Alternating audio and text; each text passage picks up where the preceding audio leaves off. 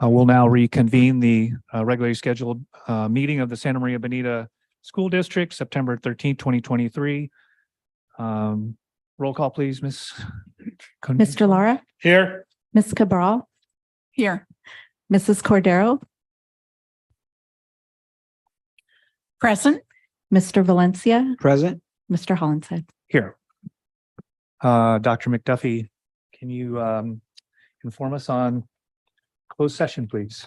Yes, thank you, President Hollinshead. The Board of Education accepted the administrative appointment of Jennifer Loftus, Executive Director of Educational Services. The roll call vote was unanimous.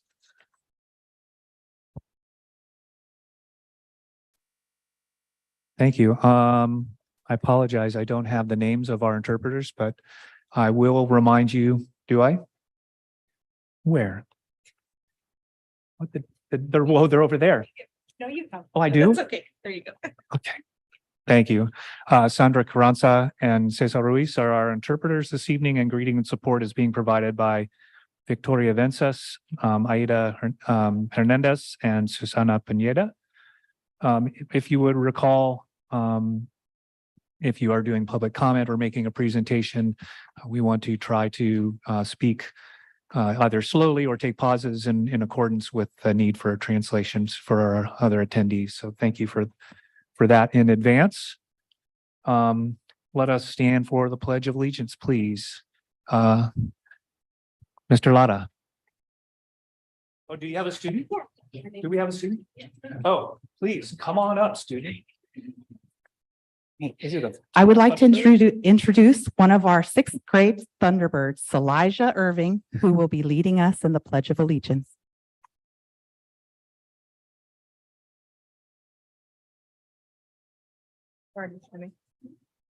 Please stand for the Pledge of Allegiance.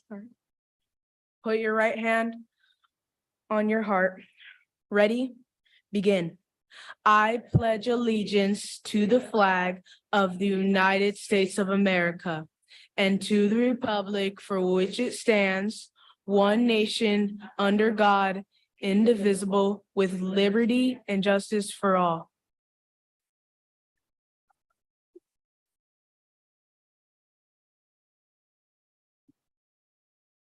Inspire us, Tunnel. All right. Yeehaw.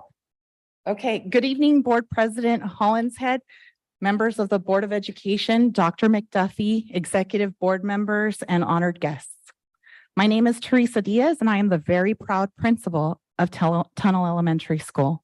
And this is my partner and amazing assistant principal, Linda Leonard.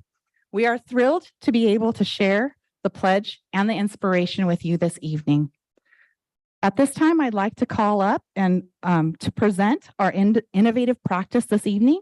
We'd like to call up our instructional coach, Roxanne Shanklin, and our ELD coach, Mika Kirshenman.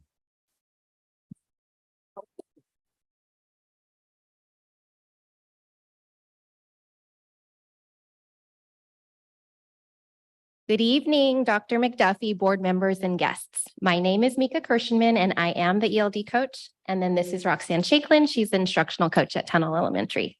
Thank you for having us today.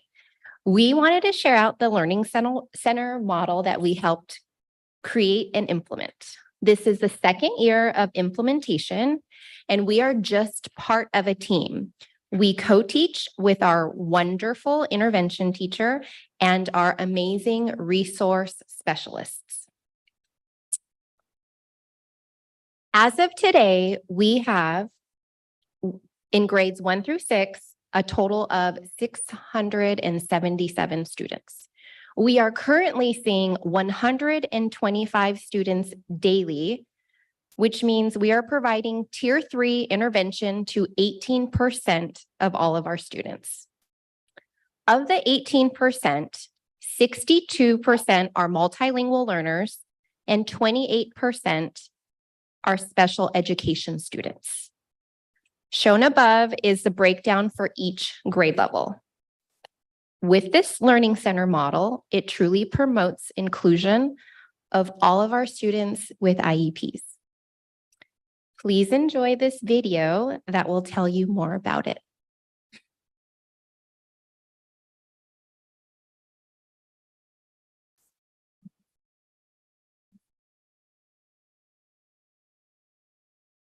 Hello, I'm Teresa Diaz, and I'm the very proud principal here at Tunnel Elementary School. This year, we started a new initiative called the Learning Center. The Learning Center helps our students who are Tier 3 and Tier 2 receive the support that they need for the specific skills that they need. Our RSP teachers and our instructional coaches work together along with their aides, the RSP aides, to help provide remedial instruction to our students that are struggling. Hi, my name is Nika Kirchner, and I'm the ELD coach at Tunnel Elementary. The Learning Center is for all grade levels from 1st to 6th grade. And we pretty much divided it into 2 teams. There's a primary team and an upper grade team. And it consists of a primary, for the primary team is a primary RSP teacher, the ELD coach, myself, and an RSP aide. In the upper grade, you have an upper grade RSP teacher, the instructional coach, and an RSP aide. And the 3 of us work with the students in Learning Center. We have a ratio of 1 to 5, so at most it's 5 kids in a group. And it's very targeted. We look at the data and we see exactly where we need to hone in on the skills that they need to work on. The rotation. So each learning center is 30 minutes. So 1st grade, that's 30 minutes, 2nd grade, 3rd grade, and so on. And within the 30 minutes, for primary, there's 2 rotations. So 15-minute rotations. And for upper grade, there's 3 stations, and those are 9-minute rotations.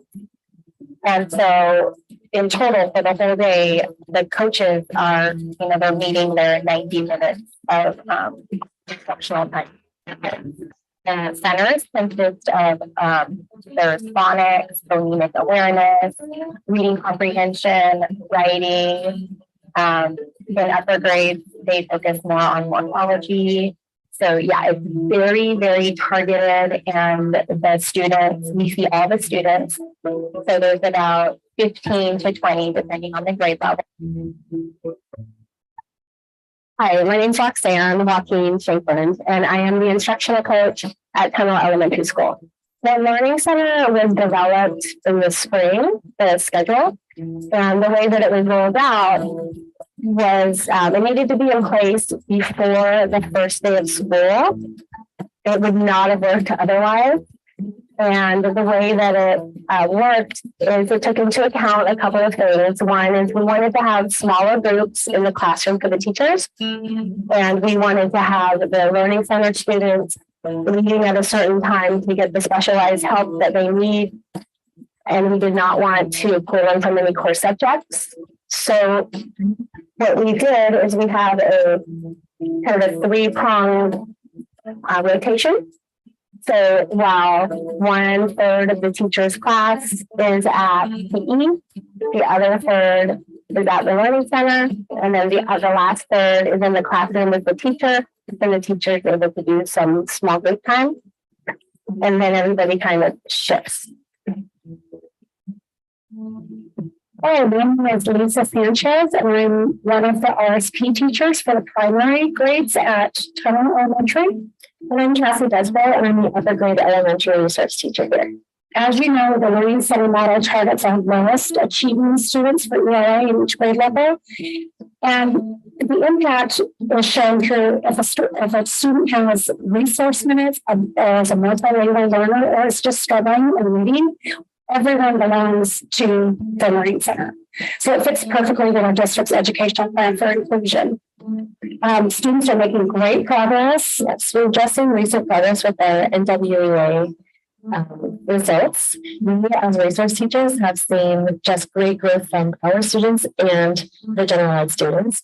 We really love how our students in here are excited to come, and it's no longer the I have to get pulled out of class so I can go to resource. It's everybody's moving at the same time. We have groups going to PE, groups staying for some reteaching, and then our groups come in here and they love coming. So no one's aware of where anybody is going. Yeah, they're all the same, especially for the upper grades. That's awesome because then it's, much less of a stigma, much less of all that kids going to research. So, and along with the students making progress at their level, their confidence is building, which I think is key to increasing their success as well. And we have fun. So the growth that we've seen with the students with this really individualized help is amazing. Right now, we're still in the middle of NWEA testing, so we don't have full school data to give you.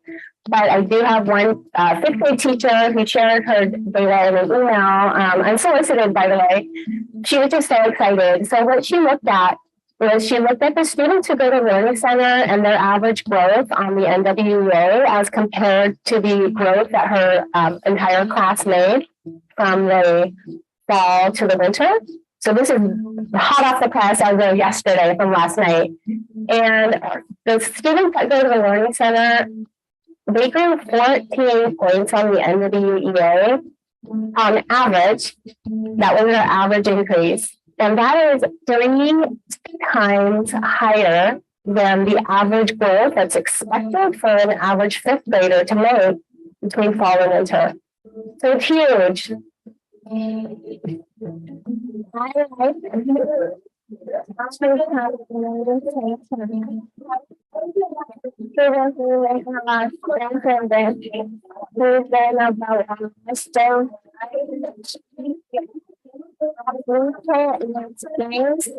We study, we play together as we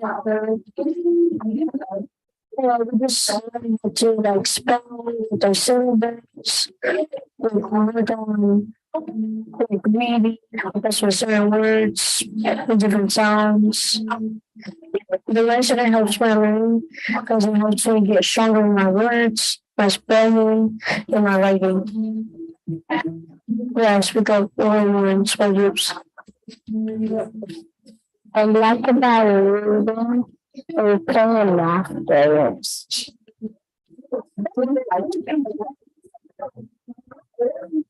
Because that's smart. Those to because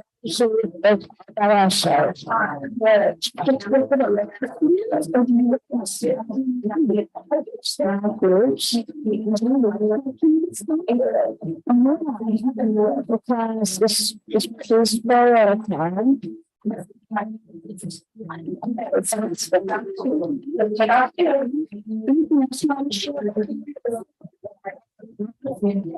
What else would you like to tell? I like to be nice to people, listen with friendship here, and play fun math games.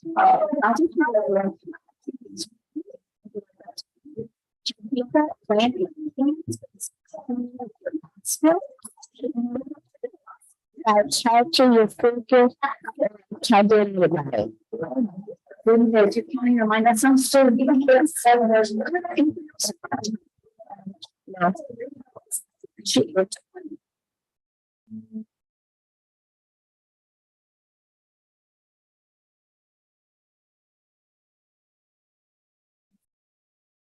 Good evening, Dr. McDuffie, board members. Hello, I'm Curtis West, and I'm the very. Once again, my name is Roxanne Shankland, and I'm the instructional coach at Tunnel. As you can see from the video, the students love coming to the Learning Center. They were not just skipping and running because the video crew, camera crew was there that day. They do that every day. And I really credit our team with that. We keep the learning targeted, but highly engaging. And as we all know, when students are having fun, they are learning more. The boy at the end who loves the math games, and we are now kind of transitioning into having the Learning Center with math models as well. So adding that into the schedule. So that's that we were just starting that last trimester last year.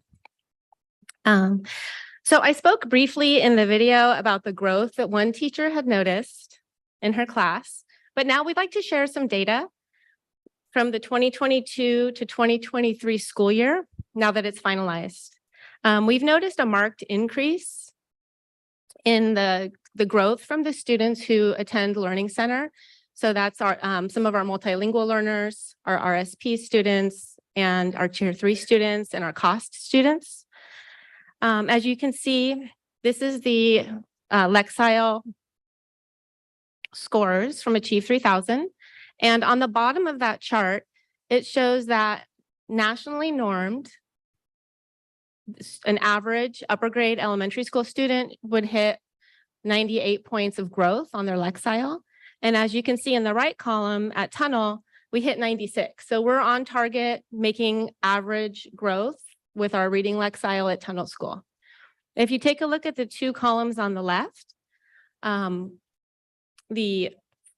of the 4th through 6th grade students at the Learning Center, their Lexile on average grew 153 points. And then the RSP students just kind of pulled out, they grew 145 Lexile points in 1 year. The second piece of data that we'll look at is the NWE MAP ELA scores. And this one is a percentile score, which it means it details the development of a student's reading comprehension. And a student with a score at the 50th percentile is average and on target. So that's like that's a solid score. That's where kids would be nationally. And if you take a look at the right column again, the 4th through 6th grade Gen Ed students who are not in the Learning Center, they grew at the 49th percentile. So I'm really proud of Tunnel staff and teachers. We are on target with nationally normed assessments. Our kids are doing fabulous as a whole site. And then the kids who come to Learning Center, they grew at the 63rd and the 64th percentile. So they are starting to close that gap. And that is what is so important. It hasn't closed yet. It will take a little bit of time, but they're on that trajectory to do that. So we are all very proud of the program that our principal, Teresa Diaz, implemented and the changes that we see happening at Tunnel School. As a final note, Tunnel would like to thank Dr. McDuffie and the board for returning intervention teachers to all of the sites. We anticipate that our students will have even further successes this school year, thanks to your increased support. So thank you so very much. And I would like to turn the microphone over to Maddie Roberson. She is a 5th grade teacher extraordinaire at Tunnel, who conceived and runs the Tunnel News Bulletin.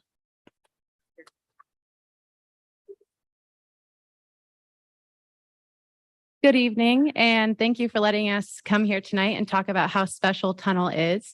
We couldn't do that without recognizing our incredible staff who chooses to stay after school to run expanded learning programs. We have the traditional academic expanded day classes, but we also have numerous non-academic classes. Things such as Math Super Bowl or Student Council, robotics, and those allow our students to delve deeper into their passions and connect those passions to not just school, but their everyday life and hopefully their future careers. So the expanded learning program I'm going to talk about today is our Multimedia News Club. This started last year when our staff was having conversations about an opportunity for our students and staff to be more connected and involved with each other. So we gathered a small group of students and we first taught them just how to interview other students and staff. After that, we started brainstorming how we could begin producing segments that could entertain our TK students all the way up to our 6th grade students. And finally, all of us took a course in learning editing programs to clip those segments together and make one long-form newscast that teachers could play in their classrooms. So what you are going to see tonight is our new TNT 80 student group. They made a special newscast just for you guys. So again, thank you for letting us come here tonight.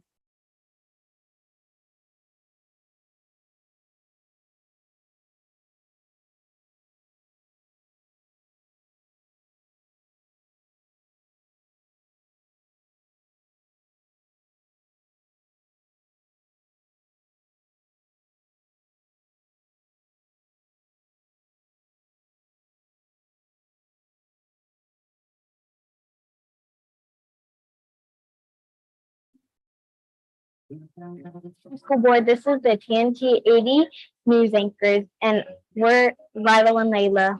And this is a special video just for you. I like that the teachers are very kind and teach us how to be kind. My favorite thing about Tunnel is the sports, is like this flag football, volleyball, and like other sports. It's because all the teachers will help you even if you don't need it. I like Tunnel because it's fun. My favorite thing about Tunnel is how many clubs there are. There's Battle of the Books for fifth and sixth graders, and there's a bunch of other clubs that are really fun. And I signed up for them, and they're super fun, and I really like them. I like to the food cafeteria. There's field trips like going to the zoo and going to the movies, and we're going and there's field trips like going to the Space Force. What I like about Tunnel is that everybody here in this school is very nice. Playground. I like going to park. My favorite thing about Tunnel is that all the teachers are really nice. They can play at the playground, and I like school because it's fun. All the teachers are teachers amazing stuff. I want to do homework. One thing that makes Tunnel special is that all the students are really nice and they're really care for you. They're nice people that teach us. What I like about Tunnel is that everybody here is nice. I like Tunnel because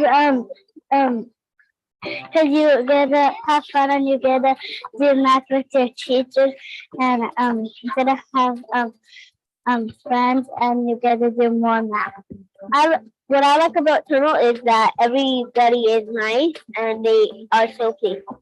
Because it's caring, what makes it special is that every student would listen to their teachers, especially Miss Cohen. I like that all the teachers are kind and all the kids are kind. What makes Tunnel special is that every time I'm hurt or something, the nurse is always there and the office is always there to help.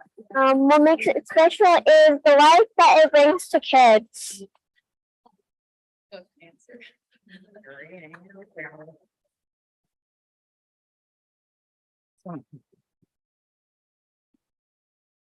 I just want to thank everybody for coming tonight. Our assistant principal wants to say a few words. A very few words. I want to thank you for having us this evening. And I want to ask, do you have any questions for our amazing team here? No? It's pretty self-explanatory, isn't it? Numbers don't lie.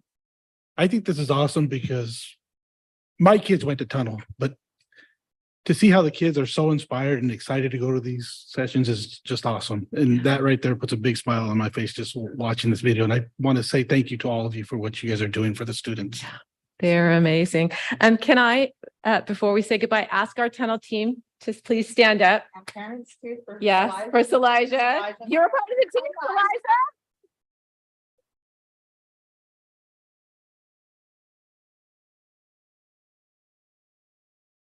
Thank you so much for having us. It was a joy to make this. Thank you. We're duly inspired, you guys. It was absolutely wonderful. And not to say we're moving on, but here we go. There's also a special new tradition that's been part of our board meetings over the last year, and that is handing out a key to the district. Dr.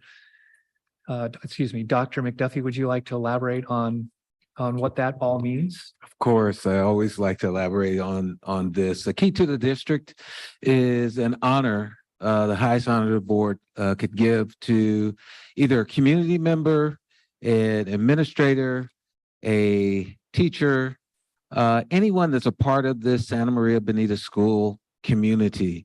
And so each board member has an opportunity to choose someone of their choosing who've made an impact to our school district. And so without further ado, I think, hand it over to board member Linda Cordero.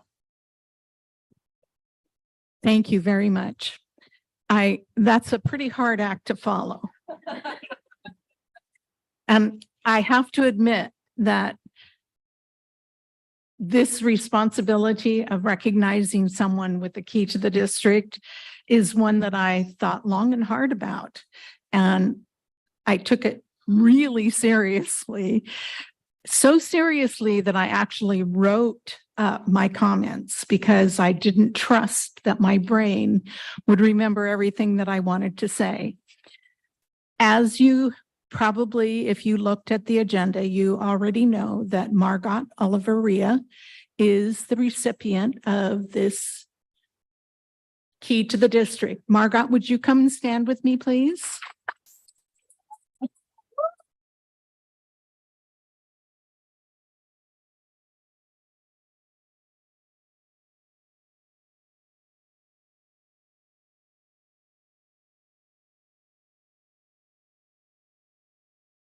And I have to say that as soon as Dr. McDuffie introduced this concept, Margot is honestly the first person that I thought of. And I kind of worried over the course of the year that, of course, someone else would make that choice and I would have to think of somebody else. But anyway, the key to the district is going to Margot, and I feel very privileged and honored to be able to do this. Almost everyone in the district knows Margot or Miss O.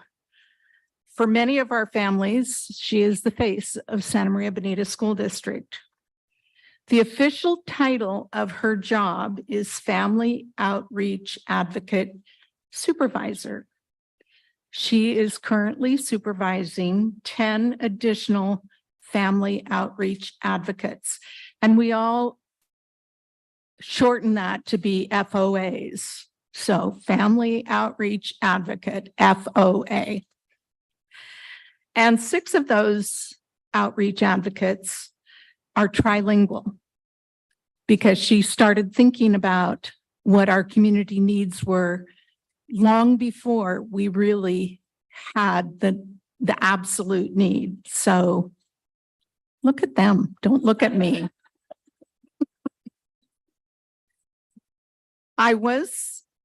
This team of family outreach advocates are actually employed by Family Service Agency.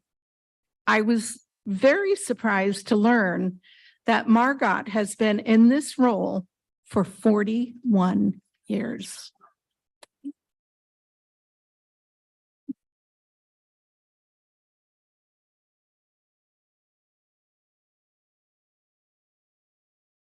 The scope of her services has changed over time because of many changes in the law and changes in the needs of our families.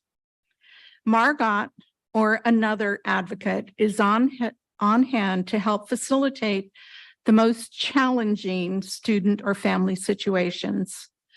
She refers to their role as Tier 3 services. They work with both parents and their students to help alleviate roadblocks that are interfering with their child's education. As I spoke with Margot about what she does, she explained that she sees herself as one who can make collaboration happen. The biggest task each advocate has is to empower the parents to become their own advocates for what their family or their child or children need.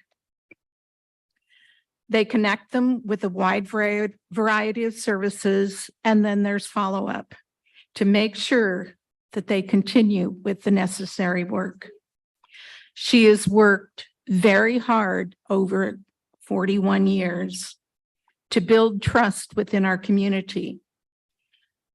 You often see her at many different outreach events, including the 10 years at the Thrive Healthy School Pantry. The food bank continued outdoors during COVID. And now there's a food bank distribution at Arianas.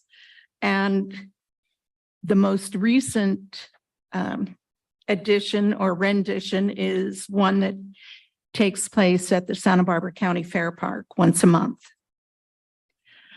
Common situations involve students not coming to school or not engaging in their classrooms to learn and complete assigned work.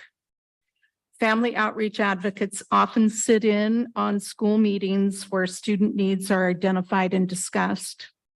Counseling type services are provided by our outreach mentors. As noted, Margot has been providing this kind of service for a long period of time. Often she is contacted directly by parents. When working at an outreach event, and I've seen her in action, Margot can be seen flitting around from one station to another to ensure that parents are finding what they need. This always, when I would see her doing this, always made me think of Tinkerbell. She gives her all to the families so their kids can be successful. This year, the theme in our district is Service is an Act of Love. There is no one who embodies that spirit more than Margot.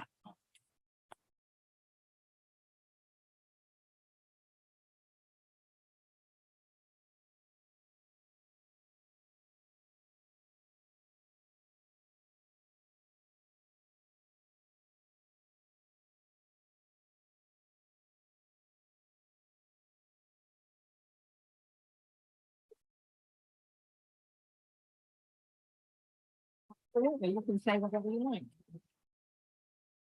Thank you, everyone. I'm so honored this evening. No, speak Okay, there because okay. they can't hear in the back. I just want to say I'm so honored this evening. I didn't want to come tonight because these kind of things I always shy away from, but I'm so excited that I'm here. And it was wonderful to see all my friends, my bosses. Thank you to FSA #1, who's has employed me for 41 years, and my team. Being an advocate, I'm so proud to be the leader of the advocates, and our success is because I have a dynamic team. And thank you to the all the support that I have received from FSA, Dr. Bravo, the CEO, Arcelia Sención, Deputy Sheriff, and my former boss, Steve Delera, who kept me in line. And of course, the ones who try to keep me in line, Dr. Zimmerman and Dr. Schaefer, and all my friends and my co-workers that are here. I'm honored to be here, and the saying that I use every day, todo el amor, okay, todo que se hace con amor sale bien. All that you do with love turns out well. Yeah. And that is what I've lived for and done. Thank you so much. Thank you. Thank you. You're so proud. Thank you. I want to get a picture of you two, kind of up there. Kind of up there. The whole board, and then Margot can fire. You don't have to hold on. Thank you.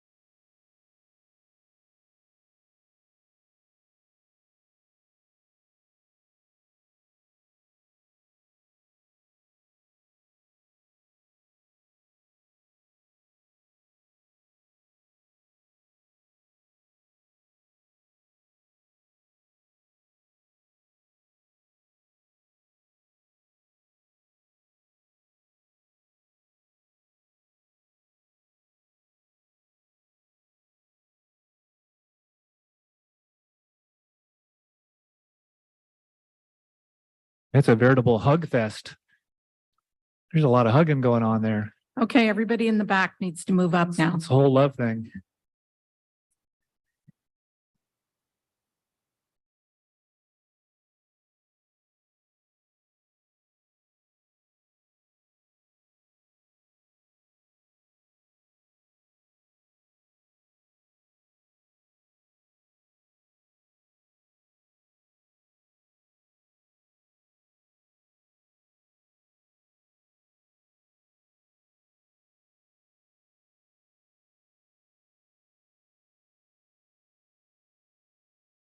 Up now, more hugging.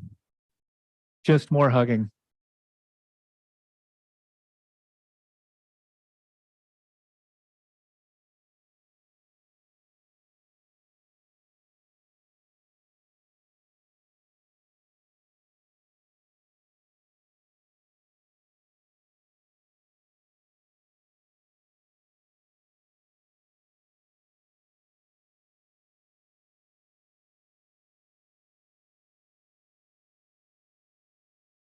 Dr. McDuffie, I believe introductions are necessary.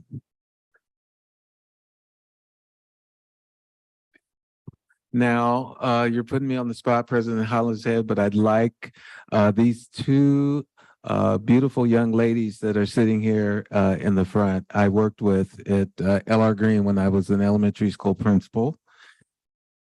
Yes. First job as principal. And so I'm gonna Gail and Luana. Yes.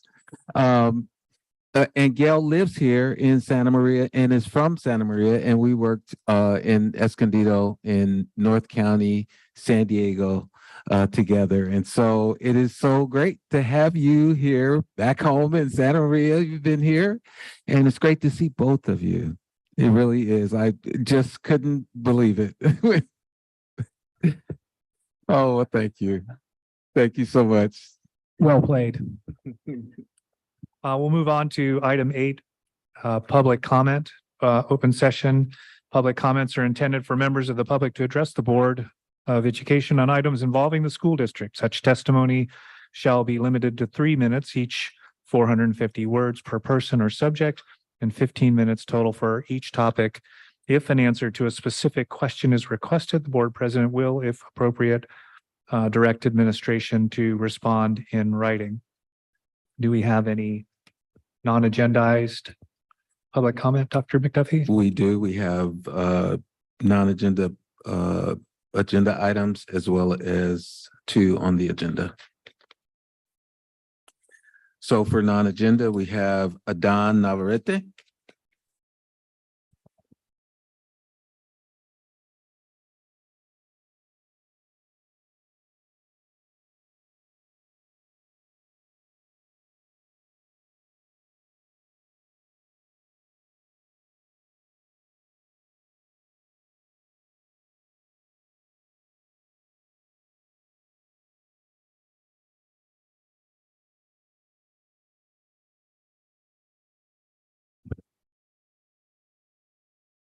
Buenas noches a todos. Mi nombre es Adán Navarrete. Soy un representante de DILAC desde el año 2015. Presidí las reuniones de DILAC por 3 años y medio. Estoy aquí ante ustedes para exponer los siguientes temas que nos aquejan y deseo una respuesta por escrita, los cuales son Plan Maestro, ELPAC, estado actual de las reclasificaciones, entrenamiento para maestros, y necesitamos un director específicamente de aprendices de inglés. Según el Departamento de Educación de California, dice que las responsabilidades de el DILAC es asesorar a la mesa directiva del distrito escolar sobre al menos los siguientes temas: el desarrollo del plan maestro, la administración de una evaluación de necesidades, el establecimiento de programas, metas y objetivos, revisar y comentar acerca del procedimiento del distrito para la reclasificación de los alumnos aprendices del inglés. Entonces, si el DILAC sirve de comité asesor de padres de aprendices de inglés bajo el Código de Educación de California, secciones 52063 B1 y 52062 A2, el DILAC debe revisar y comentar sobre el desarrollo o actualización anual del Plan de Control Local y Responsabilidad de Cuentas, ELCAP. Así que, por favor, queremos tener listo el plan maestro a la brevedad posible. Estamos esperando por más de un año por él. Se lo pedí a la señora Chase a principios de marzo del año 2020. Sin embargo, dado a la pandemia, ya no hubo actualización. Intenté de nuevo con la señora Heck el 17 de noviembre del 2021 y lo he pedido desde entonces. Sé que han movido este departamento bajo otras personas y se los he pedido a todos. La más reciente fue a la maestra Jennifer Loftus. Se lo pedí en noviembre y no llegó a una reunión en enero. Y se puso la discusión del plan de lado hasta marzo de este año. En ocasiones no se ha presentado a las juntas por X motivos y a estas alturas pienso que juega con nuestro tiempo e insulta nuestra inteligencia. La señora Loftus dijo que el plan maestro no está listo porque no hay personal suficiente y que no sabría para cuándo lo tendría. Además, en ELCAP necesitamos integrar a más padres a esta reunión y no solo a un grupo selecto de personas. Poner y dar información a la altura de los padres para que ellos puedan entender y comprender toda la información, porque dan la información muy técnica, como si los asistentes fueran puros catedráticos. Queremos entrenamiento para maestros y que sea de alta calidad. También queremos maestros comprometidos con el proyecto y con la vida y los sueños de los estudiantes, que los maestros conserven la pasión que los llevó a la universidad a estudiar para enseñar y educar académicamente a los estudiantes, porque un estudiante que trunca sus estudios y sus sueños por una mala actitud del docente es una vida que se pierde en el camino. Una vez más, les pido por favor una respuesta por escrito. Muchísimas gracias.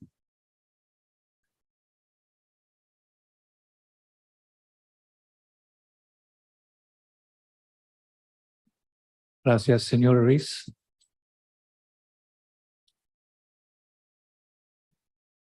Good afternoon, everyone. My name is Adán Navarrete. I am a DLAC representative since 2015. I chaired the DLAC meetings for 3.5 years. I am here before you to state the following issues that are troubling us, and I request a written response, which are a master plan, LPAC, current status of reclassifications, teacher training, and we need a director specifically for English learners.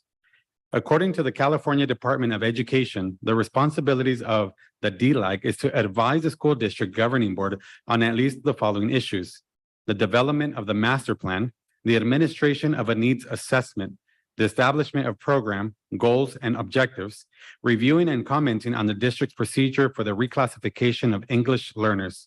Then, if the DLAC serves as the English Learner Parent Advisory Committee, under California Education Code Sections 52063B1 and 52062A2, the DLAC must review and comment on the development or annual update of the local control and accountability plan.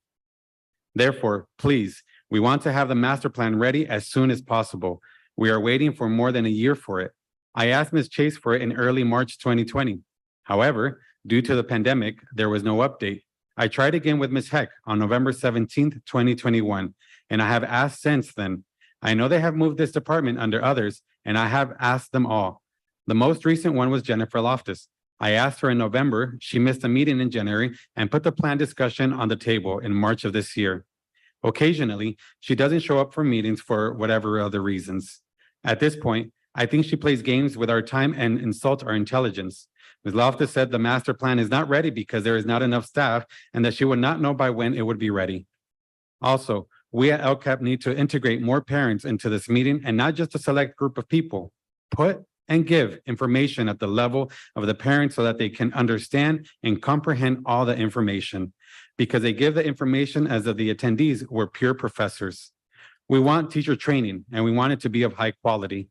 We also want teachers committed to the project, to the life and dreams of the students, that the teachers keep the passion that brought them to the university to study, to teach and educate the students academically. Because a student who truncates or interrupts their studies and their dreams because of a bad attitude of the teacher is a life that is lost along the way. Again, I request a written response. Thank you very much.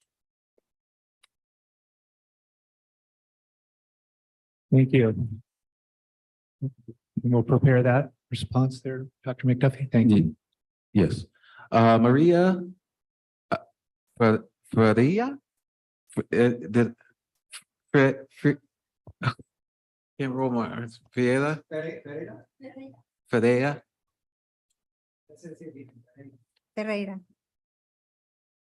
Thank Good evening, everybody. My name is Maria Ferreira. I am a DLAC member. I address members of this board, district staff, and the public with respect and a great deal of passion for education. We reviewed the needs assessments from each of the school sites. I am very disappointed in the way that these needs assessments were performed and how these reports were prepared. I feel inadequate time was given to such important and delicate analysis. The recommendations should have been 3 pages long, not 3 bullets. The data reveal that the great majority of our children are performing below standard, not to mention the reclassification rates, which are dire. In 2021-22, only 369 students were reclassified. That's less than 5%. According to the state data, more than 16,000 students were enrolled in 21-22. 8,872, more than 50% are English learners. Why, if more than 50% of the student body are English learners, doesn't the school district have an entire multilingual department dedicated to support these students? I estimate that the district receives over $3 million specifically to aid children in the acquisition of English language and reclassification. We need to spend the money where it is needed and as it is earmarked. The district has a responsibility to engage parents, but our meetings are not parent-friendly. They are often full of academic jargon. My father was the most intelligent person I knew. He only finished 2nd grade. My mother finished 6th grade, and she's the most ingenious person I know. Yet 4 out of 5 of their children are college graduates in business, science, and engineering. They must have done something right. Please think highly of our children and their families. We need their collaboration. We need to collect data that follows each student from the time they enter the reclassification path to the time they reclassify, so we can study and correlate any progress against the tools and methods used in the classroom. Achieve 3000 is not a substitute for quality instruction or for the direct interaction with the teacher in the classroom. Heavy reliance on electronic tools is obviously not working based on the numbers. We need to inspire our students to become the future teachers of our district. Thank you very much.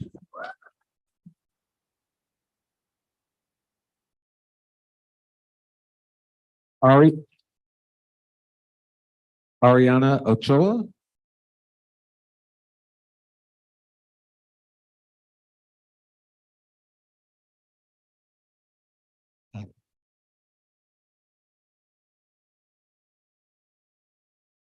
Good evening. My name is Ariana Ochoa, and this is my son, Remy Ochoa. Where is he at? Oh, here he is. Remy is in 6th grade and is a proud Thunderbird from Tunnel School. Remy has been in the reclassification program since kindergarten. Remy has attempted to test out the program each year, but every time he takes the test, he's not able to test out. And it's not because he doesn't understand English, it's because it's simply a test. Taking a test is very nerve-wracking as it is. And now the stress of having to test out to be able to reach that classification. So having the stress of trying to test out has added a level of worry on him, which he should be using his time more on academics than trying to test out. In kinder, I contacted his teacher to ask that Remy be removed from the program because he has primary English and his first LPAC test results scored him as overall a level 4, which means well-developed English skills. She said that there was nothing that can be done, but he needs to test out. Since then, I have contacted the board and the state and asked about reclassification, and all I'm given is he needs to test out. As a parent, I feel that my husband and I were not given enough information prior to registering him for school of what it means to check off the Spanish box on the registration form. I didn't understand what would be added to his plate besides his normal academic school learning program. Although our household is bilingual, our primary language is English. Parents should be able to contact the program and submit a formal request with some kind of review to have their child removed from the program at any time, perhaps based off of feedback from the parents and the teachers, as well as some kind of outside of a testing environment. The time my son is in the program can be better spent on a child who truly can benefit from the LPAC program. Thank you for your time. Thank you. Thank you. Francisco Lozano.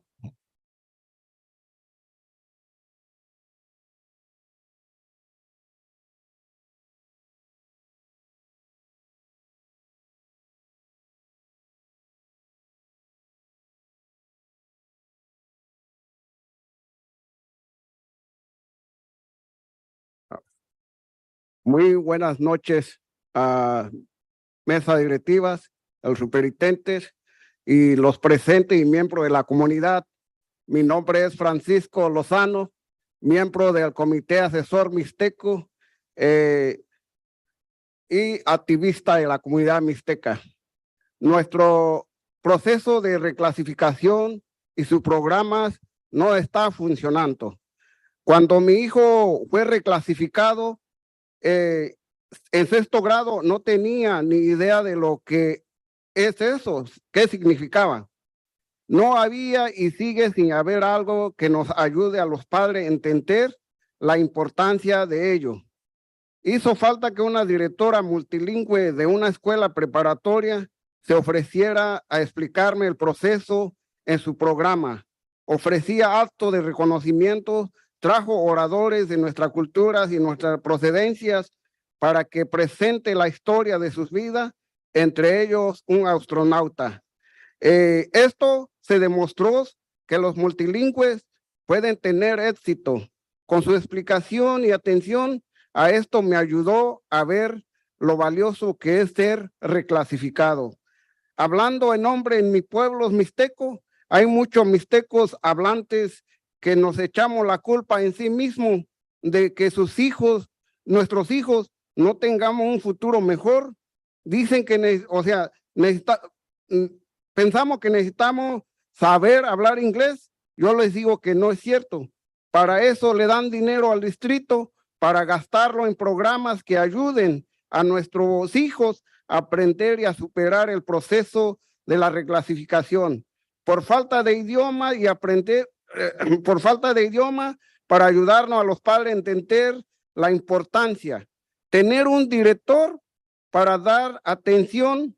El director actual tiene demasiado trabajo y no puede dar atención a nuestro aprendiz de inglés.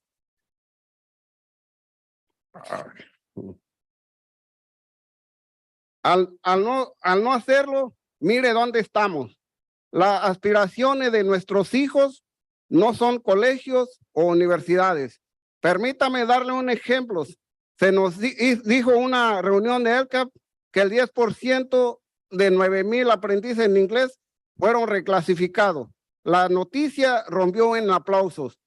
Pero déjeme contarle una historia. Mi hija de 7 grados estaba recibiendo una C. Fuimos a hablar con el consejero para ver qué podíamos hacer para ayudarla a alcanzar su potencial. ¿Saben lo que dijo? Que ella tiene una calificación de aprobado. Eso es genial. Entonces yo le pregunté, si fuera tu hija, ¿estaría de acuerdo con esto? Su respuesta fue rotundo no. ¿Por qué? Porque al igual que yo, piensa en que cómo lo hagan, ahora afectará su futuro. El 10% es lo mismo que la C que tenía mi hija. El programa está recibiendo una atención mínima y no la máxima.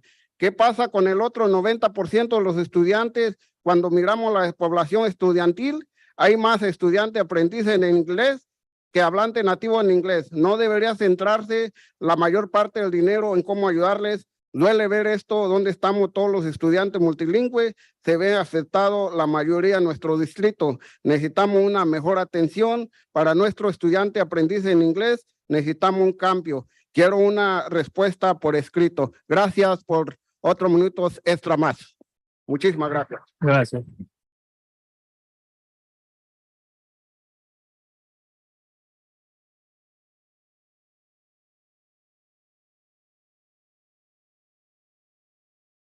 Good afternoon, members of the Board of Directors, Superintendent McDuffie, those present, and members of the community. My name is Francisco Lozano, member of the Mixteco Advisory Committee and Mixteco Community Activist. Our reclassification process and its programs are not working. When my son was reclassified in 6th grade, I had no idea what that meant. There was, and there still isn't, something that can help us parents understand the importance of it. It took a high school multilingual principal to offer herself to explain the process to me. In her program, she offers recognition events, brought in speakers with our culture, our background to present their life stories, among them an astronaut. This showed us that multilinguals can succeed. With her explanation and attention to this helped me see how valuable it is to be reclassified. Speaking on behalf of my Mixteco people, there are many Mixtec speakers who blame themselves for their children not having a better future. They say they need to know English. I tell them it's not true. It's what the district gets money for, to spend on programs to help our students learn and pass the language gap reclassification process, and to help us parents to understand the importance. Having a director can give that attention. The current director has too much and cannot give attention to detail to our English learners. By not doing so, look at where we are now. Our children's aspirations are not colleges or universities. Let me give you an example. We were told in an LCAT meeting that 10% of 9,000 EL students were reclassified. The news broke into applause. But let me tell you a story. My 7th grade girl was receiving C's. We go and talk to the counselor to see what we can do to help her achieve her potential. You know what he said? She has a passing score. That's great. So I asked him, if she was your daughter, would you be okay with this? His response was a clear no. Why? Because he, just like me, thinks about how what they do now will affect their future. 10% is the same as the C's my daughter had. The program is receiving minimal attention and not the max. What about the other 90% of students? When we look at the student population, there are more EL students than native English speakers. Shouldn't most of the money be focused on how to help them? It hurts to see where we are. All multilingual students are affected, the majority in our district. We need better attention for our EL students. We need a change. I request a written response. Thank you for the extra time.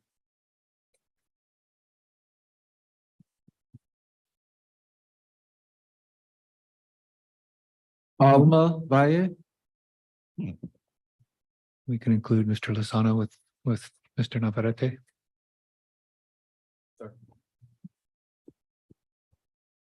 Buenas tardes, miembro de la mesa directiva, superintendente del distrito y a todos los presentes y a la comunidad. Mi nombre es Alma Valle y soy el presidente de DILAC y también soy madre de 3 hijos en este distrito escolar. Con todo respeto, estoy sentida con la señora Loftus porque no nos hace caso. Ella puede hacer grandes cosas, tiene la capacidad. Simplemente, pues no nos da respuesta. Queremos una tasa mayor de reclasificados. Pedimos que todas las escuelas tengan apoyo para los estudiantes aprendices de inglés. Queremos una forma sencilla y clara para ver los datos. Queremos personal bilingüe, capacitado para los aprendices de inglés. Queremos un apoyo equitativo para los estudiantes recién llegados. Queremos que preparen a los estudiantes para la evaluación de LPAC, una táctica clara y precisa. Queremos ver el número de maestros que han asistido a la formación de aprendices de inglés y formación cultural competente. Queremos ver los nombres de los padres que han asistido a la formación. Queremos que con el dinero que recibe el distrito escolar de los aprendices de inglés, contraten a un director que esté a cargo únicamente para los aprendices de inglés, que sea bilingüe, que esté dispuesto a hablar con los padres amablemente, que esté dispuesto a contestar nuestras preguntas, que ponga metas cada año para clasificar más estudiantes, que entienda la necesidad de los estudiantes. Pedimos una respuesta por escrito.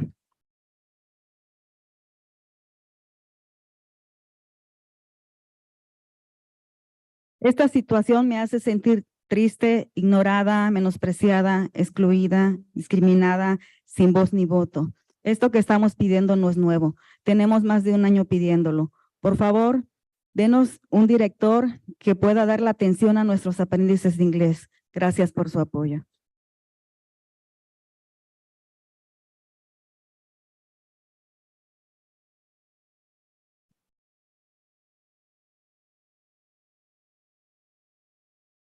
Good afternoon, board members, district superintendent, and everyone present in the community. My name is Alma Valle, and I am the president of DLAC and mother of 3 children. I am heartbroken because Mrs. Loftus is not listening to us. She can do great things. She has a capacity. She just doesn't do it.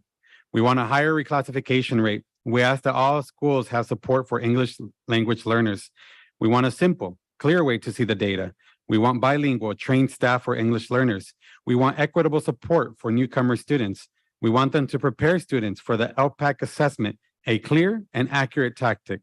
We want to see the number of teachers who have attended English learner training and culturally competent training. We want to see the names of parents who have attended the training.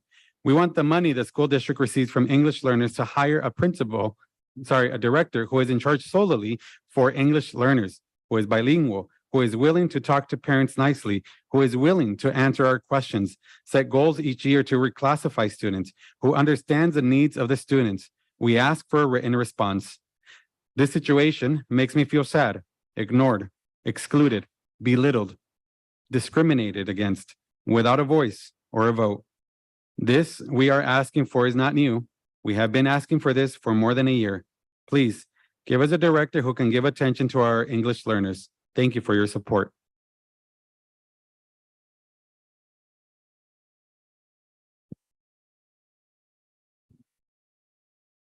Kayla Elman.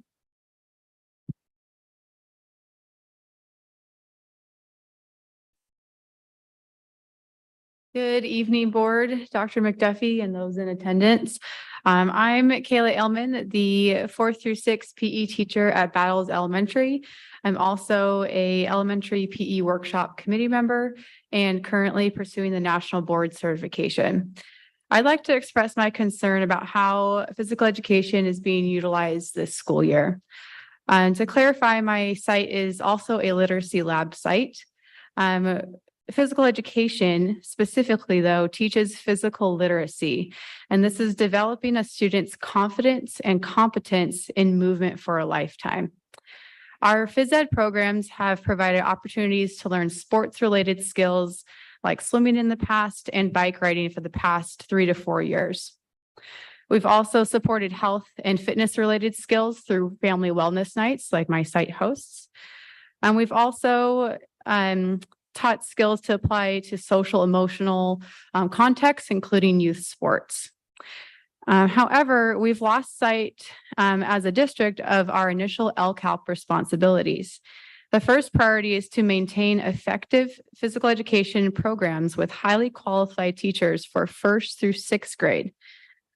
Currently, though, we have 34 plus physical education teachers plus adapted PE teachers, most with master's degrees, not just serving 1st through 6th, but TK and kinder as well.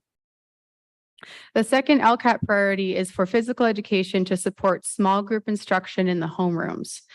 According to the 2022-23 LCAP, our professional training, small group instruction and physical education should be from 2 small groups, not 3 that I'm currently experiencing.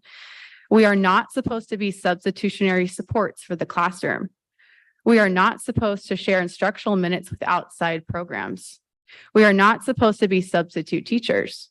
We are not supposed to be recess aides, and yet this is how we're being treated this school year. I am disappointed in how our phys ed program has halted and concerned that the current models our sites are implementing are not beneficial for our students and our staff.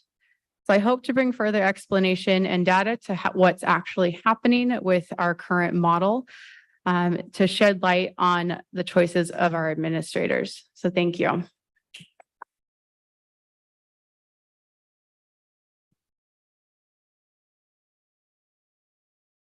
Kristen Halter.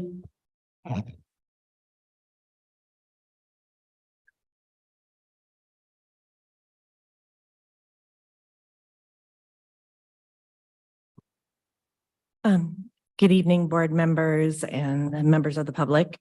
My name is Kristen Halter, and I'm a transitional kindergarten teacher at Bonita Elementary School. I'm here tonight to speak to you on the behalf of the facilities at Bonita Elementary School. We are now on day 24 without a playground at Bonita Elementary School for the littlest learners for our transitional kindergarten and kindergarten students. It's been 3 years and 24 days without a playground for our little learners. Because I think about the video that Tunnel shared today, and you saw those kindergarten and transitional kindergarten students share what they loved about Tunnel. And it kind of broke my heart, because when you ask my students, they would want to say playing on the playground. And my kids can't say that. It's not equitable. It's really unfair that they can't do that. My students last year couldn't say that they could go and play on the playground.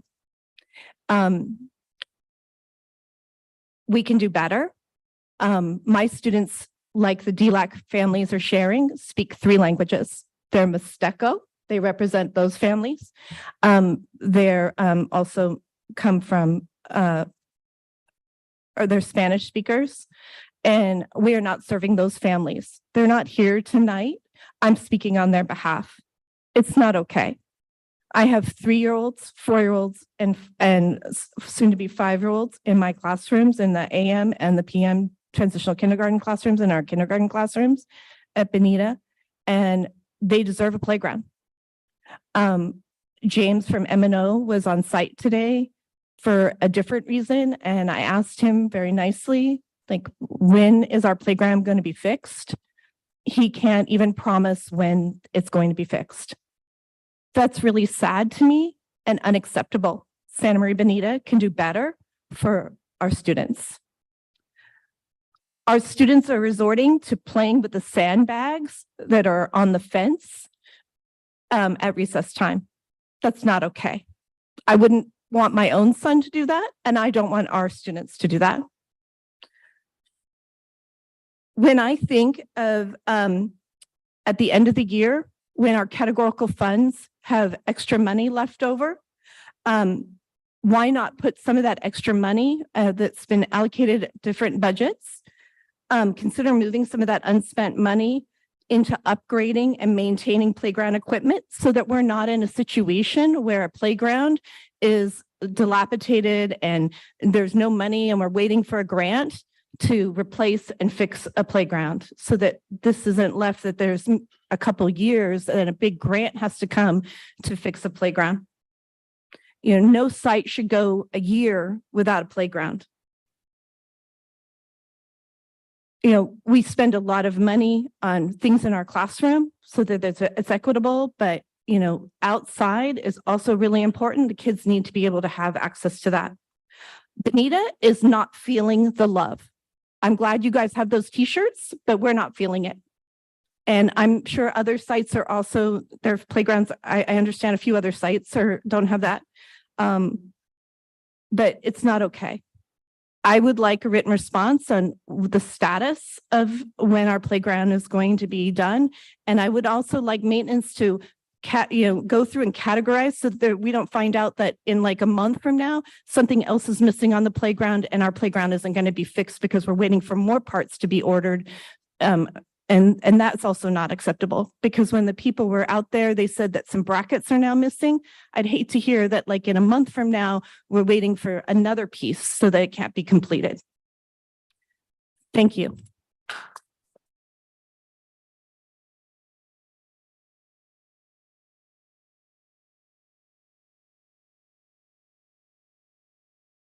Tracy Lipson.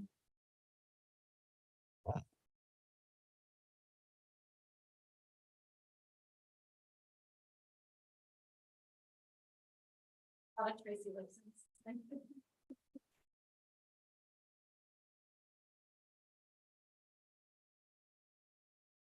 Good evening, Dr. McDuffie and school board members. We're all Ontiveros teachers here, so we're just going to compile and share our time.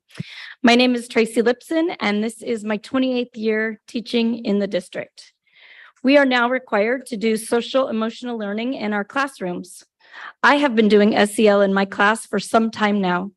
My students are greeted as they enter our class by a different classmate every single day.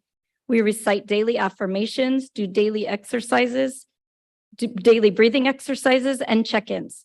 I feel very connected with my students, and they know they are loved for, cared for, and that their feelings matter. Here is my question. Who is checking in on the teachers and support staff? No one. We have teachers who are crying before, during, and after school. Teachers who are only getting a few hours of sleep each night because of stress. Teachers and support staff that are suffering from anxiety, heart issues, and having mini panic attacks. The teachers that I am referring to are all experienced veteran teachers. Tonight, I am speaking about my colleagues. Why? Because that was me last year.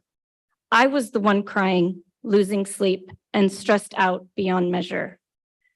I put in extra hours to have meetings during my recess or lunch breaks or after school to discuss how to help my inclusion students, how to teach them, how to help their transition from a special day class to a gen ed classroom, all with very little support in the beginning. I must say, it was easier teaching kindergarten over Zoom from my garage during COVID than it was in my second grade inclusion class last year. We are general education teachers. We are not special education teachers. We do not hold SPED credentials. We do not have SPED training. Our classrooms are turning into SPED classes. We are not equipped to handle this without proper training and support. Not to mention that some of these classes have 30+ students and several of them have yet to be identified, but are still requiring extra support. Again, I am not speaking about my current class because my grade level gave me a break this year. I am now an emotional soundboard for my colleagues. They are expressing frustration and venting to me about what they are experiencing because they know I unfortunately have been there. What was different in my experience was that I had no one to turn to. The inclusion program was so new that we had to figure things out as we went. So I was very hopeful that this year would be better for the inclusion teachers. In fact, it is quite the opposite. Things have worsened. There is still not enough help or support and still a shortage of bodies to assist. The class sizes are still too large. There are more students being identified. This in turn affects the classroom teachers, the aides, RSPs, SLPs, psychologists, and so on. It's affecting everyone. Is this really what is best for our students? I'm happy that I can be there to listen to my colleagues and support them, but it is causing me PTSD. Things must change. We need support. We need bodies. We need to bring back some SDC classes. We need help because our mental health is suffering.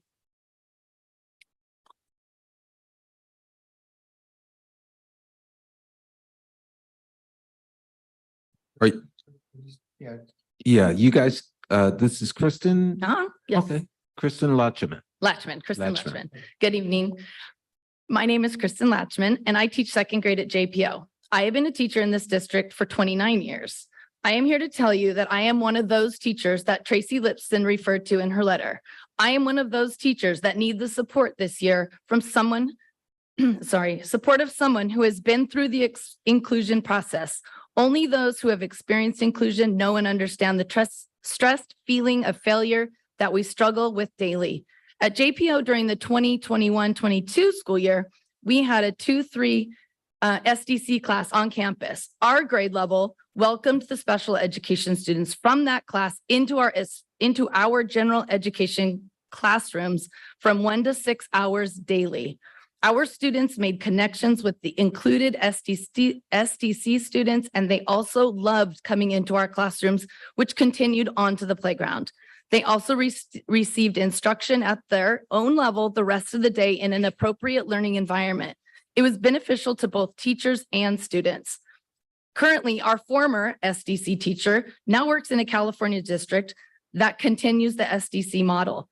Why is it that Santa Maria Bonita eliminated this model without appropriate teachers, aides, and RSP support? The model we are currently using is not working the way it was intended. Let's try to make it work. Hire personnel. We need bodies to take a step forward in an effective solution. I personally do not have the minutes in my day to spend one-on-one with my inclusion student to give him exactly what he needs at his level. I wish I did. My second grade colleagues have at least 2 students that need adults to assist with their behavioral IEPs. The in-class disruptions are beyond explanation. We have students eloping, rolling on the floor, shouting out, running around, crying uncontrollably, and more. Are these students getting what they need? They need help, and the teachers need help too. When we got new smart boards at our site, it was only a month later that we received training on how to implement it into our daily teaching. I have not been trained in special ed. I am trained as a general ed teacher willing to make this work, and it's not working now. As always, I welcome you to come into my classroom to observe, but please plan on staying for the entire morning or the entire afternoon to see why we need help. I'm also reading a letter from another colleague, Nicole Brady, who is unable to be here tonight, and she has also taught in this school district for 29 years. Imagine one of those circus acts where the performer is holding a cane in one hand and a tray balancing on top of it. On the tray are plates. The performer is expertly balancing the tray with the plates and incredibly spinning the tray. Meanwhile, the plates keep getting added to the tray. Plates upon tray upon cane. The plates keep coming. The performer keeps balancing, keeps spinning. The plates are getting stacked so high, the crowd gasps. There will be a point at which this all comes crashing down. Can you picture this? However, the expert performer knows their tipping point. The act has been honed. The performer will not go beyond their practice capacity. The classroom teacher is much like this performer. We are balancing the cane, the tray, the plates all at once. What is different is that we don't get to say stop. I have enough plates on my tray. I haven't practiced for these extra plates. I haven't had time or assistance or even the right to say, no, I'm at my utmost capacity. I can't possibly take another plate. This analogy illustrates the demands of the teaching profession. More is put on the classroom teacher's plate. And while this has always been the case, frankly, it's getting tougher and breaking us. I am specifically speaking about the practice of placing identified high needs, special needs students in general education settings. We are still in a post-pandemic educational setting, working hard to bring up student self-esteem, reading, and mathematics skills. We are learning the new curriculum and research-based pedagogy, all while testing incessantly. There are highly qualified teachers with special education credentials who can better meet the needs of our special learners. Most classroom teachers are not highly qualified in special education. Please help us get back to sustainable practices that are good for all students and staff.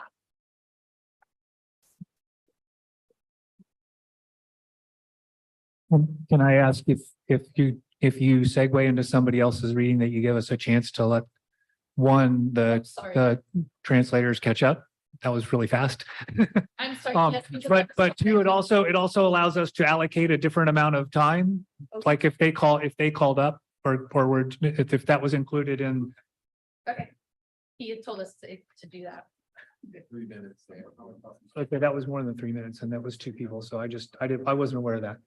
Okay. I'm sorry. But also, I know you're trying to get it in, but when you start to go fast, it makes it really hard for Mr. Ruiz to keep up. Just misunderstood that we couldn't Yeah. let someone else let this. So No, I'm that's sorry about okay. Yeah, Okay. just for reference, everybody else goes nice and slow, please. Dear Dr. McDuffie and Santa Maria Bonita School District board members, my name is Debbie Malin. I'm a second grade teacher at JPO. It is my understanding that the practice of our district is to only hire instructional assistants who are Spanish speaking. I understand that rationale behind it, especially when it comes to communicating with parents and Spanish speaking newcomers. I fully support that. I'm a second grade teacher who has been promised we will have 3-hour assistants since last year. However, there has never been one day that this has happened. In fact, we have 5 second grade classes and share 1 aide between the 5 of us. That is no more than 40 minutes a day, assuming she doesn't get pulled to go to TK or K. I have 26 students, 5 of which have active IEPs, and an additional 5 are in the cost process. Like my teacher colleagues in Los Angeles with students from many different backgrounds and languages, I could greatly benefit from an instructional assistant who is there to support and is a model of the English language. With the behaviors going on in my classroom, and the fact that 73% of my students tested below the national average on the NWEA in both math and reading, I do not believe the support person needs to be proficient in Spanish. I just need a support person. We clearly don't have enough applicants. Either that or the personnel department does not have the time to complete the process to hire these individuals. Either way, it is the students who are suffering. I am a veteran teacher who prides herself with the willingness and ability to meet my students' needs when given the appropriate support. This year, I'm overwhelmed, feel inadequate, and there has not been a day I haven't cried on my way to or from school. The recent changes in our classroom dynamics calls for a practice with good intent to be modified to fit our changing needs. Our students deserve better, and I'm here to advocate for them. Thank you.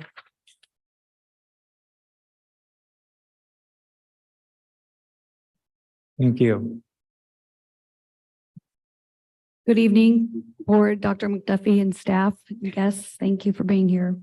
My name is Kristen Lohr. I'm a third grade teacher at Ontiveros Elementary, and I'm reading a letter on behalf of Jackie Passmore, Danielle Alvarez, Sarai Ayala, Heather Souza, and they're asking me to read this for them. We are veteran kindergarten teachers at Ontiveros. We were thrilled to start the year with a full day program, but our excitement has turned to sadness, frustration, and disappointment. Before the end of last school year, we knew that we'd no longer have partner teacher, but we were assured that our aides would be with us for the full instructional minutes of the day. Currently, our aides have to supervise all recesses and lunches because the extra yard duty supervisors that were promised by the district have not been hired. Our bilingual instructional assistants are crucial in supporting student learning in the classroom. No other grade level aides at our site are being asked to supervise students on the playground and in the cafeteria. Why are some of the youngest students on our campus being deprived of the support that teachers were promised? In addition to lack of support in the classroom, our class sizes are currently 30 students. We all also have inclusion students in our classes who require one-on-one aides. On the first day of school,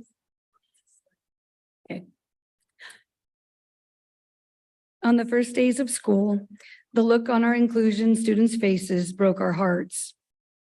The sights and sounds of 29 other little bodies in a small classroom is too overwhelming. Our inclusion students deserve environments that will be calm and welcoming. It saddens us that the plan of full day that we were so excited about has turned into another poorly executed plan put into place by the district. We cannot give our 5-year-old students the attention they need, the education that will put them on the path to success when class sizes are too big. Managing a class size for kindergarten is not ideal for student learning. Additionally, our kindergarten classes have been displaced into new classrooms at our site, so our kinder students have to share a bathroom with first, second, and third grade girls. We have had many wet accidents in our classrooms because students are scared to walk to the restrooms. Also, we have 120 kindergarten students using the designated kinder playground during recess time. Sorry, Kristen, they actually have one, but 120 at a time. With 120 kinders playing on a very small structure, the amount of accidents and injuries at each recess is higher than any year previously, even though they try to mitigate that at all possible. We need smaller class sizes, a new kindergarten playground, and designated bathrooms for kinders. We need playground and cafeteria supervision for our students by yard duty supervisors and not our instructional aides. We invite all board members and Dr. McDuffie to visit our kindergarten classrooms at Ontiveros. Please come see what we are trying. We are trying our best, but our students deserve much, much more.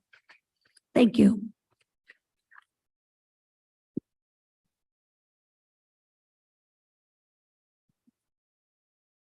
Jose Segura.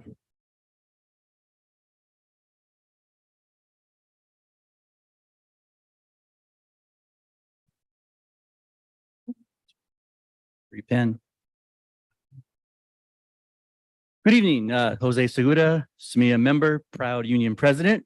Good evening, board, cabinet, friends. As a ground floor member of the district's strategic plan cohort, I was pleased to see so many folks from so many different stakeholder groups at the 3-day strategic planning event that took place back in the spring. It seemed like a great idea, and it was kicked off with hope and enthusiasm. We all walked away from those 3 days with a mission, with direction, and with a plan to move forward. We started this school year by moving into the part of the strategic plan that builds action teams in order to use grassroots, bottom-up approach to identify and addressing the needs of the community, our schools, the families, students, and district staff. It all seemed to have maybe been done a little bit hastily, but still it was consistent with what the plan had been from the beginning. Something that was not verbalized or shared from the beginning of creating the strategic plan is that the strategic plan and its action teams would wholly replace the district's LCAP committee. Our LCAP committee was made up of a diverse group of stakeholders who all have a legal right to consult with the district on what will eventually end up in the district's local control and accountability plan.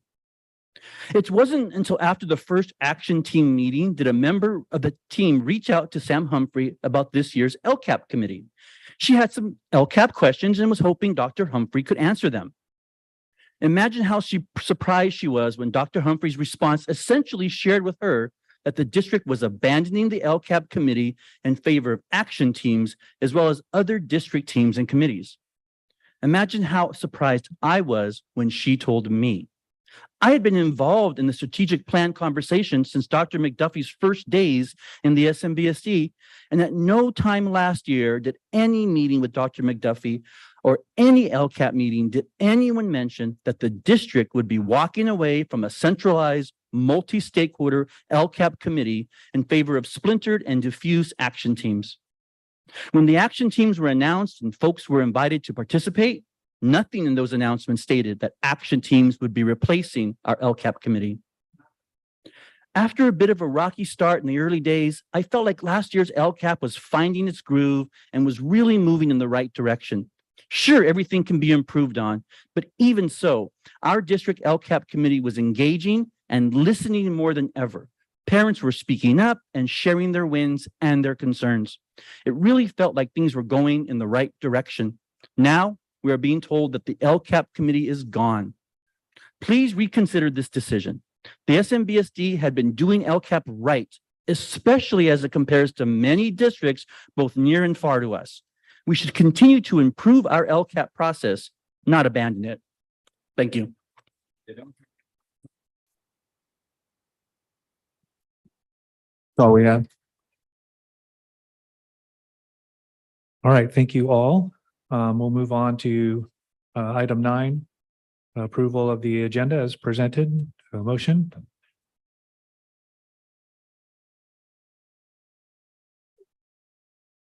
I'll move to approve the agenda as presented. I'll second. Ms. Cordero has moved to approve the agenda as presented, and Ms. Valencia has seconded. Roll call, please. Mr. Lara, Aye. Ms. Cabral, Mrs. Cordero, Aye. Mr. Valencia, Aye. Mr. Hollinshead. Aye. Moving on to item 9, consent. Dr. McDuffie, if you would, I would like to pull item D3, second reading and approval of job description, teacher on special assignment, physical education, health, for review in the action items. It will be placed at the appropriate mark, which I believe will be at the end.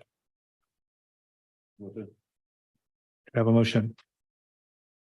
Motion to approve the consent items as amended. I'll second. Been moved by Mr. Valencia, seconded by Mrs. Cordero, that the consent agenda be approved as amended. Roll call, please. Mr. Lara, Aye. Ms. Cabral, Aye. Mrs. Cordero, Aye. Mr. Valencia, Aye. Mr. Hollinshead. Aye. Move on to action items. Item 11A, 2023 to 26, collective bargaining agreement with SMEA. Public comment? We have a public comment. Jose Segura.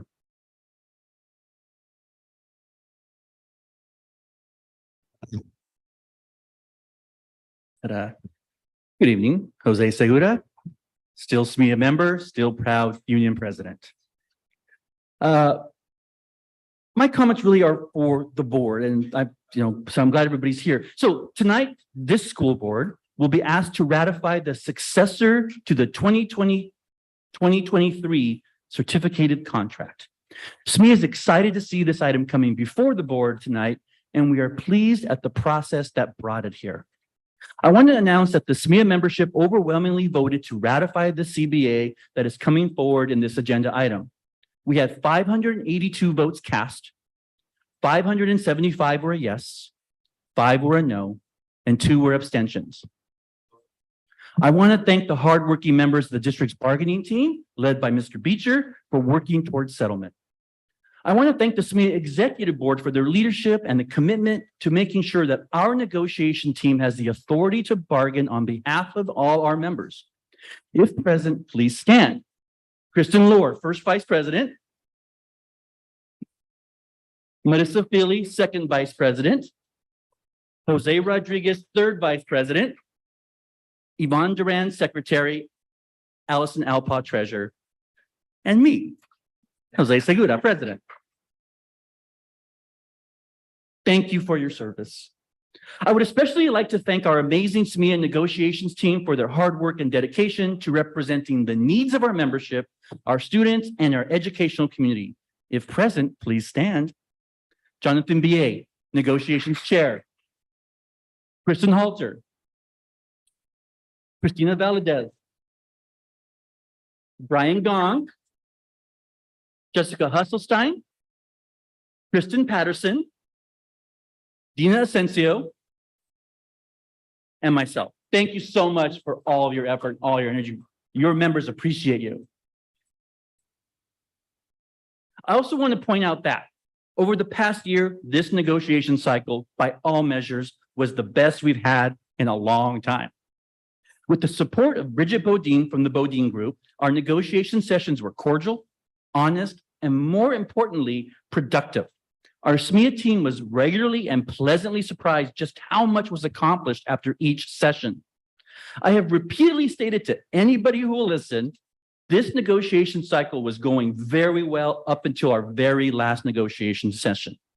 For the first time in a long time, the declaration of impasse was a disappointment and not an inevitability.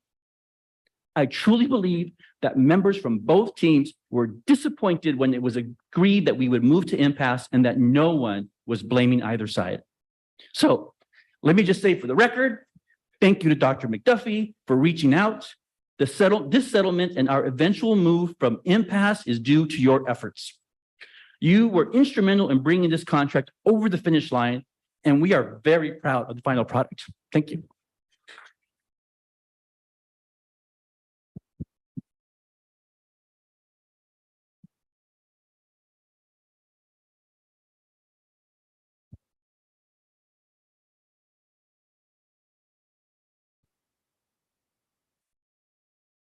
Good evening, board, Dr. McDuffie, audience. The administration is pleased to present the revised articles 3, 4, 5, 8, 9, 14, 15, 21, and 22 of the 2023-2026 agreement between the Santa Maria Bonita School District and the Santa Maria Elementary Education Association for adoption by the Board of Education. Also included with the revised articles tentatively agreed upon are Appendix A through I, which includes the tentative agreement regarding financial settlement for the adoption by the Board of Education. Administration would also presents the public disclosure of proposed collective bargaining agreement in accordance with AB 1200, AB 2756, and GC 3547.5. In accordance with the requirements, the Government Code, Section 3547.5, the superintendent and chief business official of the Santa Maria Bonita School District hereby certify that the district can meet the costs incurred under the collective bargaining agreement with the Santa Maria Bonita Elementary Education Association during the term of the agreement from July 1, 2023 through June 30th, 2026. The recommendation is that the board education adopt the 2023-2026 collective bargaining agreement with SMEA as presented.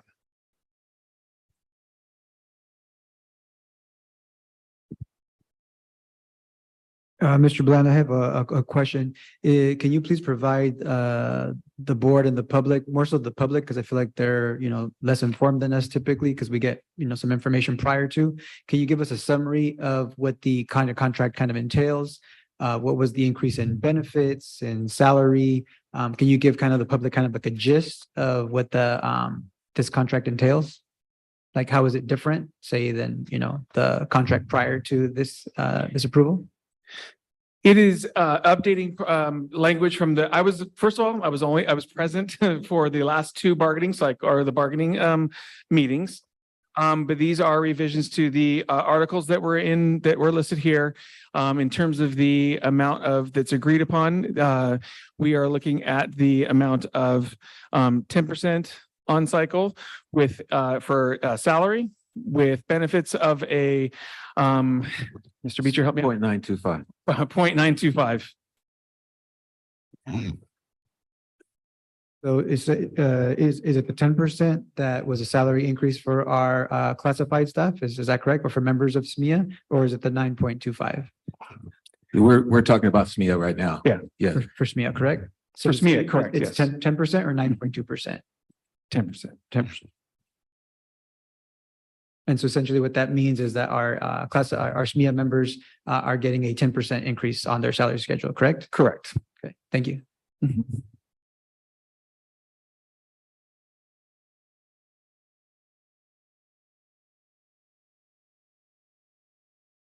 Are we ready for a motion? I'm ready. I'll move that the Board of Education adopt the 2023 through 2026 collective bargaining agreement with SMEA as presented. I'll second. Been moved by Mrs. Cordero, seconded by Mr. Lara, that the board adopt the 2023-26 collective bargaining agreement with SMEA as presented. A roll call, please. Mr. Lara, Aye. Ms. Cabral, Aye. Mrs. Cordero, Mr. Valencia, Aye. Mr. Hollinshead. Aye. And thank you very much. We'll move on to item 11B, ratification of salary and benefits, understanding with administrators. Understanding with administrators and management services, AIMS. And we have another speaker, public comment by Jose Segura.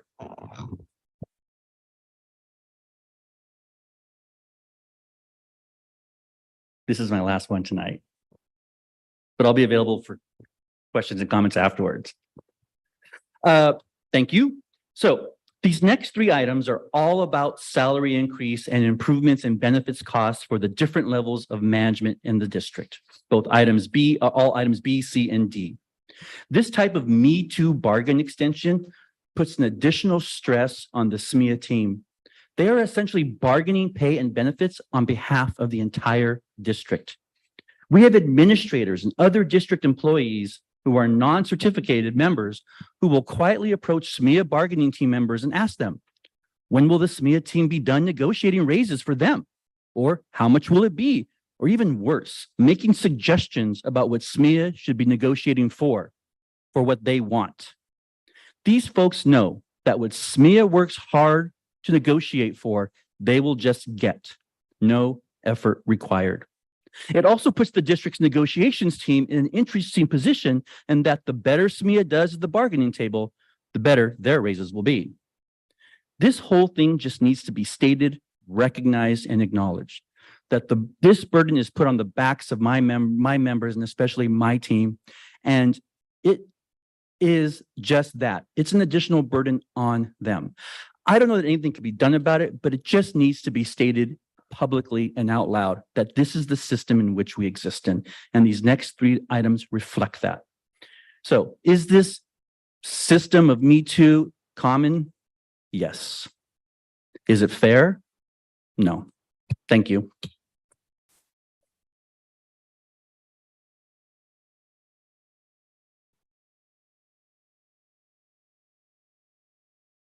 Right.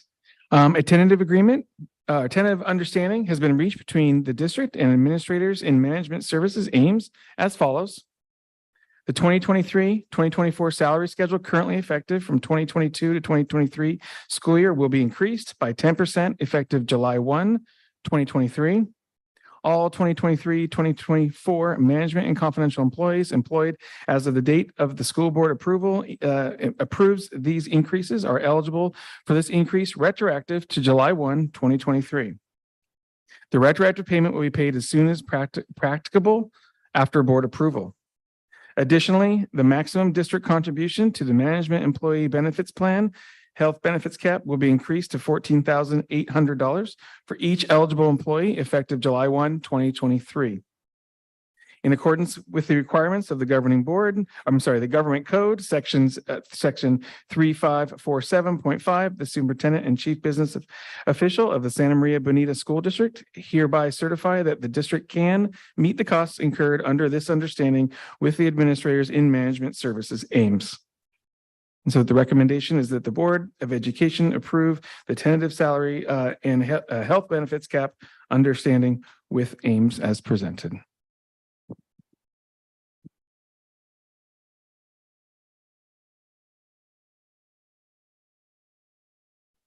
Dr. Bland, can you please give some context for those that aren't familiar with some of the terminology like Ames, right? That's kind of like, one of those vocabulary words in educationalese, right? That's used commonly, but who entails Ames? And then can you give more context to what this Me Too is about and how that relates to salaries for Ames members?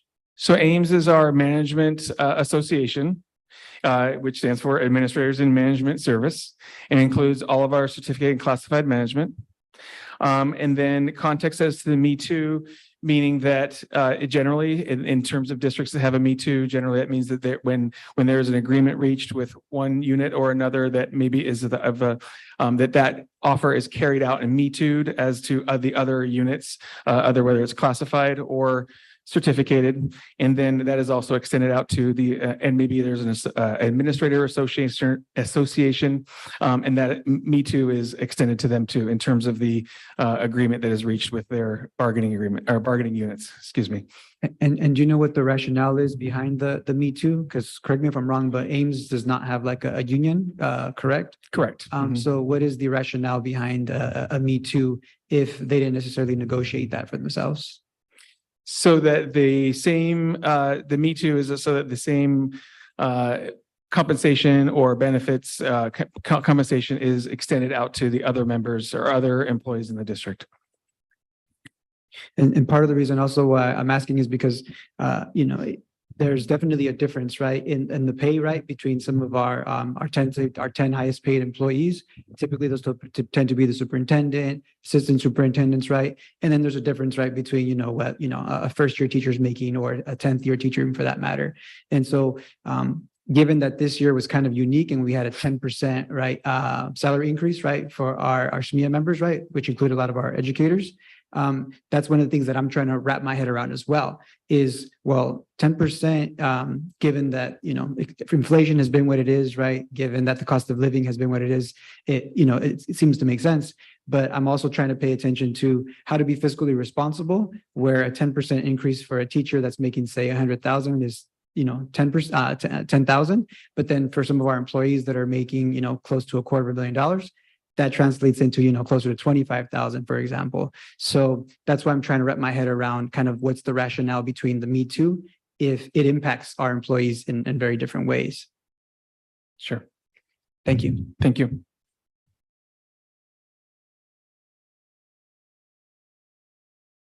I'll entertain the motion. I'll go ahead and move that for the approval of the tentative salary and health benefits cap understanding with aims as presented. I'll second. It's been moved by Ms. Cabral and seconded by Mr. Lara that the board approve the tentative salary and health benefits cap understanding with aims as presented. And that'll be a roll call as well. Mr. Lara, Aye. Ms. Cabral, Aye. Mrs. Cordero, Aye. Mr. Valencia, Aye. Mr. Hollinshead. Aye. And now we'll move on to item 11C. Approve aim increases to assistant superintendents and deputy superintendent salaries and approve revised salary schedules. Can we take a break? Pardon? Can we take a break? Why, sure. Looks like Or, please. 10 minutes. Yeah, that sounds fine. 10 minutes. We'll recess for 10 minutes.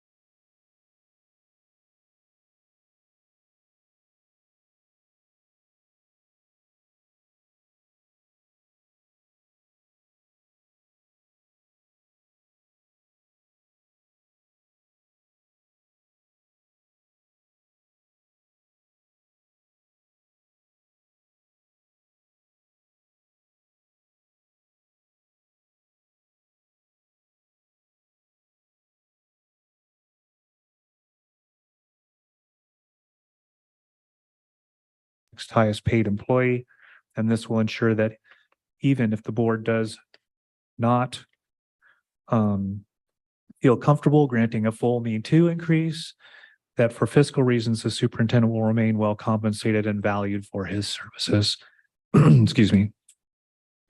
And fourthly, the subject of relating Dr. McDuffie's contract involves modifying the evaluation timeline.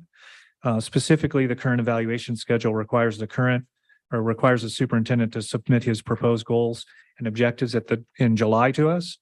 After a busy June, it can be difficult for the superintendent to put the work in to submit meaningful goals and objectives on this timeline. With prior evaluation and typically having been completed in May, the deadline doesn't give him much time to reflect on what those goals might be.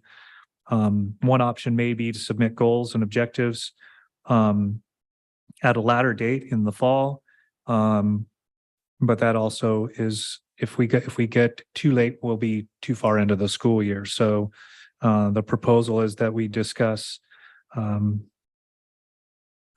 number of appropriate dates for those goals to be presented to us.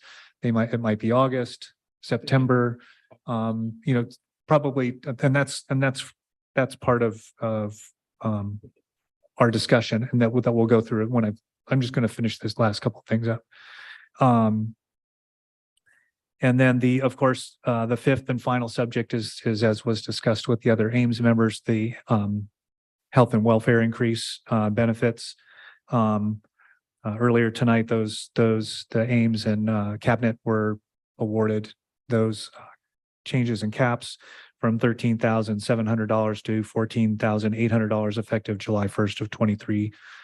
Given the language of his contract, I would propose we provide the same increases for the superintendent. So in summary,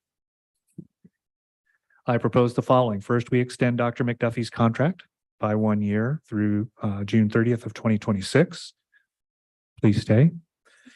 Second, we modify Dr. McDuffie's contract to add a provision that if a majority of the board gives the superintendent a satisfactory or positive evaluation, the contract shall be extended 1 year upon board action during open session of a regularly scheduled meeting. Third, Dr. McDuffie's salary and the superintendent's salary schedule shall be increased by 10% effective July 1st, 2023 for the 23-24 school year, with retroactive payment to be paid as soon as is practicable. Following a board approval, this would set the superintendent's salary schedule or salary, for 23-24 at $280,984. And inclusive of that, we would make the proviso that of a 5% differential as part of completing the good faith negotiation regarding whether to apply the Ames increase. The superintendent shall make at least 5% more than the district's next highest paid employee. And fourth, we've modified Dr. McDuffie's contract to provide the superintendent's goals at the time that we will discuss henceforth.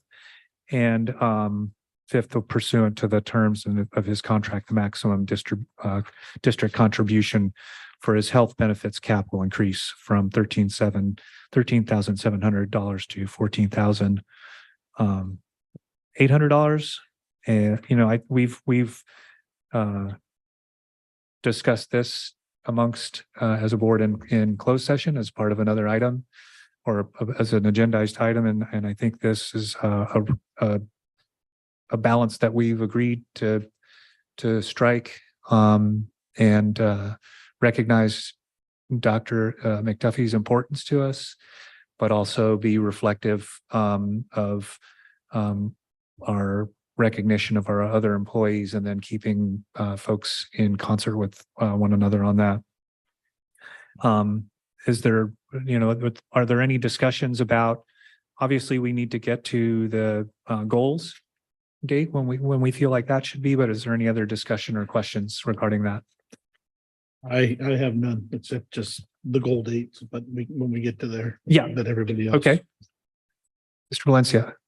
One of the questions that I have is, when we were looking at contracts, it seems like some contracts for superintendent positions and assistant superintendent positions, they have Me Too clauses and then others do not.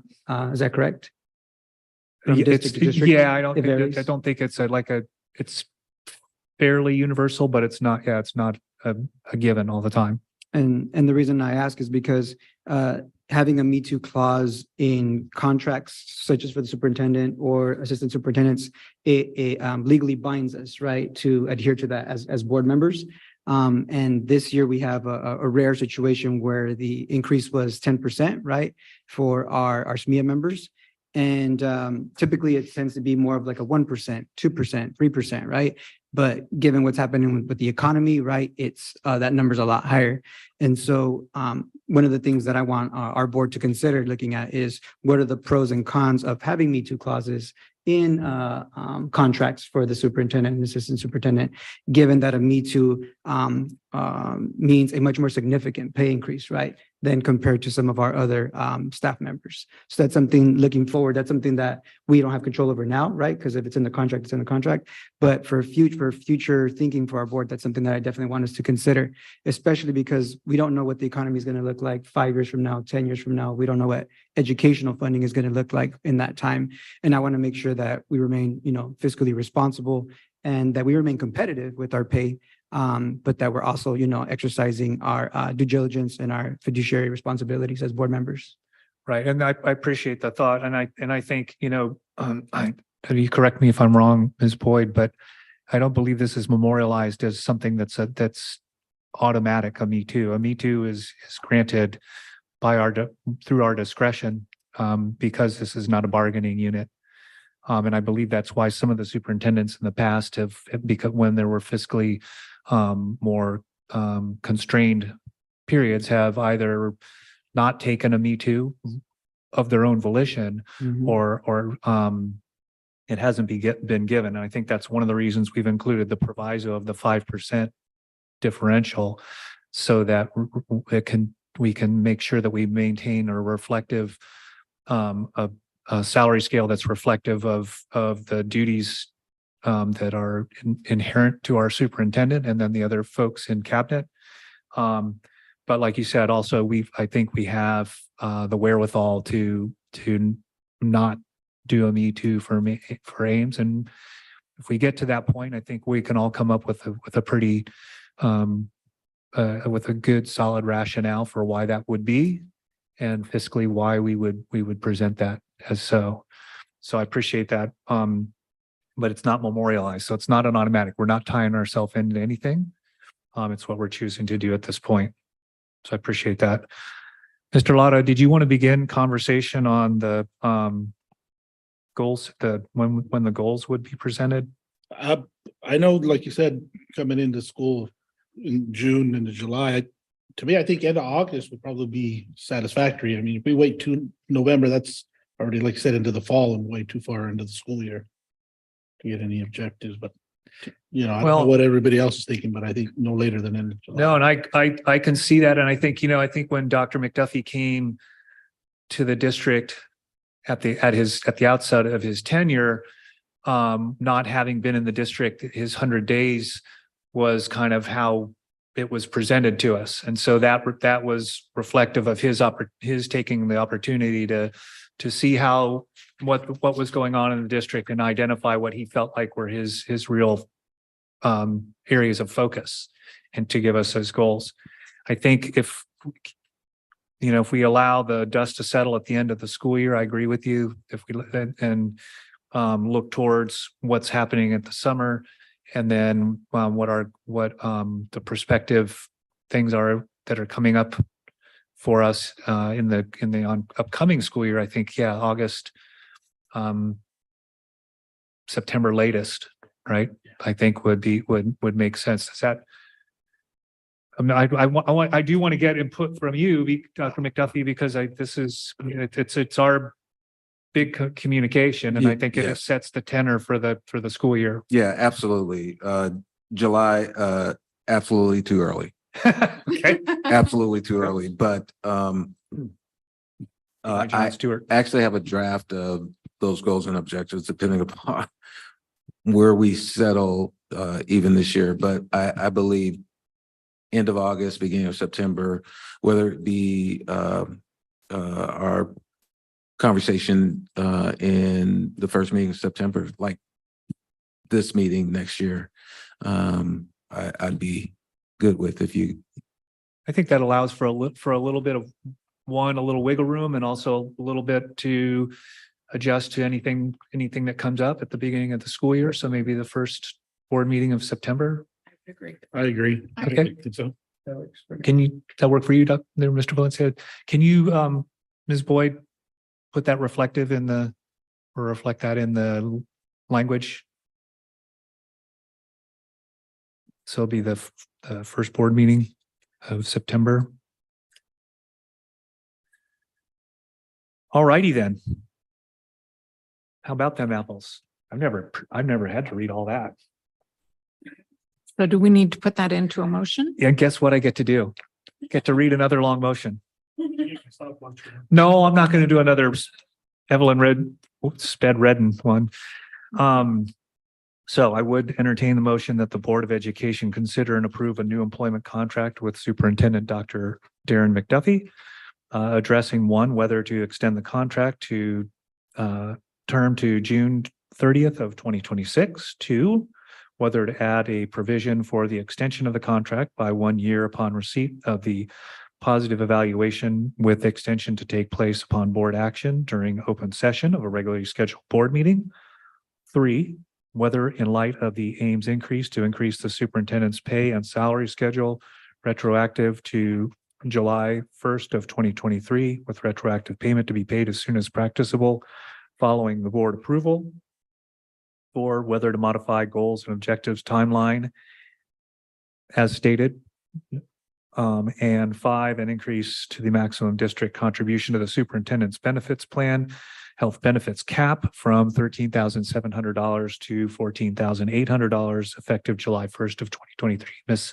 Boyd, I see you holding your finger up. 5% differential. Thank you. And the 5% differential to be reflected going forward. That differential between the next highest paid employee in the district. It's recommended that the material terms of the contract for Superintendent McDuffie be discussed and voted upon in open session. We've done so. And the board authorized that the board president to execute a contract with the superintendent reflecting such modifications as voted upon. Can we have a roll call, please? Oh, sorry, motion. That was my long, lengthy Okay, reading. that was the motion. No, I'll that was second. just me reading the request. I'll make the motion. Okay, And I'll second. so moved. Roll call, please. Mr. Lara, Aye. Ms. Cabral, Aye. Mrs. Cordero, Aye. Mr. Valencia, Aye. Mr. Hollinshead. Aye. And we'll move on to item 11E, public hearing, energy services agreement with NG Services US. Here they come. So this is the team from NG. They'll speak on the resolution, but not necessarily on the public hearing. So you could probably open. I'm going to open public hearing. Yeah. Mhm. We'll open public hearing. Anybody can approach the microphone that needs to speak on the public hearing. There being nobody approaching, I'll close the public hearing and move on to resolution 23-07, making findings on energy savings and determining other matters in connection with energy services agreement with NG Services US. Thank you very much, Board President Hollinshead. We have here tonight for the school board, the team from NGUS. We have Ashu Jain as kind of the lead in the relationship. We have John Davis, Amelia Cottrell, and also Brianna Lewis. Brianna will be speaking to the part of their services that go beyond just the development, design, construction, implementation of solar energy. Lost my train of thought. Solar energy generating equipment on our campuses, but Brianna also is going to be talking to you about some of the educational services that are available through this agreement. We are excited to bring this item for the board's consideration We started this conversation earlier this year with just making sure that we got our applications in for interconnection in a way that would grandfather us into net energy metering 2.0, created a great deal of urgency. That urgency continues, which is why we're here tonight to talk about this. And then moving on to the financing piece in the next item after that. So I'd like to, at this time, turn it over to Ashu Jain to share with us the program that we've put together for this project. Thank you, Mr. Beecher. Good evening, Board President, members of the board, Dr. McDuffie and staff. My name is Ashu Jain. I'm with NG Services. It's good to be back in front of the board. We were here in March, earlier March of this year, when your board made a decision to have us complete our engineering and come back with final proposals. Before I go into the presentation, I'd like to quickly introduce, I know Mr. Beecher introduced them, but again, Amelia Cottrell is a program development manager.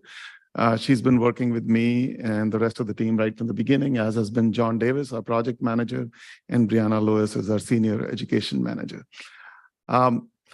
So in the last 6 months, we've gone through a very extensive effort and worked with Mr. Beecher, Mr. Javier Cavazos, and their staff, and we completed, our engineering. We, walked subcontractors, met with site staff, went through every layout. So we are very glad to be present here and, present you the result of our all this work. So we've gone through this before, so unless there are any questions, I'm going to skip through who NG is. So just by way of reference, the district is spending approximately $2 million every year on electricity currently. We're recommending 3.6 megawatts of solar at 21 school sites and the district, 20 school sites in the district office. I think the board and staff have seen these layouts. So unless there are questions, I would, this is Adam Elementary, for instance. The next one is Alvin. So unless there are questions about this, I would like to move on to the, yes, sir. Mr. Lara. Yes, sir. Besides for the parking in the shade, is it possible some sites have a shade structure on the campus for the kids with solar panels? In some campuses, we have done that. What's it entail the feasibility for if you've got certain sites that Right. So we worked with site staff to figure out where and district, your staff to figure out where to install them. So generally we have to look at, avoiding trees, the distance from the electrical meter to make it more economical, ADA access and things like that. So we looked into all that, had extensive discussions with your staff to come up with these. And if there are minor changes, I've always maintained, we will make those changes at no cost to the district. But as far if there is school sites and it was feasible, not much more as far as connectivity to where you're putting the shade structure parking lots, it'll just tie in. I'm sorry, so you got your parking structure, right? So say you have a site, you want to put 2 or 3 shade structures. Does it all consider to the same conduit to tie into the parking structure solar, or is it whole separate? It depends on the layout. So it generally is a single conduit that goes to the shade structures. And, it depends. If you have multiple structures, these are not very big projects individually. So if you spread them in 2-3 locations, it becomes prohibitively expensive. So we like to do 1 or 2 shade structures as close to each other as possible and as close to the meter as possible. So we looked into all that and yeah. Okay. Yeah, I'm just looking at some of these shade structure, the parking structures, is that the POI? That's where it's point of interconnection. That's the meter. The meter. Yeah. Okay. Got it. All right. Thank you. Thank you. And, So I wanted, if I could really quickly Ashu, I just want to, on that comment, there are applications for shade that make better sense for shade.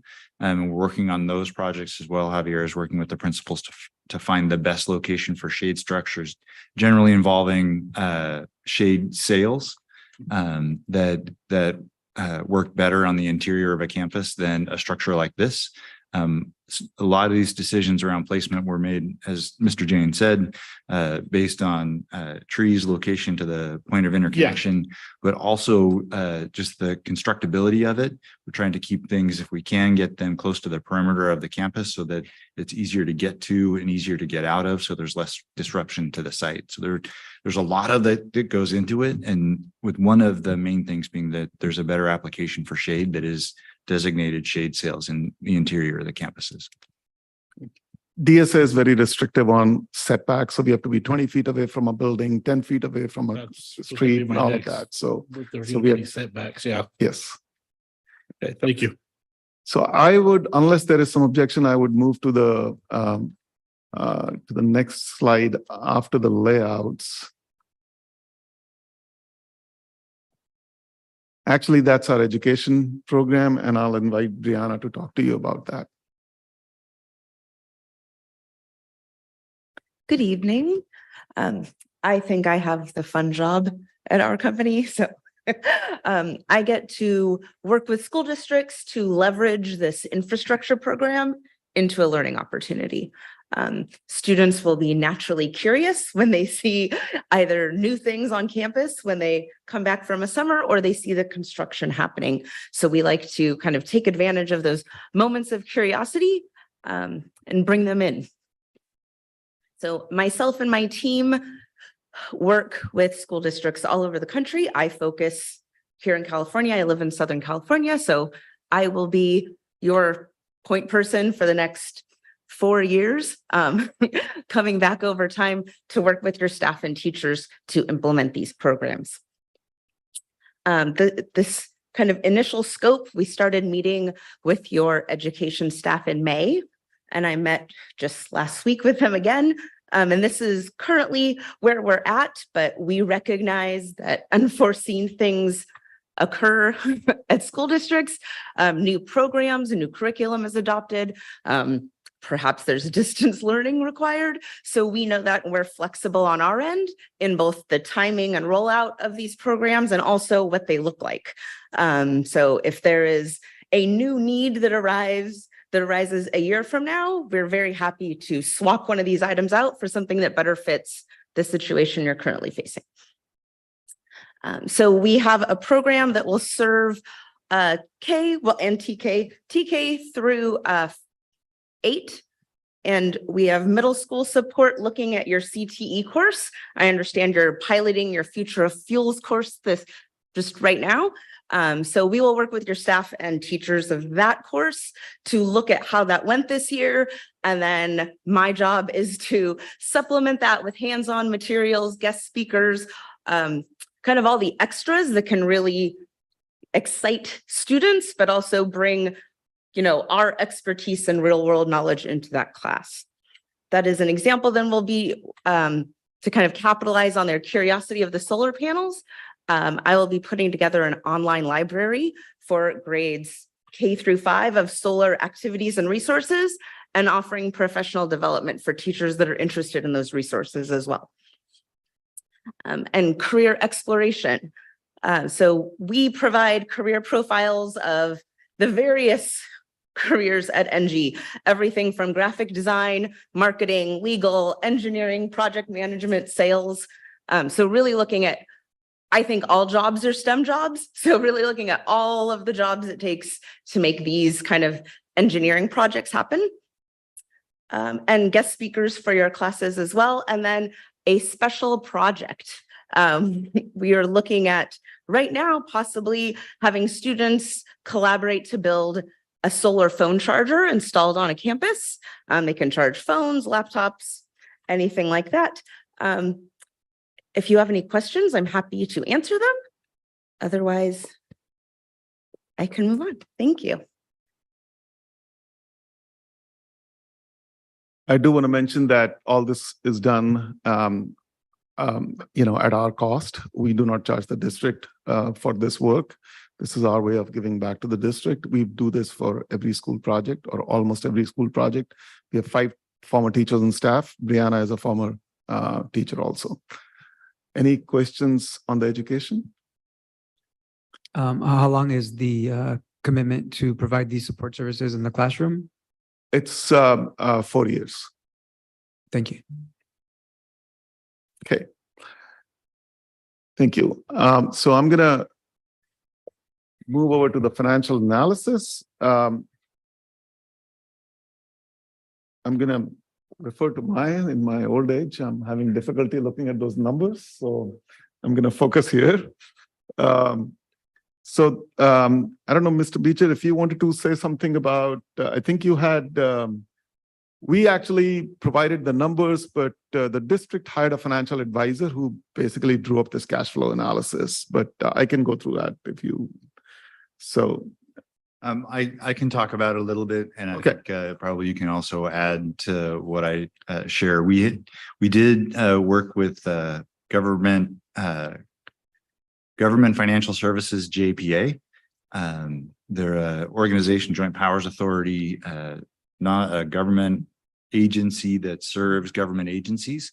They actually provided advice to involve an engineering expert to analyze the cash flow, to analyze the power generation, to analyze the utility rates, all the pieces of the construction contract, the generation contract, and the savings guarantee pieces that are wrapped into this. Some of what they provided was to make sure that we consider this decision not based on just this cash flow, which is a 30-year cash flow, but to really think about it in terms of both a 20-year interval and a 25-year interval. As we talked about that, there were a couple comments I had to make. One was that a lot of this work is kind of bigger and broader than just saving money. It is about generating power. It is about generating savings, but there's a bigger piece to it. And that even if the savings guarantee is only 20 years, that's an important metric for us to measure, that the savings will go longer than that, but also the impact of generating our own power on our own campuses without having to consume natural resources also has a positive impact that you can't measure on a cash flow. But in kind of breaking this into pieces at 20 years, it does generate a savings. And I need to send the board the spreadsheet itself in an update. I apologize, I didn't have it prepared in advance, but it does save about $7 million in the first 20 years. But that's heavily dependent on the Inflation Reduction Act payment that you see right there at the top in the column on the left-hand side, the $8 million. We're going to work hard and expediently to make sure we get as much of that money as possible. There isn't anything in my mind or anything that I've heard that says it's at risk, but it's such a big amount that makes this viable and fruitful for the district that we're going to really work hard to make sure that it happens in partnership with NG. Then looking at it again at year 25, if you look down in those cells, and that's year like 2045 through 2049, let's say, there's no lease payments at that point. So all of the savings fall to the bottom line of the district. In that upper section, that first 20 years, there's an offset of those savings to pay the lease payment. So that net savings number on the far side, that's a smaller number, $250,000 a year, $300,000 a year. Mm-hmm. In year 21 and beyond, all of the savings fall to the bottom line of the district. So they really add up quickly to about $19 million at the end of year 25. And so, taking that lens that was reinforced by the Cumming group, the expert we hired, I wanted to make sure the board was aware that in each of the intervals that we recommend, that they recommend that we look at, the project makes sense, just from a straight cash flow standpoint, beyond the other goals that people have around solar power.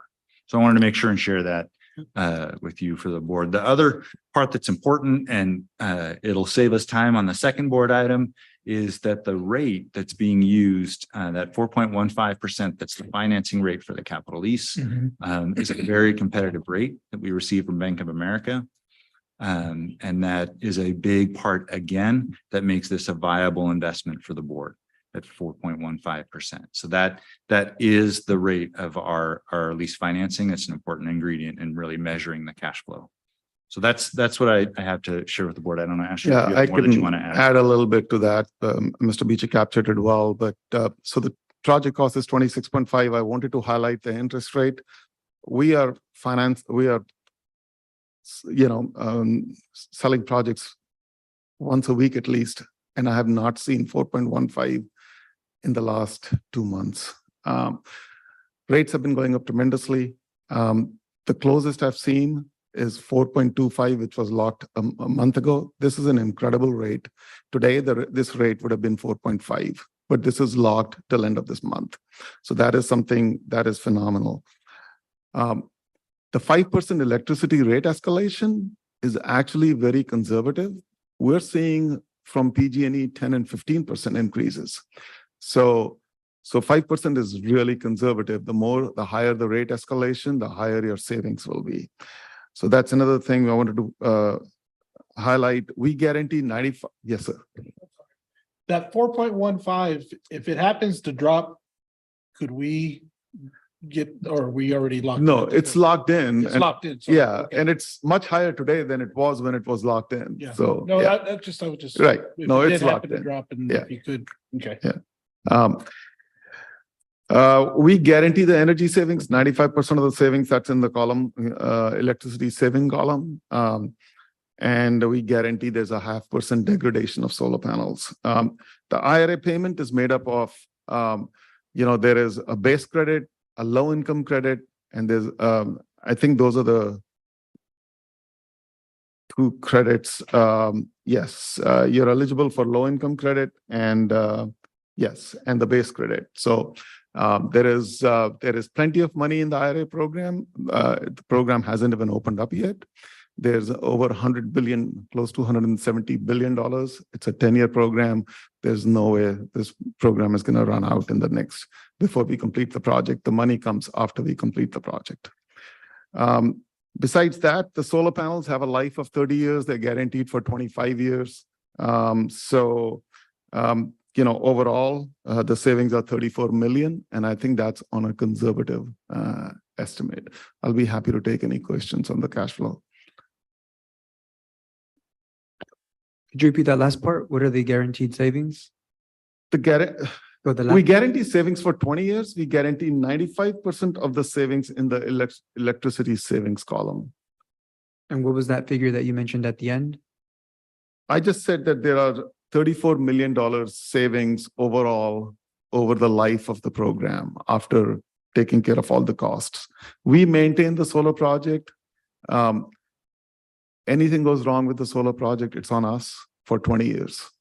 We maintain it, we clean it, we do all the electrical maintenance that's already included in this column called solar O&M cost. And so for solar, and I don't know too much about it, but is there a rate, like a monthly rate that we're purchasing electricity for? Yeah, you're roughly, if you look at the slide 6, your cost right now is around 31 cents a kilowatt hour. We're going to reduce that cost by 65%. Yeah. Go to the end.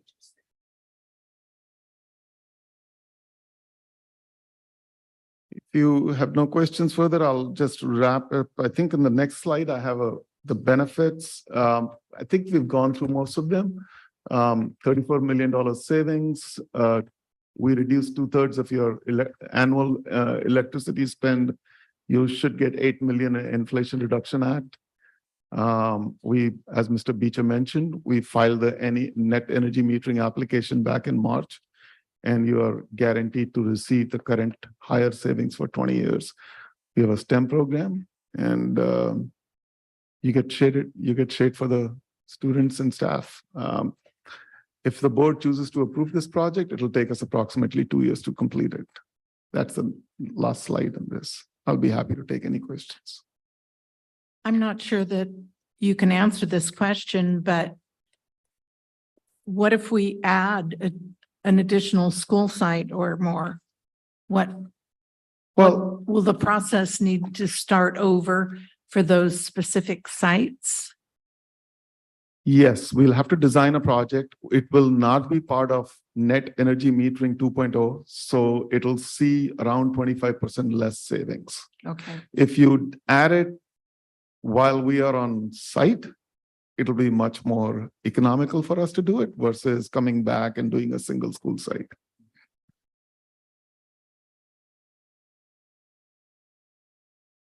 I know this might be off the cuff.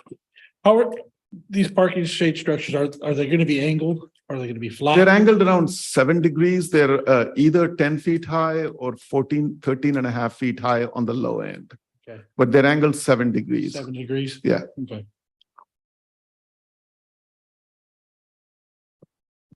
And then that rate that we're getting, and I think this is for the next one, but that's pending on that the 8 million that we're hoping to get from the IRA.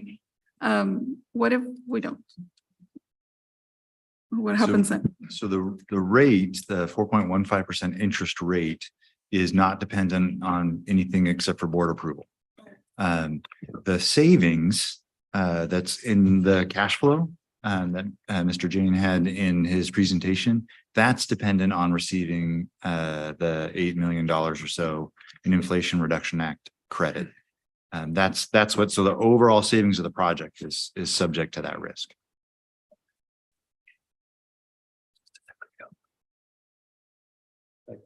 I think basically that the net savings would be pushed off a little bit longer than is what you're saying at the piece. So I mean, if it's 7 million at 20 years, we're still in a little bit to the negative, but as we push out to 25 and 30, then we're getting our net savings pushed out. So it's still the net savings. It's just the differential takes longer to get to. Correct. So the break, because of that, there would be a longer term towards break even rather than right away. And you know, I'll go back to what Ashu mentioned when he was describing the overall program savings at 34 million. He said, and that number is conservative. Right. Now, part of that is that Ashu is the lead salesperson, right? So the lead salesperson is always going to tell you that number is conservative.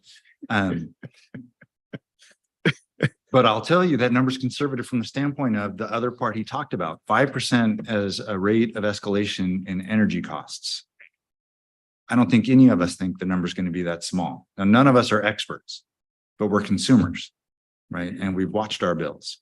So in my mind, as we think about the risk that that payment might not come in, we also have to couple that to, you know, the probability that that 5% escalation is going to be even higher, 7%, 8%, 9%. I don't know the number, but I know it's going to go higher. So the overall savings will also balance out, in my mind, to the good for this project. I would like to make a comment here if I'm sorry. So we use 5% here because Cumming is a consultant. They want us to be conservative. So to be conservative, we use 5%. Last night, we got board approval from Ventura Unified for a $39 million solar project. They wanted us to use 6 and 7%. So, you know, if I use 6% and 7% here, this 34 million will jump to 50 million. It's a big impact on rate of escalation. One of my questions is some of the folks that we consulted with to give us feedback, right, on this project. I remember reading some language around under the category of contract risk. They recommended a third-party validation. What can you tell us about that? So in the energy service contract, it describes that NGUS will be the ones who perform the savings analysis to calculate whether or not the savings guarantee requirement has been met. And Cumming Group recommended that we take a second look at that calculation to validate that occurs. And I think that it's a very good idea. I don't know what those services might cost or who might be providing them. I'm imagining my first guess would be that Cumming Group does. And it might be something where the district wants to look at one or two of those savings calculations in the beginning early on to make sure that the numbers get that second or third look. And then if the pattern is that each time there's alignment between that third party review and the NGUS, I don't know why we would continue after having a couple rounds of alignment.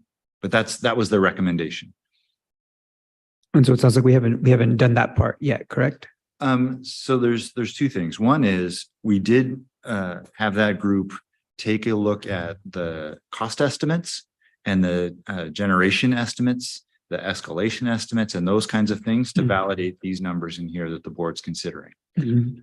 But because savings haven't occurred yet, because the project hasn't completed yet, there's no savings guarantee calculation from NG yet for us to analyze. So as soon as we have that would be when we engage with a third party to take a look. Gotcha. And then a follow-up. Future action. My follow-up question is, I saw something in language around a 10-year, or they recommended, I think, it might have been the Cummings Group, a 10-year workmanship guarantee versus, I think, a 1-year. What can you tell us about that? So what was in the original draft of the contract was a 1-year workmanship guarantee. We had a very simple conversation with NG, and ASHU did agree to a 10-year workmanship guarantee. So that just has to do with, like any construction project, you usually have a warranty period where everything they built during that project needs to work the way that it was designed and constructed. And if it fails, it's assumed to be a workmanship issue. And NG has agreed to extend that for 10 years. And is that different from what I think you mentioned, NG, around maintenance for 20 years? How is that different from the 10-year workmanship? So we have I think it's a 20-year maintenance contract. And, so we do have a 20-year fixed price maintenance contract. I'll have to see the contract. If it's, I'm pretty sure it's a 20-year maintenance contract. So we will maintain the project for 20 years. But the two significant components of a solar project are the panels and the inverters. The panels are guaranteed for 25 years. The inverters are guaranteed for 20 years. But I think a key distinction is the maintenance piece has to do with inspecting, observing, cleaning, and just doing like general maintenance stuff. I think the workmanship piece is if something breaks. So a part or a piece fails or breaks that's kind of outside of that operations maintenance contract. And so that's that workmanship piece that steps in within those 10 years to address that issue. Thank you.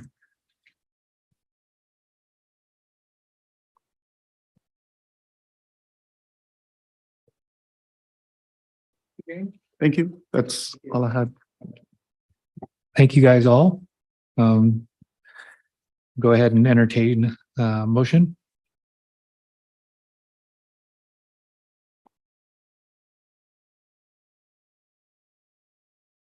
Make sure I'm in the right place here.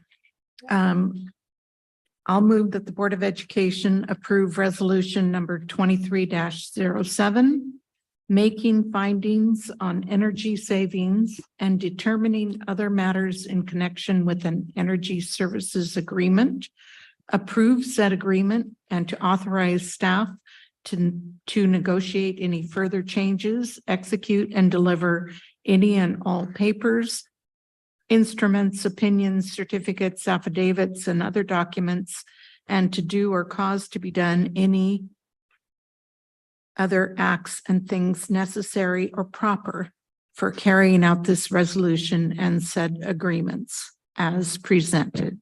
I'll second. Been moved by Mrs. Cordero and seconded by Mr. Valencia that the board approve resolution 23-07 as presented. Roll call, please. Mr. Lara, Aye. Ms. Cabral, Aye. Mrs. Cordero, Aye. Mr. Valencia, Aye. Mr. Hollinshead. Aye. Motion carries. We'll move on to item 11G, public hearing, energy facility financing contract with Bank of America Public Capital Corporation. Public hearing commencing. Anyone with public comment?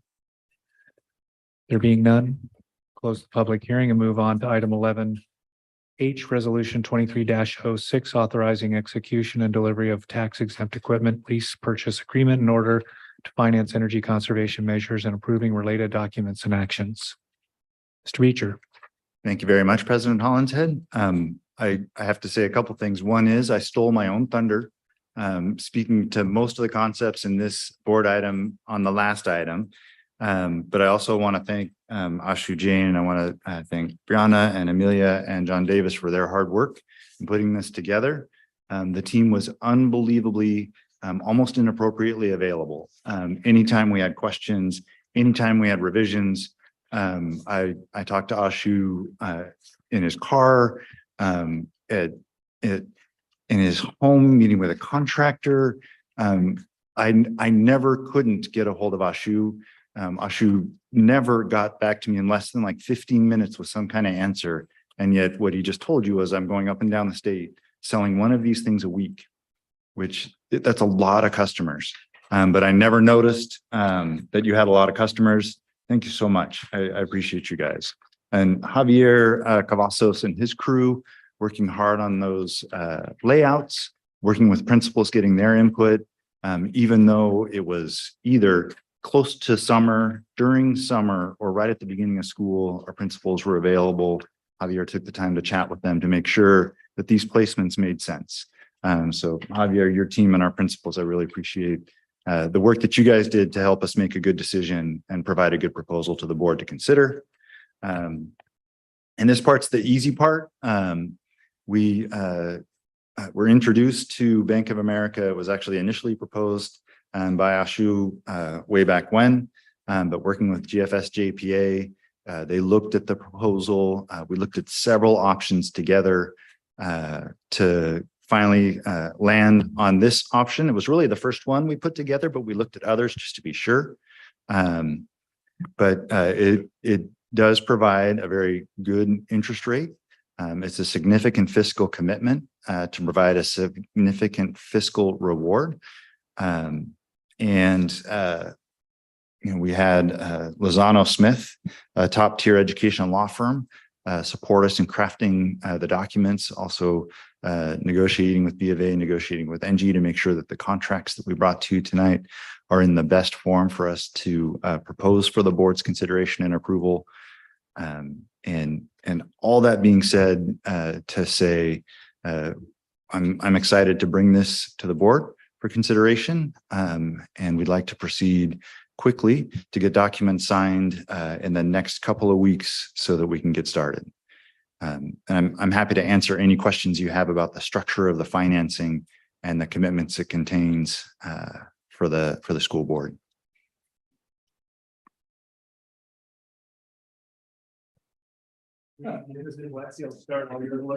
It sounds like we had got a pretty competitive interest rate relative to, you know, what's happening with interest rates going up. Why did we pursue this route to get the loan? Because I think over the life of the loan, I think we're still paying approximately like $10 million plus, I believe, right? Mm-hmm. So how did we exhaust all of our options to get the best interest rate possible? If the choice was to finance the construction and make payments over a longer term, like 20 years to match with the savings, I don't believe we'd get a better interest rate. What we heard from Mr. Jain tonight was that he's not seeing rates like this and has not seen rates like this in weeks, if not months. We worked with Government Financial Strategies, JPA, and we worked with Lozano Smith. And what GFS JPA said was that we could have gone out for an RFP, Mr. Valencia, and that would have provided us with competitive evidence on that day what the best rate was. But their caution and their advice was we might lose that rate from B of A because they may not want to participate in a competitive process that takes extra time and effort. And they were certain from their experience working with other districts that we wouldn't find a better rate than 4.15%. The benefit of involving these folks together, NG, Lozano Smith, Cumming Group, and JFS JPA, is they have ongoing relationships in other agencies. This is not their first rodeo, even though it's mine. And so they already knew what the market was like together, and that the deal that we were putting together was going to be successful and be a better outcome. And so it's all of that went into saying the 4.15% is the better route to go. I think the other way that I thought about it as the choices were being made, as I was making these choices, was that if I have a 20-year savings guarantee and I match that with a 20-year lease, and I use those savings to pay that lease, and I have money left over every time, and someone tells me that all those numbers are good, right? That the power generation savings numbers are good and the interest rates are locked, that's a good decision, because you want to match your fiscal commitment with the investment returns you're receiving. I mean, if we were a for-profit entity, that's what we'd be looking at, is our return on investment over the term of the project. And that would be the way we make that decision. The other thing we could do is just use reserves and cash and buy it outright. And I wouldn't recommend that. I mean, we would save all that money in interest, but I wouldn't recommend it. I think it is wiser to match the savings to the debt service payment and over the life of the project. And just to be clear, why not use the reserves? Is it because the savings is more beneficial over the long run of the project, or why not? There are many other commitments that we've made for those funds over time. As we talked about tonight, the economy can always change. And in my mind, having that bird in the hand is much more valuable than two in the solar array. And I would rather keep that cash in my hands and then let the bank be the one that holds the money. Thank you. Mm-hmm.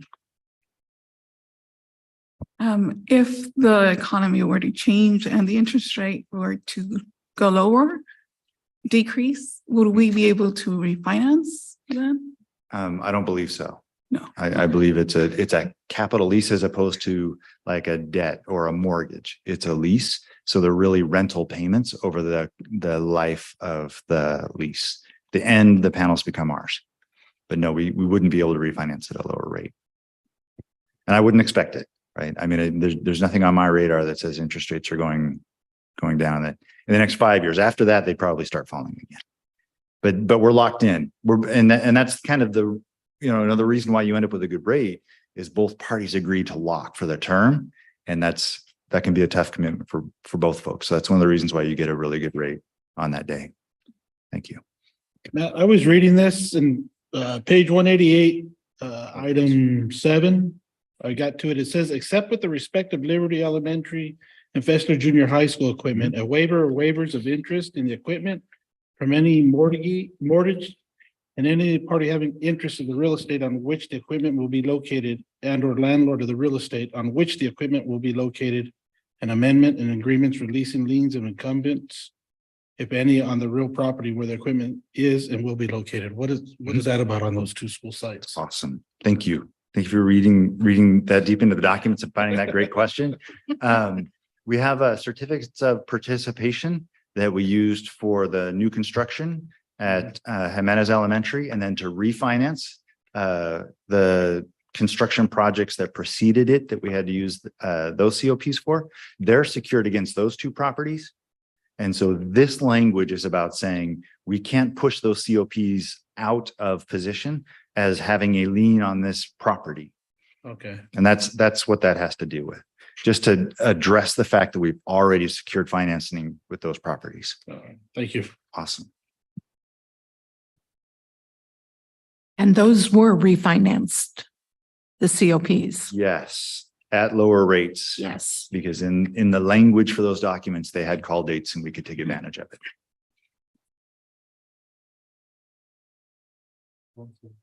I'll recommend that the Board of Education approve resolution number 23-06, authorizing execution and delivery of a tax exempt equipment lease purchase agreement in order to finance energy conservation measures and approving related documents and actions as presented. And I'll second.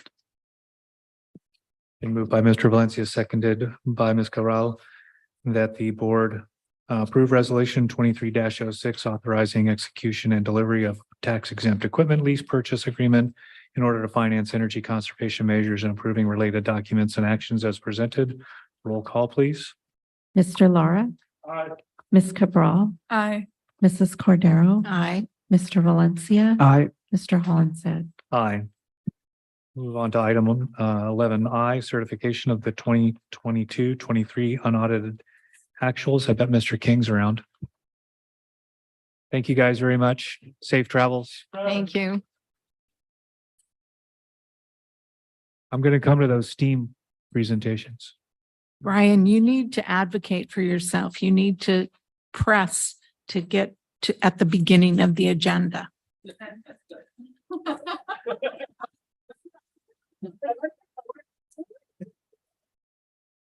Good luck with that.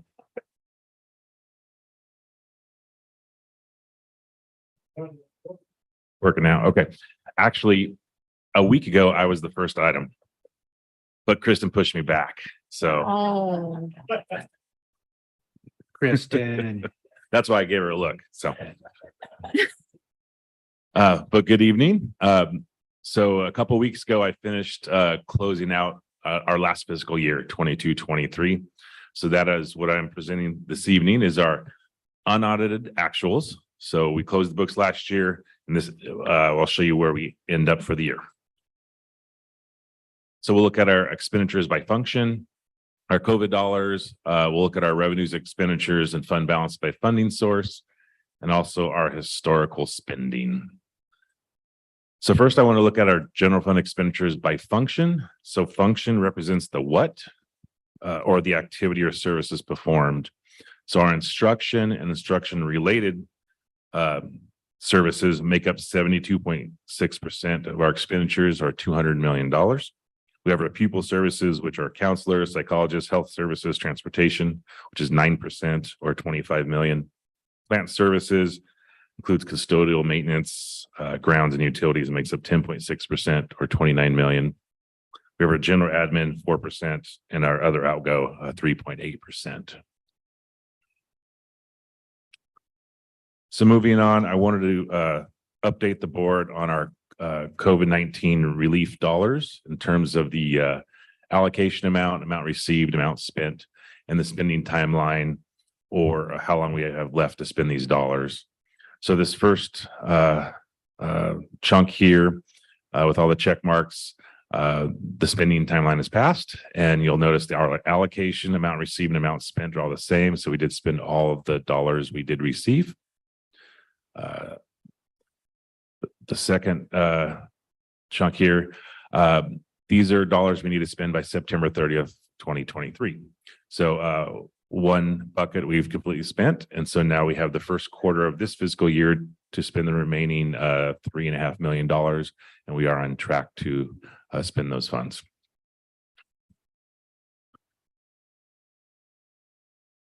So moving on to the last chunk of dollars, we have until September 30th, 2024 to spend these funds.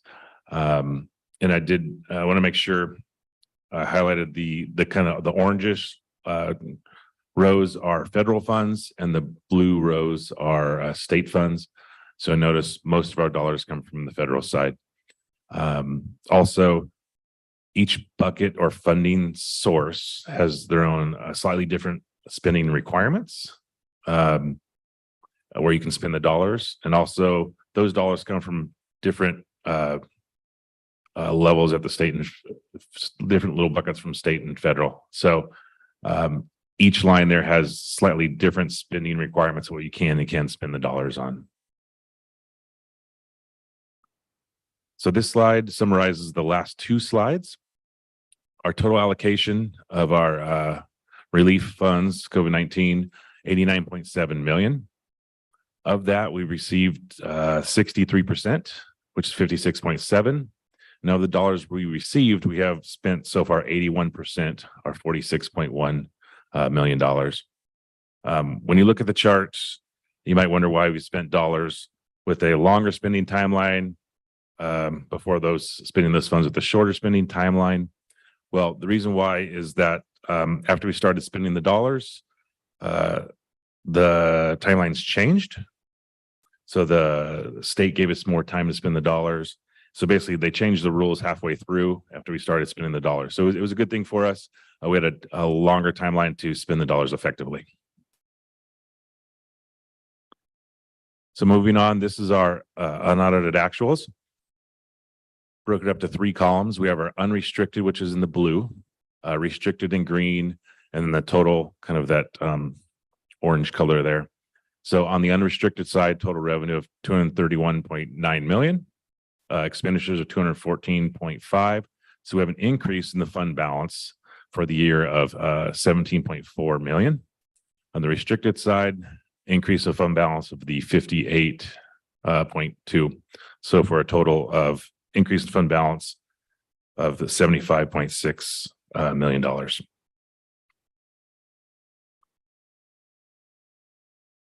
So this next slide dissects the previous slide a little bit more. So the blue, which was the unrestricted, we have 2 columns there: general fund unrestricted, less LCAP, and then LCAP.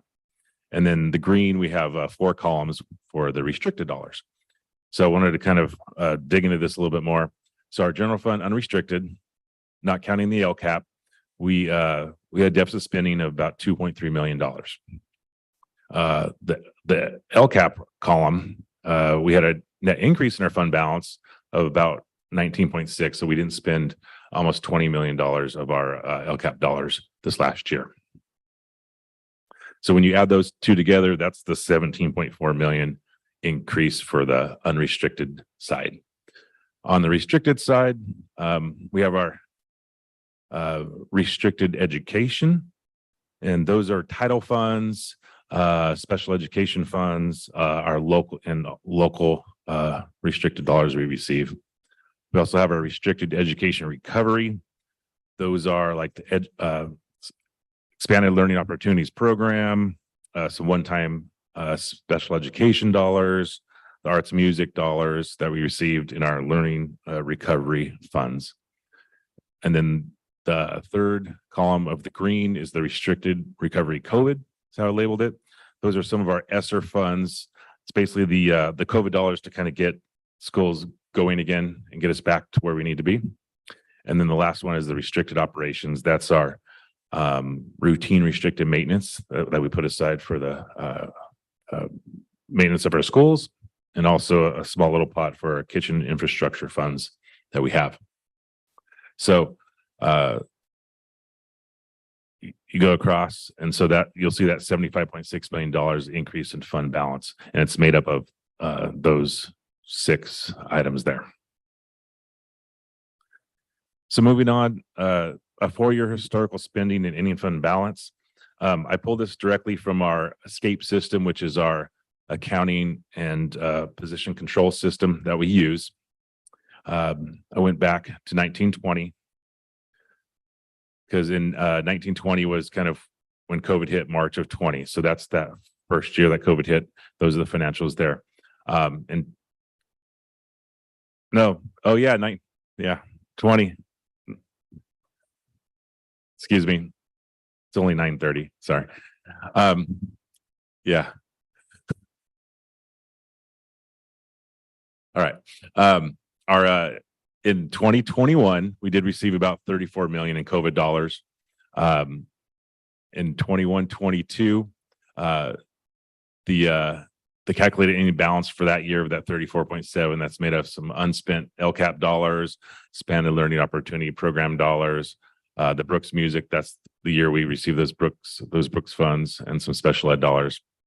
And then now in 2022-23, we have a calculated ending fund balance for the year of the 75 million that I mentioned. So that's basically made of those 2 columns for unrestricted, about $20 million, and then restricted education recovery, and restricted recovery funds. So the takeaways from this, it shows that our revenues are increasing, but also our spending is increasing. And starting in 1920 is when we had other funding sources come to the district to fund our activities. So with that, I can answer any questions.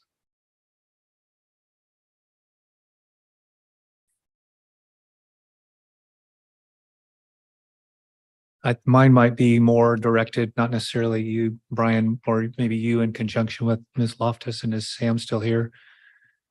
I think one of the concerns is that as we get these allocations or get these funds that may or may not start to go away with those time limits. And then in light of the possibility of state funding lessening or what have you, do we have a means of identifying the efficacy of the use of these funds that you just talked about, so that if that were to happen, we could align funds that were effectively used with what our plan would be and or ongoing expenditure needs would be. Does that make sense?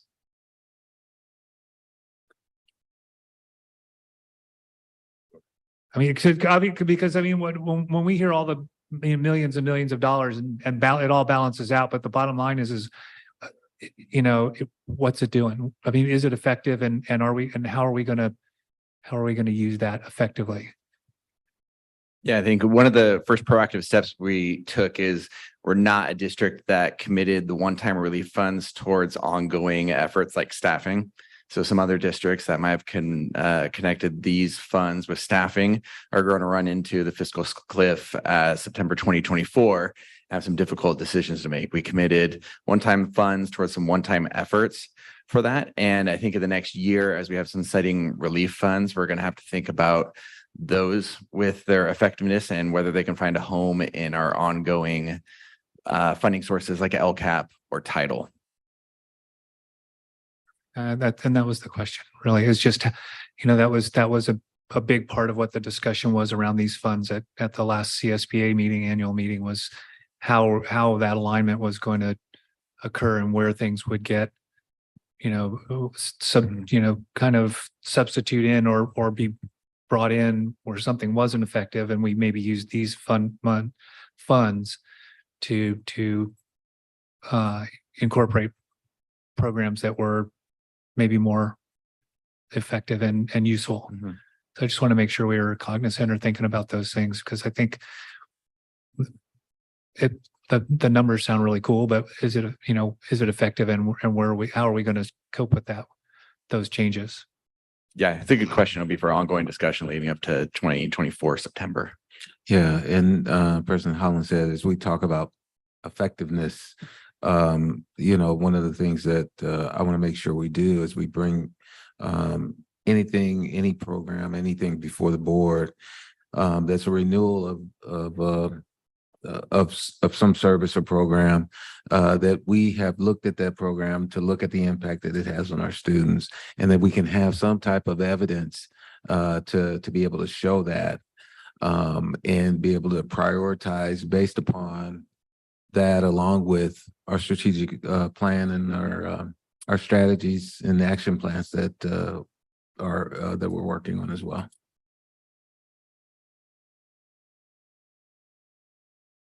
Thank you, Mr. King. I'll entertain the motion. I'll make the motion that the Board of Education approve the 2022-23 unaudited actuals as presented and forward a positive certification to the County Superintendent of the Schools. And I'll second. Moved by Mr. Lara and seconded by Ms. Corral that the board approve the 2022-23 unaudited actuals as presented and forward a positive certification to the County Superintendent of Schools. All in favor? Aye. Motion passes. Move on to 11J, Resolution 23-05, establish 2022-23 appropriations limit pursuant to Article 13B of the California Constitution. Oh, Mr. King, you're back. Yes, good evening again. So this is effectively called the GAN limit. This is an annual housekeeping item. So in 1979, Paul Gann helped enact Prop 4, which limited the growth in government spending to no faster than the growth of population and inflation. Each year, school districts are required to prepare GAN limit calculations by the state constitution and have the governing board adopt a resolution to identify the appropriations limit for the district. So GAN limits only constrain the appropriations from state and local tax sources. So federal funds are excluded. So in essence, what the GAN limit does is to limit the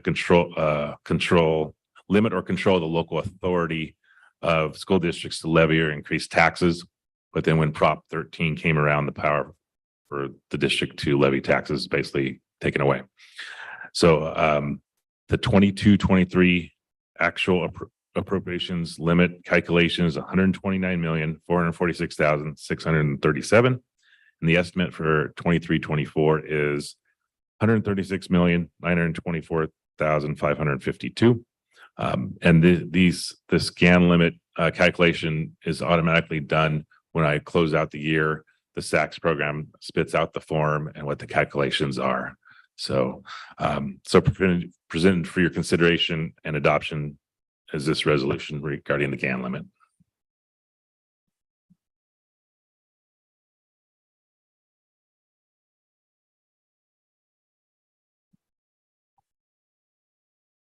I'll move that the Board of Education, I'm on the wrong page, adopt resolution number 23-05, establishing the 2022-23 appropriations limit pursuant to Article 8B of the California Constitution as presented. And I'll second. Been moved by Ms. Cordero, seconded by Ms. Corral, that the board adopt resolution 23-05, establish 2022-23 appropriations limit pursuant to Article 13B of the California Constitution as presented. Roll call, please. Mr. Lara, Aye. Ms. Cabral, Aye. Mrs. Cordero, Aye. Mr. Valencia, Aye. Mr. Hollinshead. Me too. Aye. And I just wanted to make note of Brian. I'm trying to back you up here. These resolutions, they're going down in number. Okay. Should be, usually they're going up in number. Now, either Kristen's playing a little trick on us, or that was before and she inverted on you. Did you get busted? Okay. Okay. All right. She's having fun. Moving on to item 13K, public hearing compliance with Education Code 60119 and CCR Title 5, Section 951. I feel like I'm on Adam 12 in the 70s. C, sufficiency of institutional materials. Oh, wait, there was a public hearing first? Oh, this is the public hearing. Anybody coming forward? Andrea? Nope. Hurry up. Closed.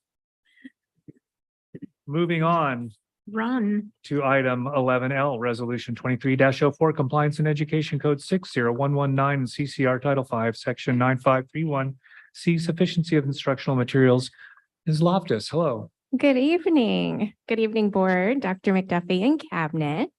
It has been determined through today's public hearing and with contact from all school sites that each pupil in the Santa Maria Bonita School District does have access to sufficient textbooks and instructional materials.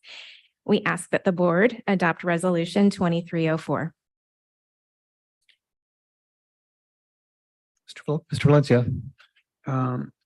In the section where it talks about the public hearing, there's a quote that says, parents, teachers, community members, and bargaining unit leaders shall be encouraged to participate and shall make a determination as to whether each pupil in each school in the district has sufficient textbooks and instructional materials in each subject that are consistent with the content and cycles of the curriculum framework adopted by the state board. So how do we know this to be true, right? That parents, teachers, community members, bargaining unit members were encouraged to participate? What did that look like? We have a public notice that's placed in every classroom and in the office area at every school site. It's updated each year and then reposted. And so it's not like families, are invited to like a particular event to say, hey, is your child missing any resources? It's just, we just post a notice We that post- says, please let us know if your child is missing anything. Is that correct? The notice is posted. If there is a concern, where to reach out to, who to reach out to. We also do our own verification. We work with our IMC and our school site librarians to ensure that every student is issued all textbooks and Chromebooks. And we run various reports on for the county in order to show that we do demonstrate that sufficiency. Thank you.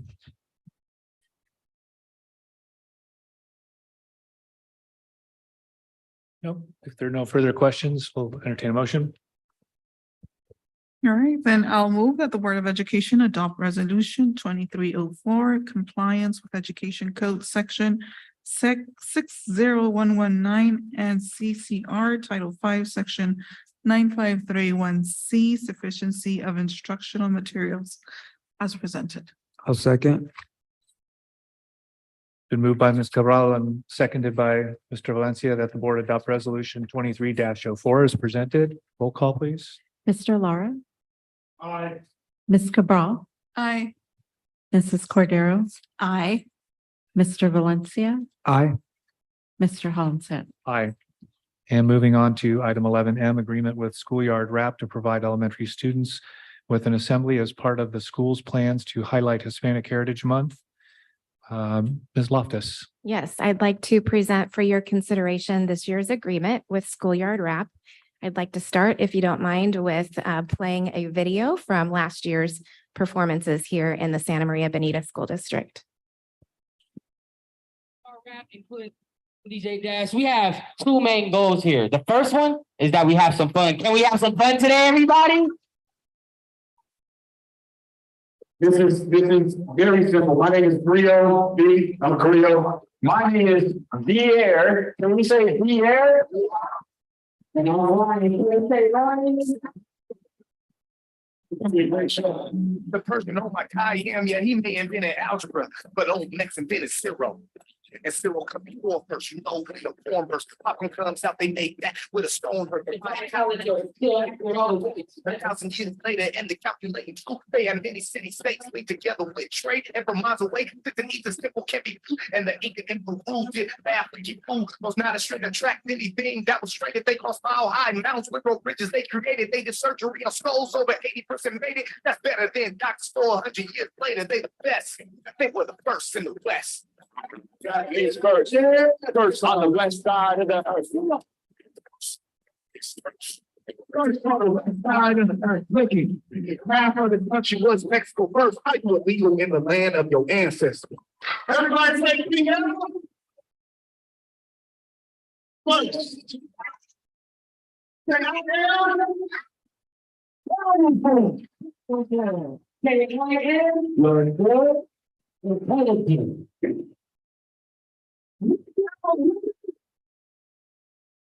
There is no people. Anthony, I have a question for you.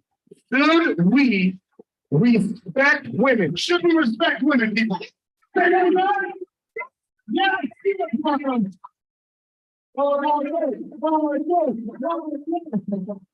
We all represent my Spanish. Let me know if I got this right. Respeta a las mujeres. Eres latino. Las niñas son iguales a los niños. Bonita, fuerte, inteligente. Sin ellas no hay gente. And I need all my ladies to say, yeah.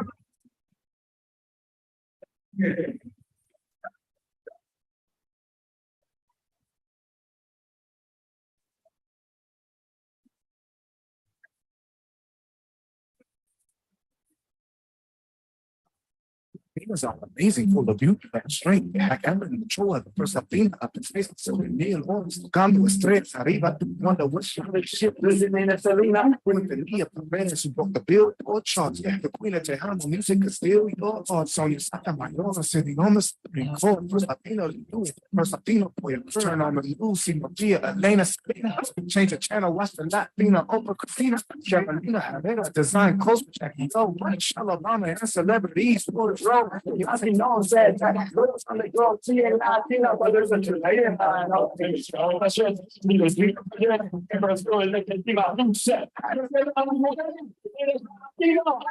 las niñas son iguales a los niños, bonita, fuerte.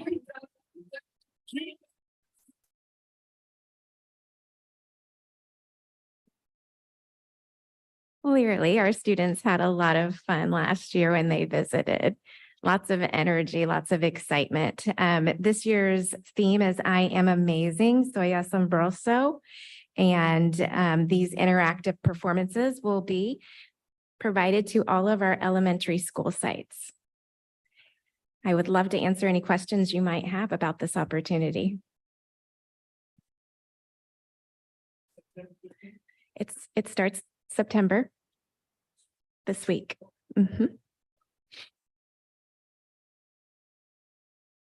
The duration or the performances go throughout the duration of the National Hispanic Heritage Month, or when are they maybe on the campuses? Just this week on campuses. They Okay. tour all over California, Yeah, really so all say over the that's country.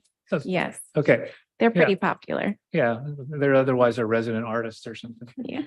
So just September 15th, they're gonna hit all the campus? They've already been at all of our campuses. They started this week. Oh, they started. All this of our week. elementary campuses. It did. Oh. Yeah. I would have told my work, hey, I gotta go to the bank. I went to one. Mr. Valencia. It's more of a comment. Dr. McDuffie and I, when we attended the California Latino School Board Conference last year in Monterey, which I'll be attending, I believe next week or the following, coming up really soon. That's where we first connected with Schoolyard Rap. And, right away, Dr. McDuffie followed up with them. And so I'm glad that he brought them to our school sites, because it sounds like the excitement, for our students has been really palpable.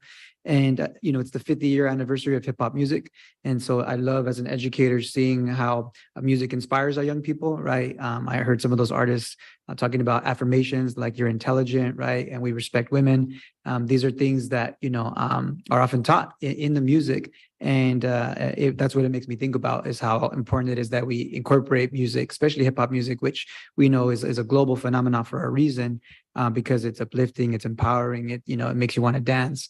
And so I really appreciate, seeing artists like this. And my hope is that we don't just do like one event, right, for Hispanic Heritage Month, but that it is a combination of a variety of other events, not just for the month, but also for the year, because we see that our students light up, when they have things that they can connect with. So I appreciate having them on our campuses. Absolutely. I'll provide in this week's board update a list of the activities that are happening and the different celebrations teachers are doing in their classrooms and the resources that they're using, as well as the Rigetti High School Mariachi Band and then the Folklorico ballet also happening at each of our junior highs. Food Services is also doing a special menu this month. So there will be salsa bars at the schools on various days. They have burritos on some days, just tamales on a different day, a lot of different popular foods. Thank you. You're welcome. I'll make a recommendation to the Board of Education approve the agreement with Schoolyard Rap to provide elementary students with an assembly as part of the school's plan to highlight Hispanic Heritage Month as presented. And I'll second. Been moved by Mr. Lara and seconded by Ms. Cordero that the board approve the agreement with Schoolyard Rap as presented. All in favor? Aye. Opposed? Move on to 11N, agreement with Fighting Back Santa Maria to provide foster youth liaison services. Thank you, Ms. Loftus.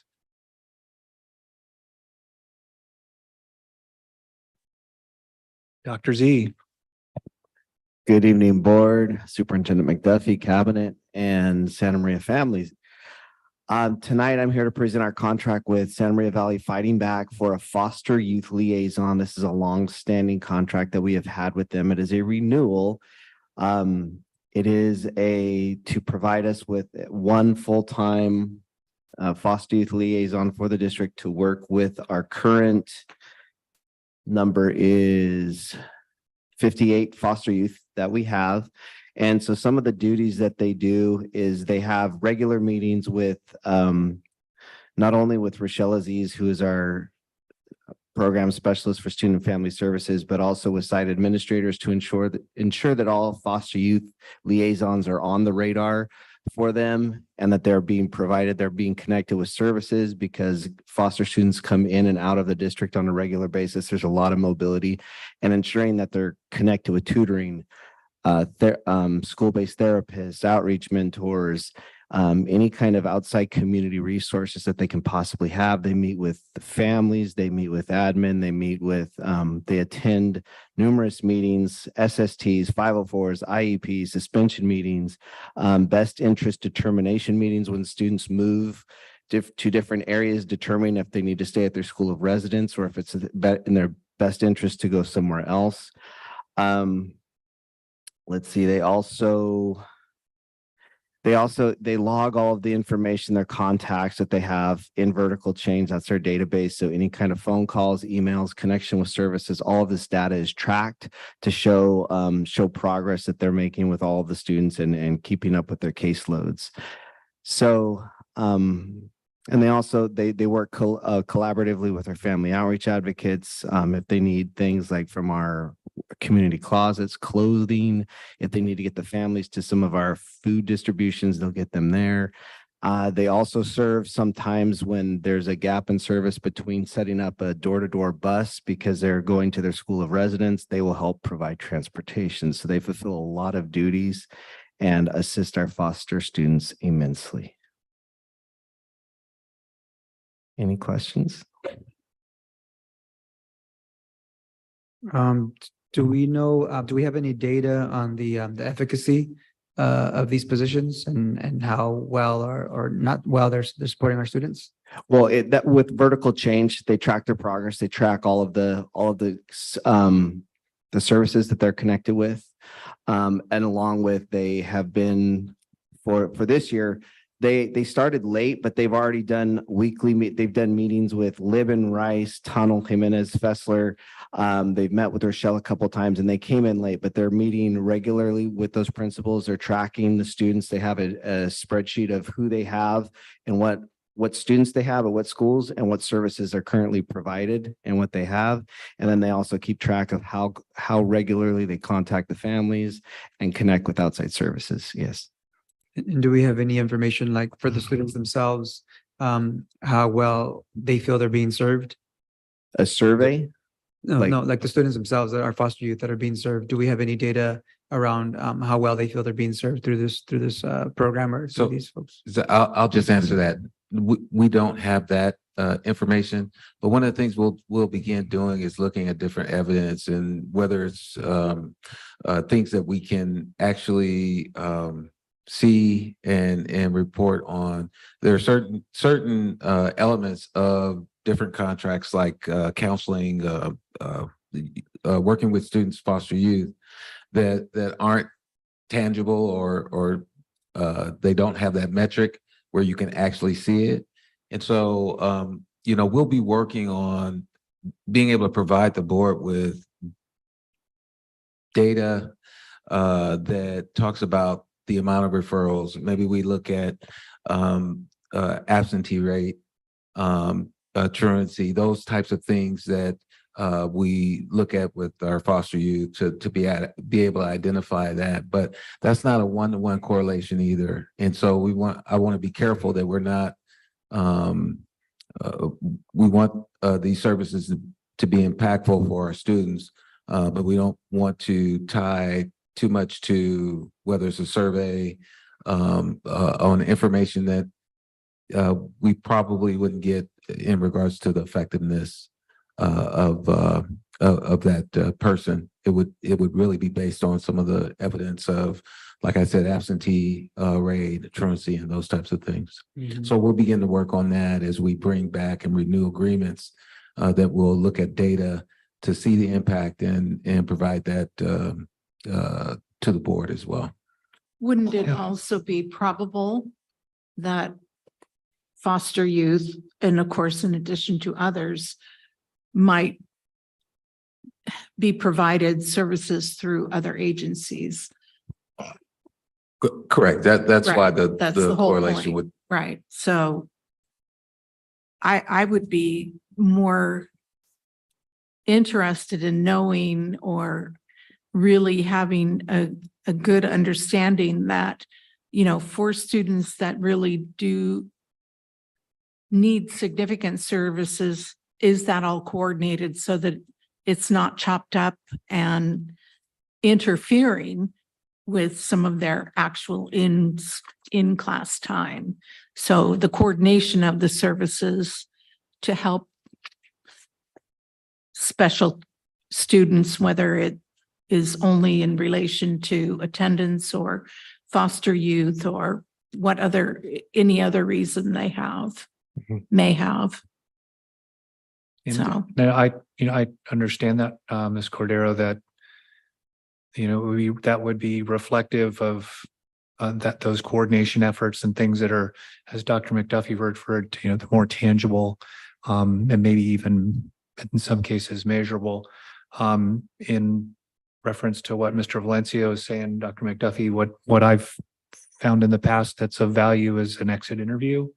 So something that's more open-ended than an actual survey, where I think addressing what Mr. Valencia's request or query was, that the student actually has an opportunity to express themselves. So I found exit interviews to be helpful in kind of revisiting what goals were or what the concerns were entering into the program, and then exiting and seeing how well those were met and how the student feels about it. So that might be a suggestion to consider.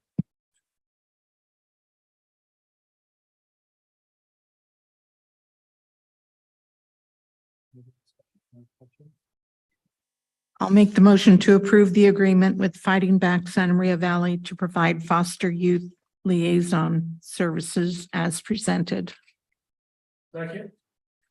Been moved by Mrs. Cordero, seconded that by Mr. Lara, that the board approved the agreement with Fighting Back Santa Maria Valley to provide foster youth liaison services as presented. All in favor? Aye. Motion passes. Thank you, Dr. Z. Moving on to 11O. We're that far into the alphabet.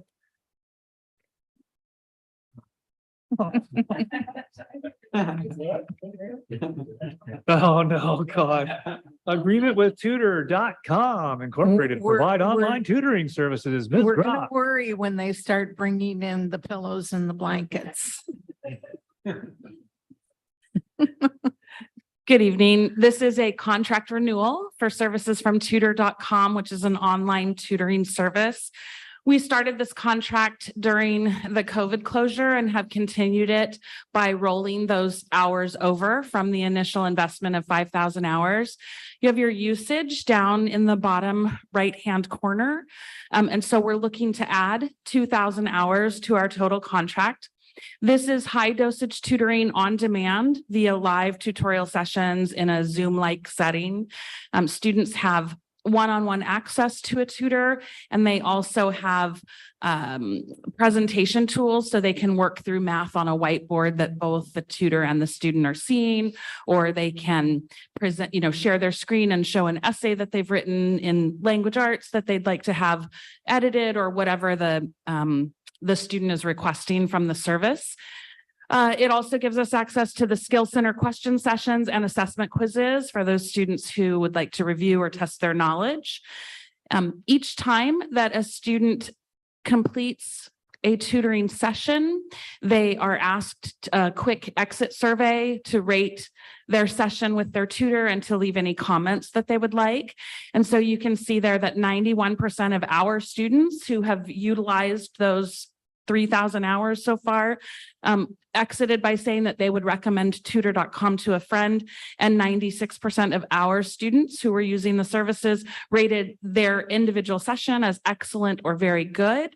And we don't have pictures of tutor.com, but I did pull some quotes from their exit interviews so that you could see what students were saying as they were leaving those sessions.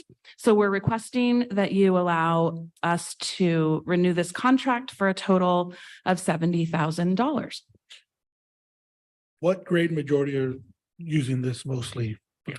Fourth, third up, or? So it is available to every SMBSD student, TK through 8th grade. We do see a lot more usage in the junior high areas. We actually have some teachers, I wrote there, the campus with the most hours is Fessler. We have some teachers who encourage their students to get onto tutor.com during class when they have a big writing assignment due in a few days and they need someone to edit it with them, and a teacher can't get around to all 36 students in the period. So there's a lot of that type of learning at the junior high. So definitely more usage at the junior high level, but it is available TK through 8th grade for us. Thank you. Ms. Crocker, I'm assuming probably there are no or haven't been any reported connectivity issues or problems accessing the site at this point?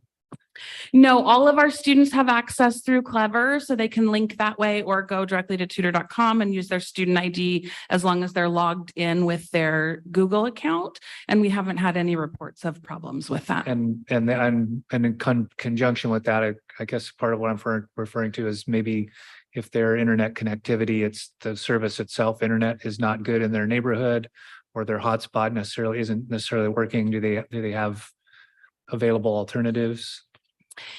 So tutor.com actually provides me with usage reports and problem reports. So if a student is dropped from a session unexpectedly and they don't rejoin that session, I get a report that says, hey, we lost this kid and you might need to check on them or find out why they left.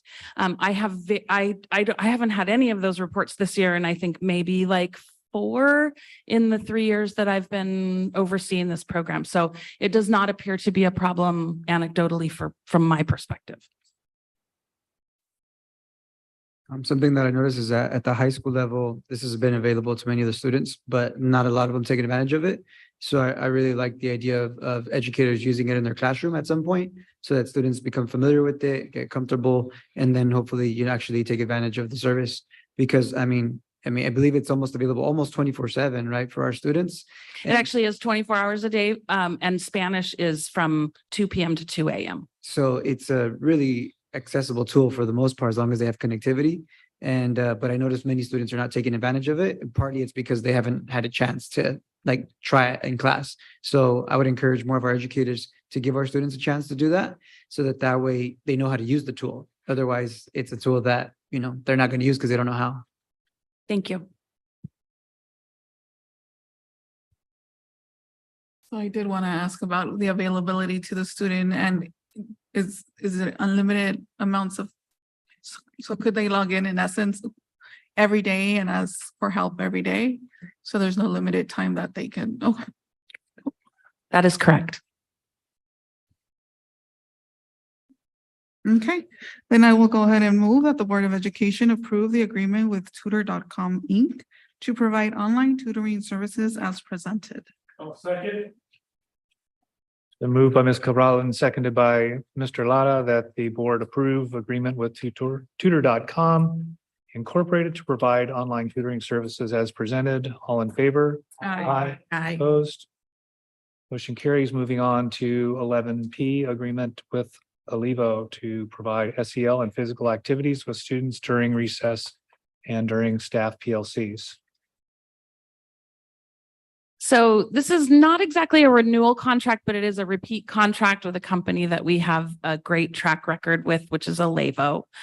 This is being brought to you at the district level, but I want to really stress that sites are providing these services. This is not district funded. These are individual sites who have put these funds aside either through their SIPSA funding, which means they've gone through school site council and ELAC to propose this expenditure and get approval from those educational, we don't call them stakeholders anymore, we call them partners. So with their community partners, and then also several of our sites who are receiving the literacy lab grants are using some of their lit lab money to provide this level of support to release teachers for PLC time. So this is a repeat contract. The total amount is $473,898. All of the Alevo coaches are local to this community. Many of them are graduates of our programs, including our elementaries and high schools. So I think it's really important that our students are seeing people who look like them and have been through their experiences and been in their community schools. It's really exciting. And many of those employees also coach at the local level, whether that's a youth sports league or a high school sport. Lots of coaches in there. We're very happy with the services that they provide. They're all aligned to the Castle 5 framework. And so we're requesting that you approve this contract for the sites who have pursued it.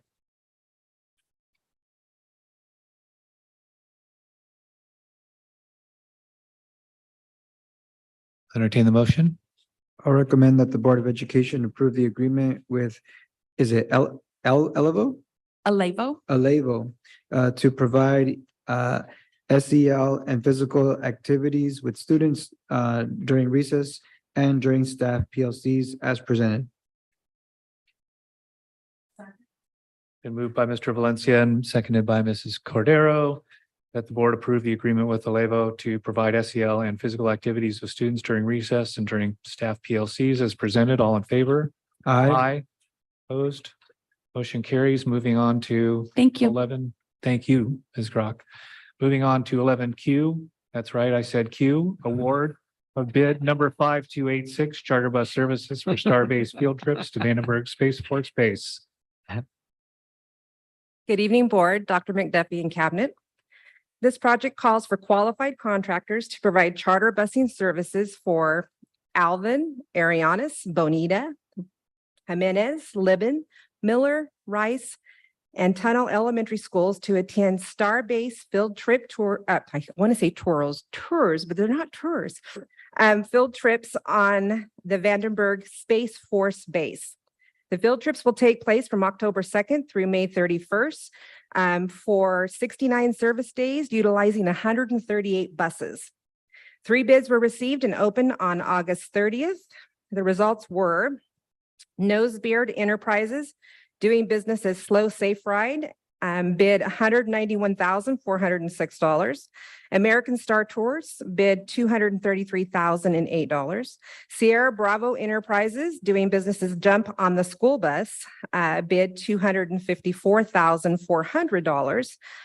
Given the bid amount variance between the low bid and the 2 other bids, the purchasing department did contact the low bidder to confirm that the total net bid amount submitted was all inclusive and that it included the travel time from the contractor's terminal, pickup and drop off from each school site, as well as the required 5-hour standby time on the Vandenberg base. Nosebeard Enterprises responded that their bid price is all inclusive and that they will take great care of our students. Nosebeard Enterprises has been deemed, therefore, Nosebeard, that I have a hardest time with Nosebeard. Nosebeard Enterprises has been deemed the lowest responsible bidder, and therefore staff recommends bid 5286 be awarded to Nosebeard Enterprises LLC, doing business as Slow Safe Ride, in the amount of $191,406 upon execution of the required contract documents. How's their safety track? I think Javier can answer that. They are one of our charter bus companies that we have done quite a bit of business with. Yes. They do have to be certified. Yeah. Well, we have not had any issues with them recently or in the past. So their safety record with the district is very well.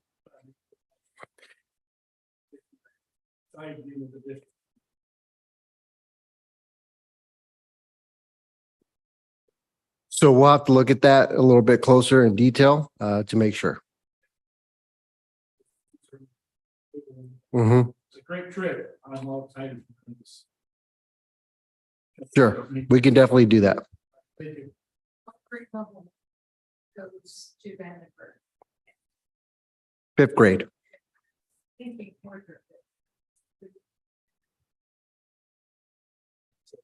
And my question is around what we can, because this is a very major investment, right? We're taking lots of different students, lots of different of our sites. That's wonderful.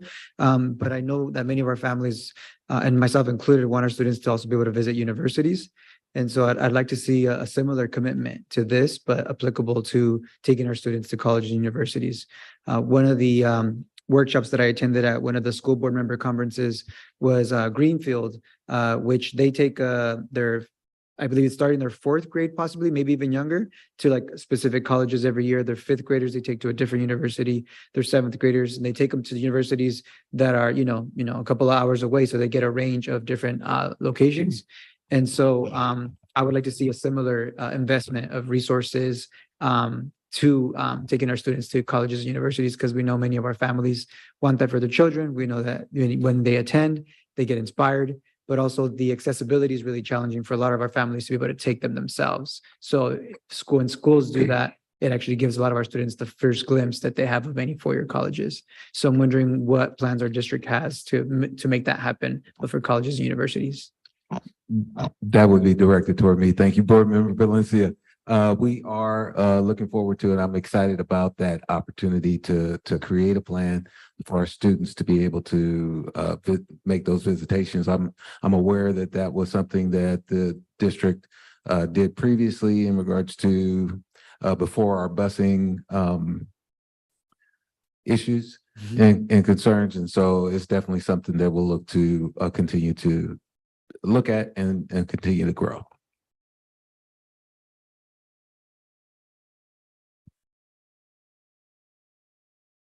Okay, I'll go ahead and move that the Board of Education approve the award of bid number 5286 charter bus services for star-based field trips to Vandenberg Space Force Base to Nosbeard Enterprise LLC, doing business as Slow Safe Ride, in the amount of $191,406 as presented. I'll second.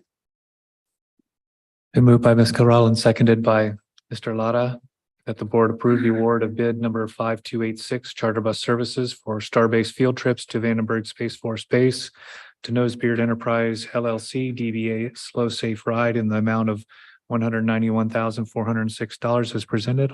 All in favor? Aye. Opposed? Motion carries. And moving on to item 11R, resolution 23-0. Yes. It was 2304 and now it's 23. Oh, you are so messing with us. You are mixing us up. National Hispanic Heritage Month. Dr. McDuffie, I'm sorry. That's quite all right. I just was noticing the juxtaposition of numbers there. I know. Very good.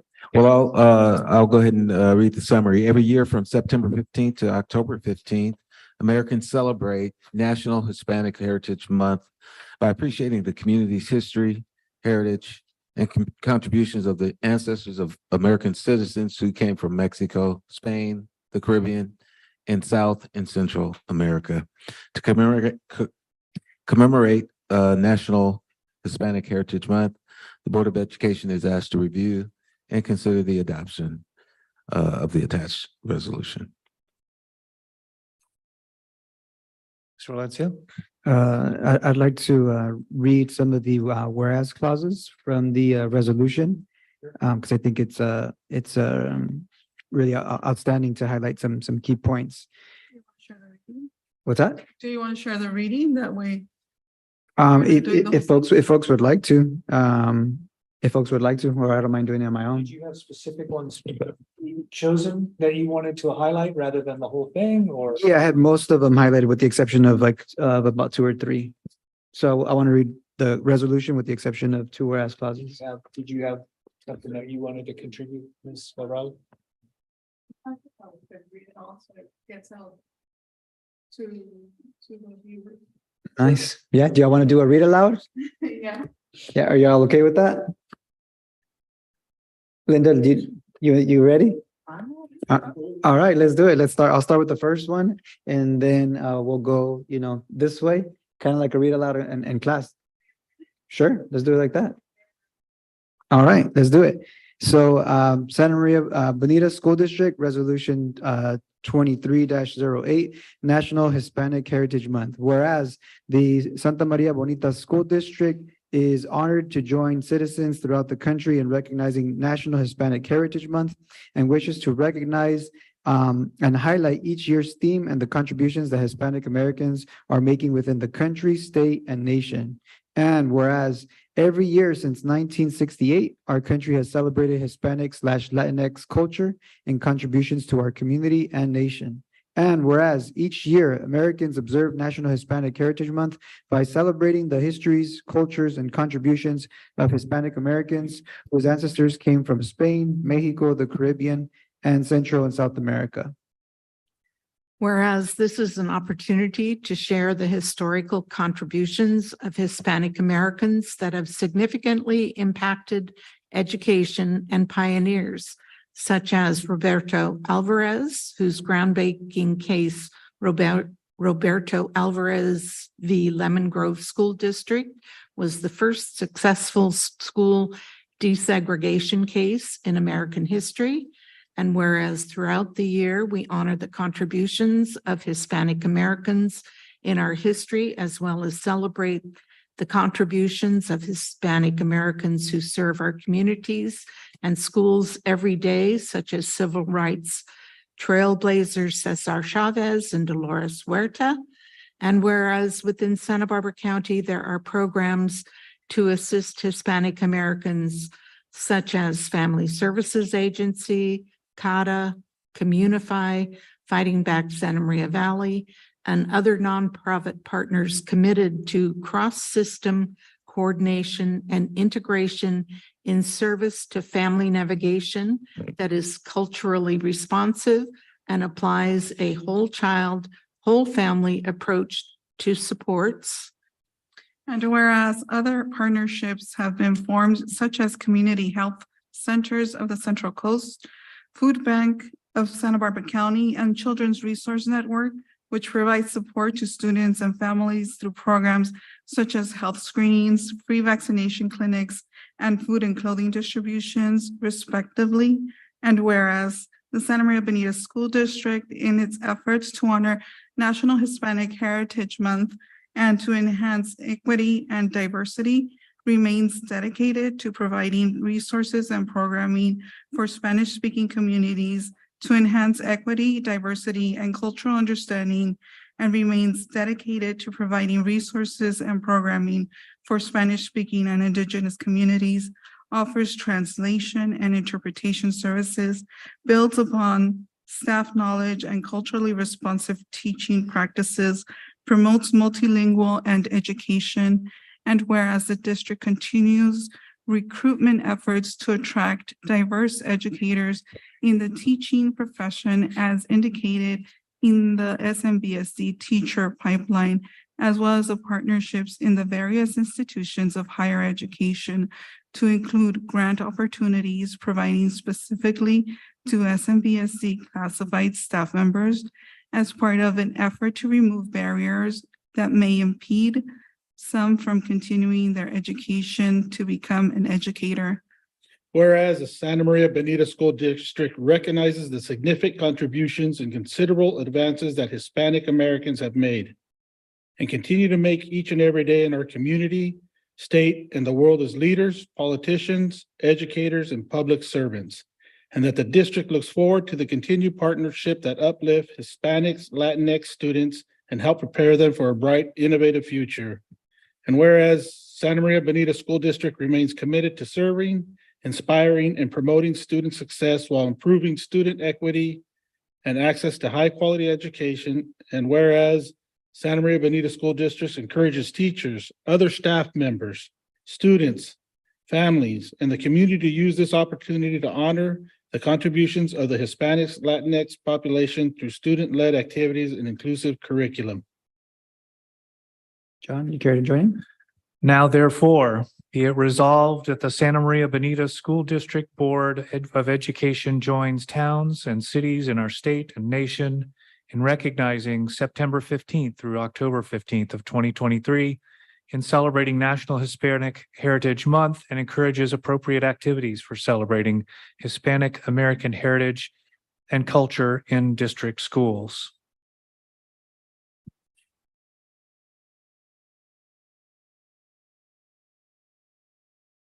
Your motion? Then we'll go ahead and move that the Board of Education adopt Resolution 2308, National Hispanic Heritage Month as presented. I'll second. It's been moved by Ms. Corral and seconded by Mr. Valencia that the board adopt Resolution 23-08, National Hispanic Heritage Month as presented. Roll call, please. Mr. Laura, Aye. Ms. Cabral, Aye. Mrs. Cordero, aye. Mr. Valencia, Aye. Mr. Hollinshead. Aye. Motion passes. Yeah, okay. Are you guys all good? Okay. We'll move on to discussion item 12. Oh, sorry, we do not have that. Eek. Moving back to the consent.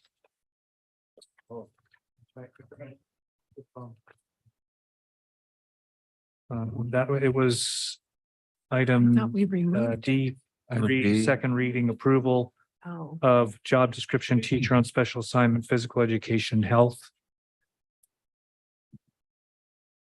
Was there a? Yeah, you want to- it was, You, we you had- wanted that so we can explain a little bit more about the job description and what especially the, the health aspect of it. very good. In light of the greater responsibility being placed on us in that category. Very good. Ms. Lochungu? Thank you. Good evening. I'm actually going to invite Lori Grock up to the podium to speak more about this job description. What page is it, John? It is page, 128. yeah, 128. Yeah. yeah, it's embedded well within the consent.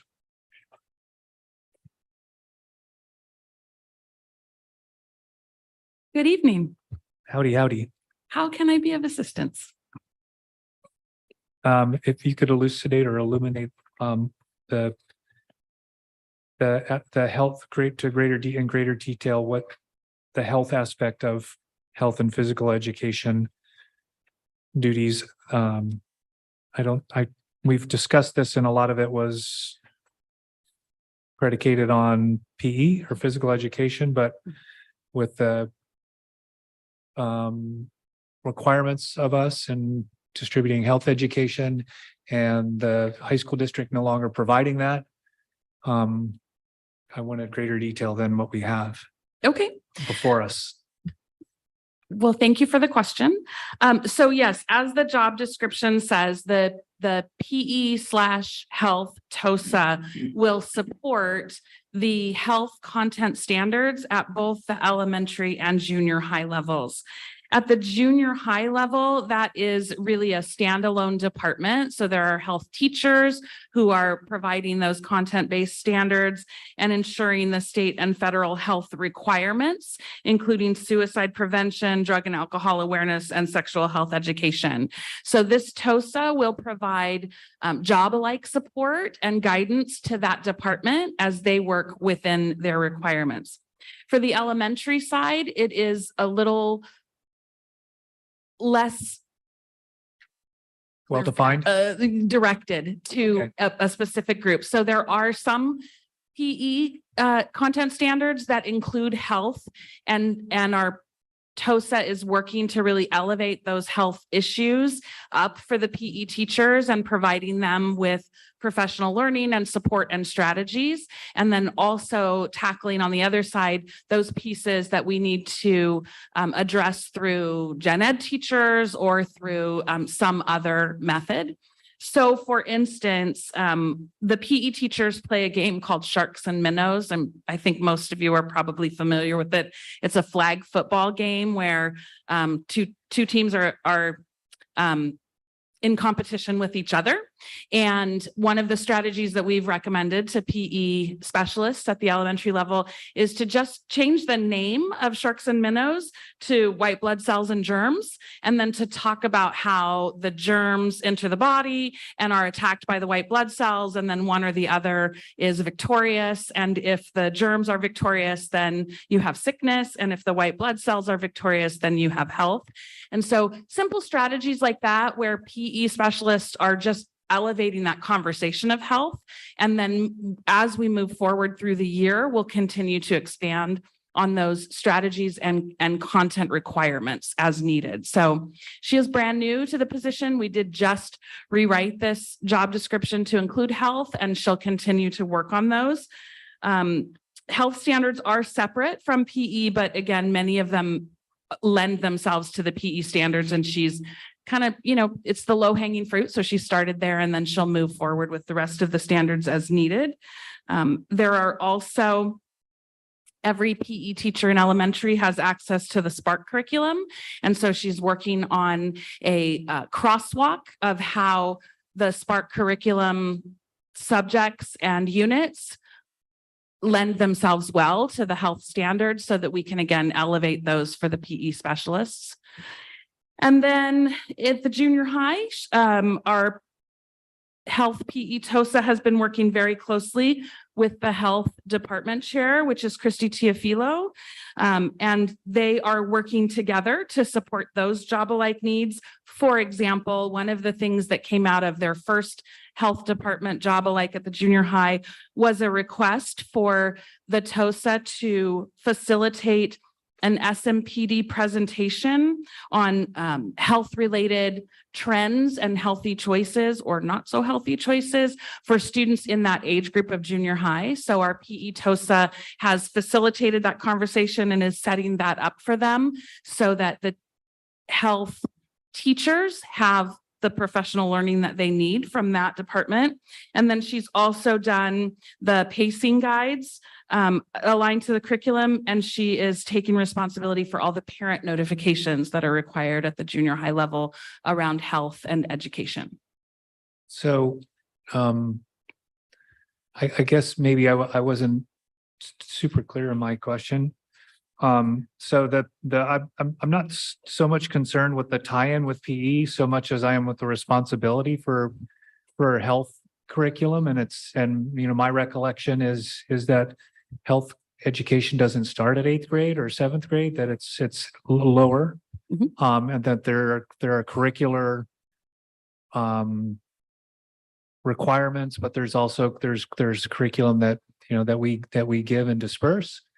And I wanted to know, one, how this TOSA was going to be responsible or involved with that, but two, also, given the fact that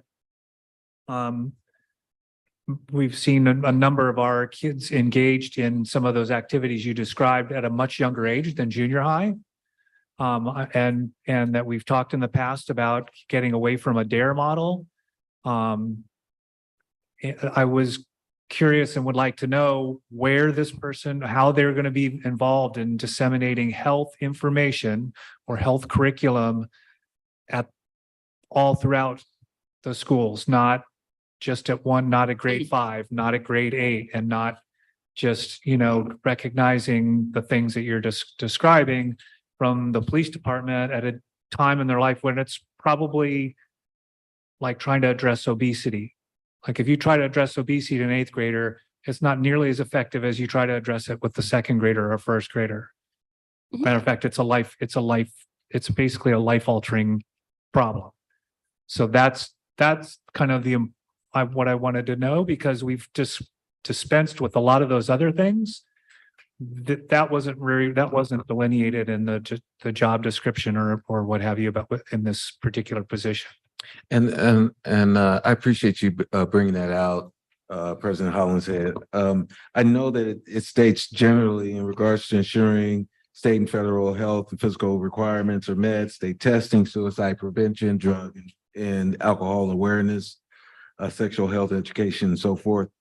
And I think what you're looking for is the design of that of this TOSA in regards to how we utilize this TOSA in order to kind of create something that's going to be beneficial for our students through the means that you talk about. We have to coordinate with Dr. Zimmerman, any of those kinds of things. Yeah.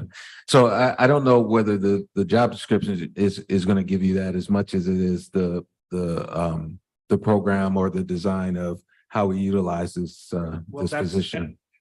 I got you. But that's part of the reason I wanted to discuss it. Yeah, Is absolutely. because I didn't feel like when we went to first go through with this, we had any kind of sense of that.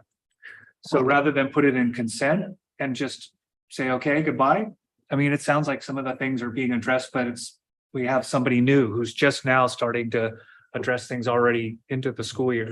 So it's adaptive and reactive. Yeah, absolutely. Appreciate that feedback. Mr. Valencia. What I noticed from the job description is that either under knowledge of or under ability to, what's missing is bilingual or multilingual preferred. So I'd want to make sure that that's added either in the section of ability to or knowledge of section.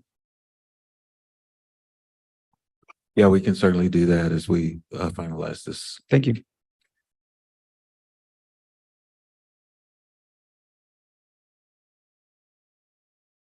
Over there.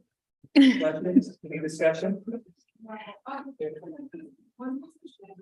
This is one position. Yes, yes.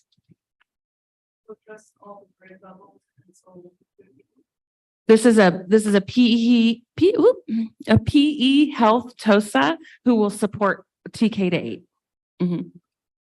And Mr. Hollins here, I would just share that I recognize everything that you're saying, and I agree that there's a lot of work to do, but definitely we are on board with developing that scope and sequence of health standards for K-6, as it says in the job description, and working with Dr. Zimmerman's shop to really lay out those expectations so that we have a complete and comprehensive and early model of health education for all of our students. So we look forward to doing that work this year. Yes. So I'll go ahead since I'm the guy that pulled it. Move to approve the job description teacher on special assignment, physical education and health as presented. Do I have a second? Mr. Lara? So I've moved and Mr. Lara has seconded the approval of the job description, teacher on special assignment, physical education, health as presented. All in favor? Aye. Motion passes. Sorry, we'll move back to discussion. Thank you, Ms. Crock.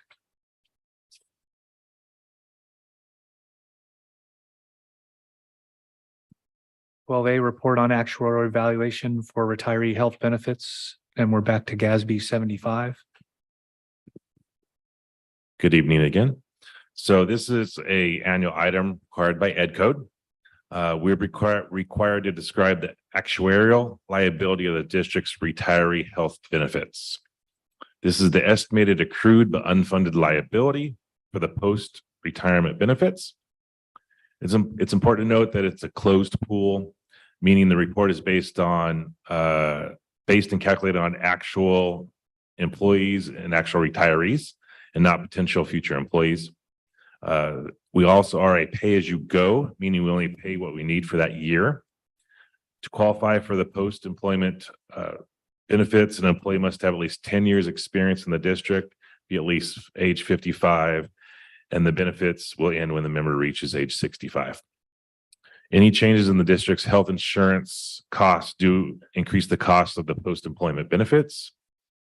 So the actuarial liability as of June 30th, 2022 is $22,891,290. What this number represents, it's the net present value. So today's dollars of potential future costs. The valuation includes benefits for 68 retirees and over 1,200 employees that may be eligible for this when they retire. So what an actuary does is they look at healthcare costs, mortality tables, healthcare trends. They try to create a formula to measure risk and uncertainty. And when they do that, they came up with the $22.9 million. So with that, I can answer any questions.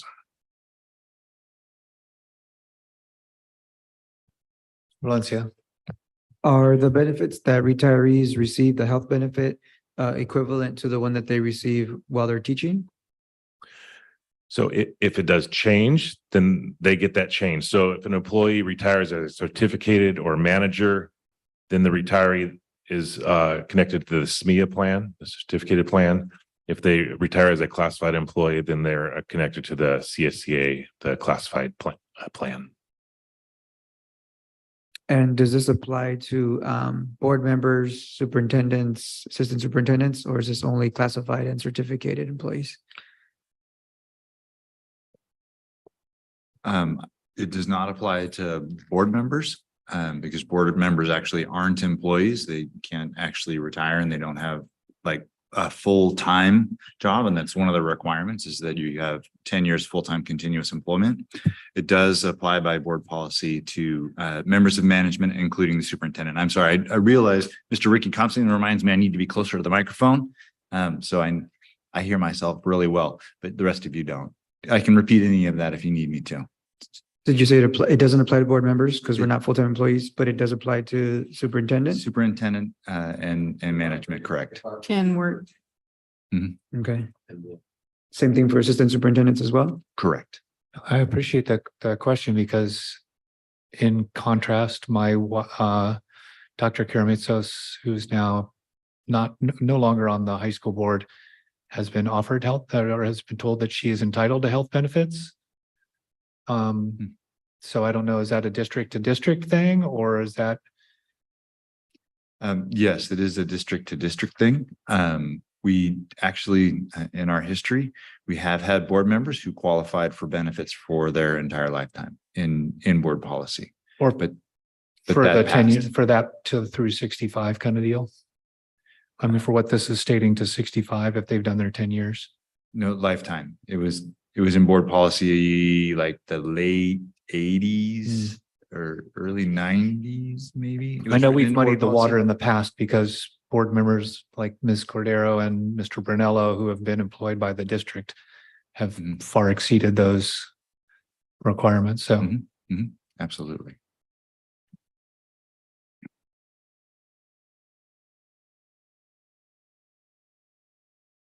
All right, I'll acknowledge receipt of the report of actuarial valuation for a retiree health benefits program under GASB 75. Thank you, Mr. King. Moving on to 12B, summer program recap. So Xiang Wu. Ms. Grok will be presenting. Thank you. Thank you. Well, hello again. Hello again. I know it's late, but this one's a fun one, so I hope that you enjoy it. I am here to just recap for you all of the amazing things that we did this summer with our students and families. So this is an overview of our summer programs. Could not have been possible without the concerted efforts of every department across this district.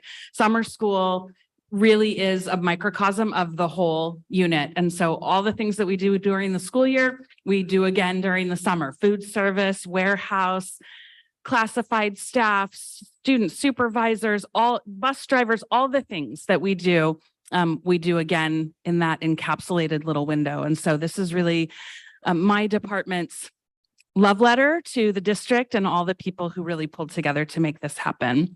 So summer programs 2023, they were amazing. We had so much fun.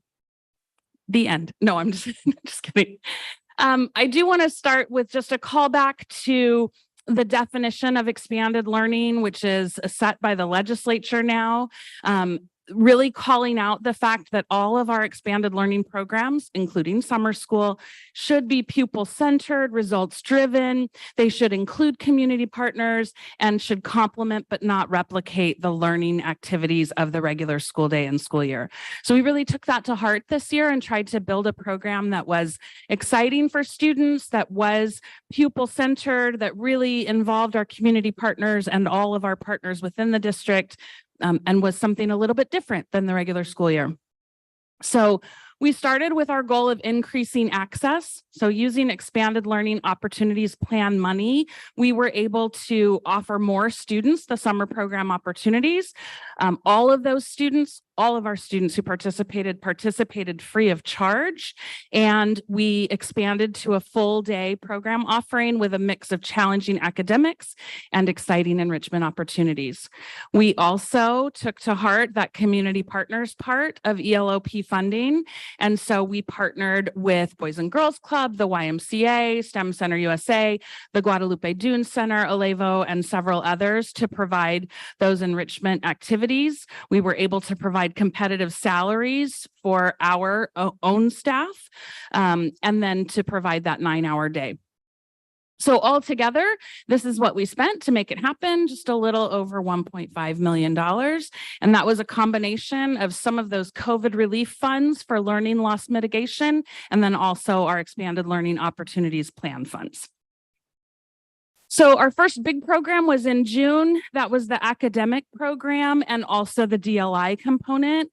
We held that at 3 sites, Jimenez, Ontiveros, and Tommy Kuntz Junior High. We hosted 1,239 students in the AM academic portion of the program.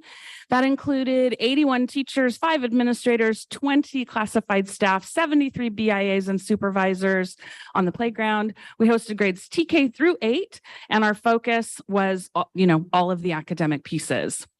It was awesome. We also this year expanded our definition of summer programs to include field trips. So I don't know that we've ever done a lot of field trips during summer programs before, but we did it this year, including a trip all the way to San Jose for our 7th and 8th graders to participate in the Tech Interactive. And you'll remember, I'm sure, approving the contract for Jump on the School Bus to provide much of that transportation because we were not able to access our own, we didn't have the availability. So those are all the places that we went and some fun pictures of what we did. And there's some more fun pictures. We also had some limited availability in terms of places that we could go and transportation available to get us there. So in limited instances, specifically, we focused on the youngest children, the TKK kids, who might not have ever been on a field trip before. And we brought those guest presenters into them at their site. So we had the bookmobile come in, we had the tide pools come in, and we were able to get all of the students a field trip without leaving the school. So next came our summer enrichment programs. That was the PM portion of our June offerings. We offered that at Jimenez and Ontiveros. So we brought those junior high students from Tommy Kuntz back to one of the 2 elementary sites for the enrichment if they wanted to stay for the PM. We hosted 1,010 students. We hosted 42 SMBSD enrichment providers, and that could be certificated or classified. We have an MOU with CSEA to be enrichment providers as well. So that's not just that is not just certificated teachers, and then also 20 enrichment providers through those outside contracts such as Alevo and the Guadalupe Dunes. We had 50 community partner staff, including the YMCA and Boys and Girls Club, who were helping run those programs. We hosted 2 administrators, 4 staff members. We hosted grades TK through 8, and our focus was on hands-on engaging learning experiences that ranged from digital music composition to creation of art, floral arrangements, sports, dance, drama, just lots of offerings. We surveyed all of our participants and partners at the exit. And so we had more than 100 staff members respond to our request for feedback. And you can see there what they thought went well during the summer, what they thought the average level of engagement of students was during the summer program, almost all 4s and 5s. And then what was particularly engaging for students, the curriculum, the math games, and the field trips were all high on the list. Then we surveyed our students. We had over 600 students provide feedback on the survey. And so what students liked best ranged from centers to math, to PE, to art, to STEM, to science. They all have their favorite thing. I think that's the whole point of expanded learning opportunities funding, is that you got to hit everybody's passion, not just one. And then we had over 100 parents respond to our survey as well. And so they had their favorites. They loved the field trips. They loved the cooking enrichment, just all kinds of things that resonated, arts and crafts and PE and field trips and all the things. So that was our first foray in June. Then in other programs that we offered, as part of our total summer package, we offered site-based summer bridge programs. So this was an opt-in program.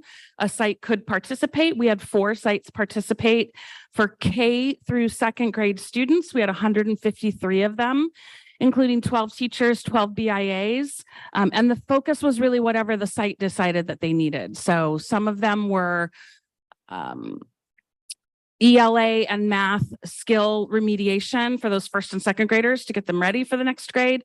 Some of them were just kinder readiness for students who had never been in school before. And so they wanted to kind of get them on campus a little bit early. So some of our youngest learners had some of our best experiences. We also hosted Where Everybody Belongs program at all 4 junior highs this year. So you'll recall, I'm sure, that last year we piloted this at one site. So we've grown that to all 4, including 1,080 students who attended that welcome event. We employed 20 teachers, 20 office staff. The 8th grade students were the leaders. So we had between 10 and 30 8th grade students doing the leading at each site. And then every 7th grader was invited to participate. And the focus was transitioning into the junior high, like making sure that those 6th graders coming onto the campus for the first time had a really good kickoff and felt connected to their site. We also continue to offer off-site programs. So the YMCA, the Boys and Girls Club, People's Self-Help Housing, they host their own camps and we pay for our students to participate in those camps. And so we ended up contracting a total of 238 students in June and 269 students in July that ranged from TK to 8th grade. And the focus really was dependent on what the community partner designed their program to be. So this would be our students going to the YMCA or our students going to the Boys and Girls Club. The Boys and Girls Club had 2 sites, the YMCA had 2 sites, and People's Self-Help Housing had 1.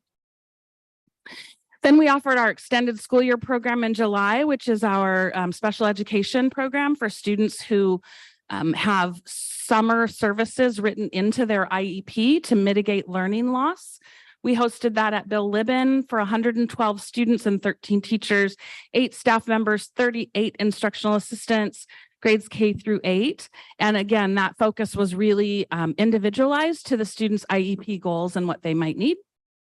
We also hosted Migrant Summer School in July at Sanchez for 448 students.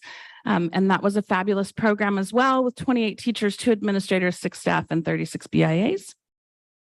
And Migrant also did their own field trips or educational excursions, including a family trip to UCSB that also included a stop at the Santa Barbara Zoo.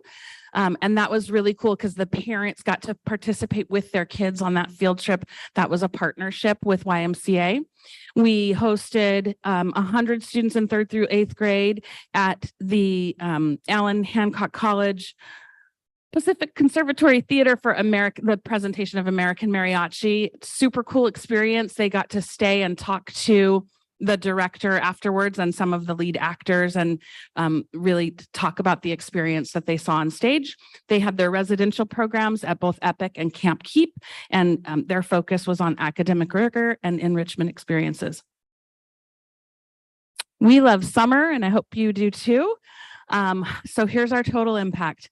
2,069 individual students were impacted in some way by participating in one or more summer offerings.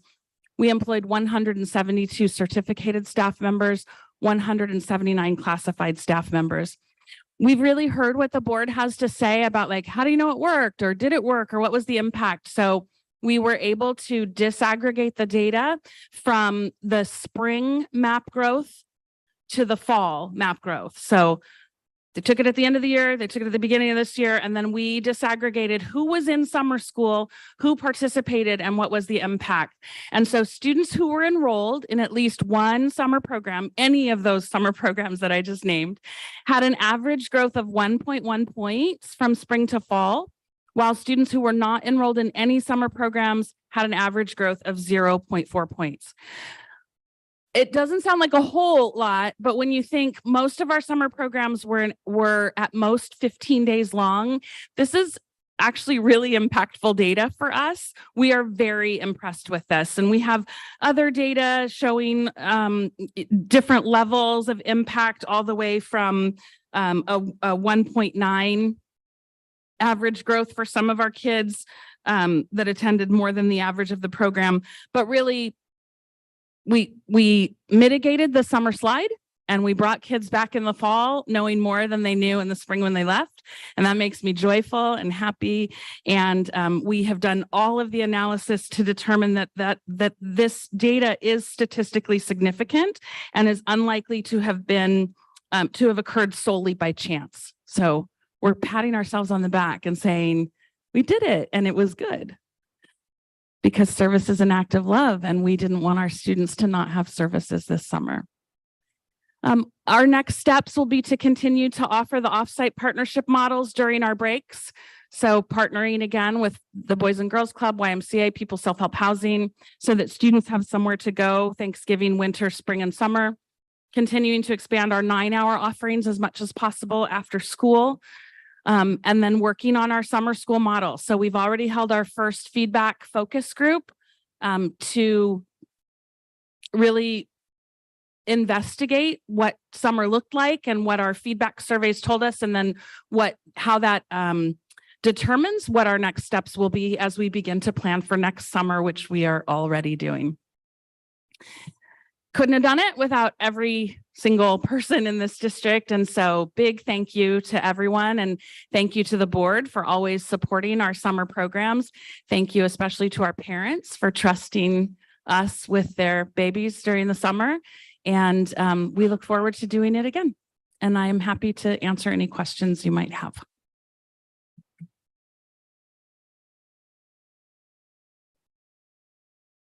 Did we have to turn any students away for lack of capacity? We did not. This year, we were able to enroll everyone who requested enrollment. And then do we have a target? I mean, correct me if I'm wrong, but approximately 2,000 students participated, and our student population is approximately 17,000. So do we have a goal in terms of, do we want that, do we want it to be half of our student population as opposed to less than 20% currently?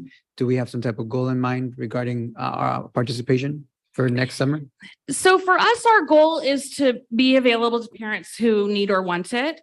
I don't think that we've really drilled in on a number, but we have, as a team, discussed the fact that we would really like to scale up to more sites. So we were really hampered this year, the number of sites available, because many of our sites were already scheduled for pretty massive M&O projects, like a new playground or painting. So we were pretty limited in the sites that we had available. And then of course that limited how many classes we could offer, because you only have 32 classrooms on campus. So we haven't really talked about a goal in terms of numbers of students, but our goal is to have one elementary site per cluster, and then one junior high site for 6th, 7th, and 8th grade. So we'd like to scale up from 3 to 5 sites next year.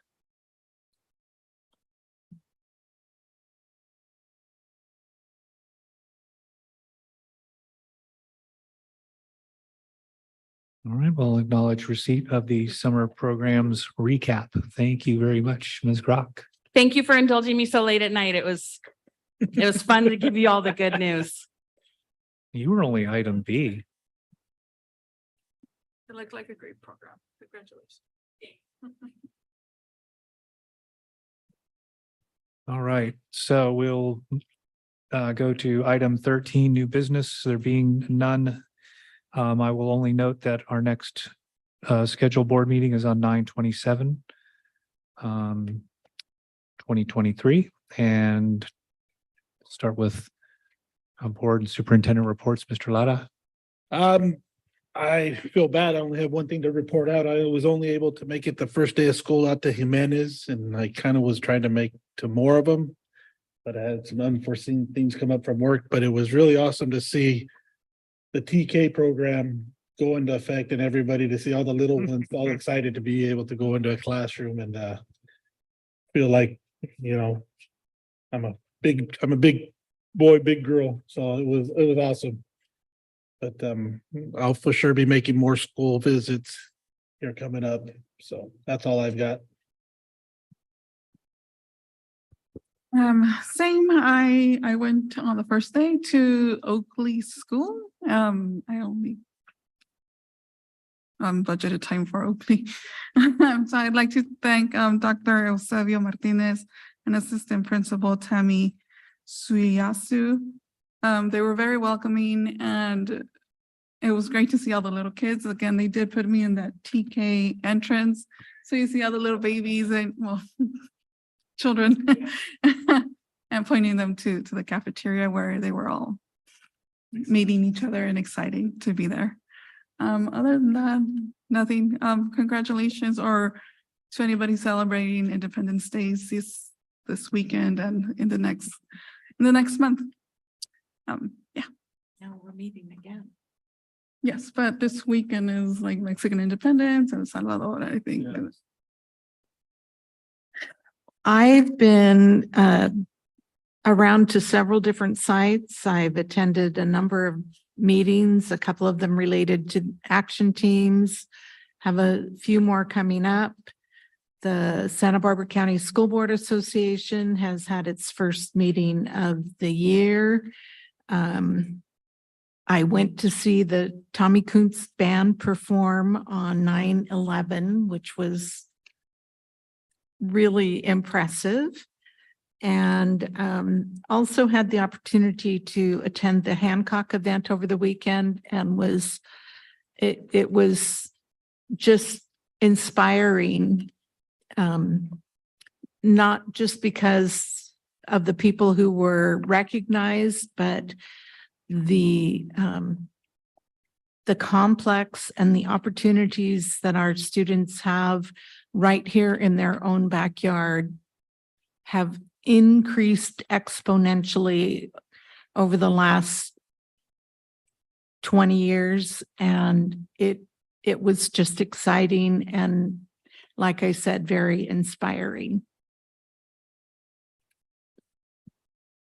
One of the things that I was made aware of through our weekly board emails is that we now have an online library. I believe it's called Sora, and students can access it through Clever, which I believe is about 17,000 ebooks.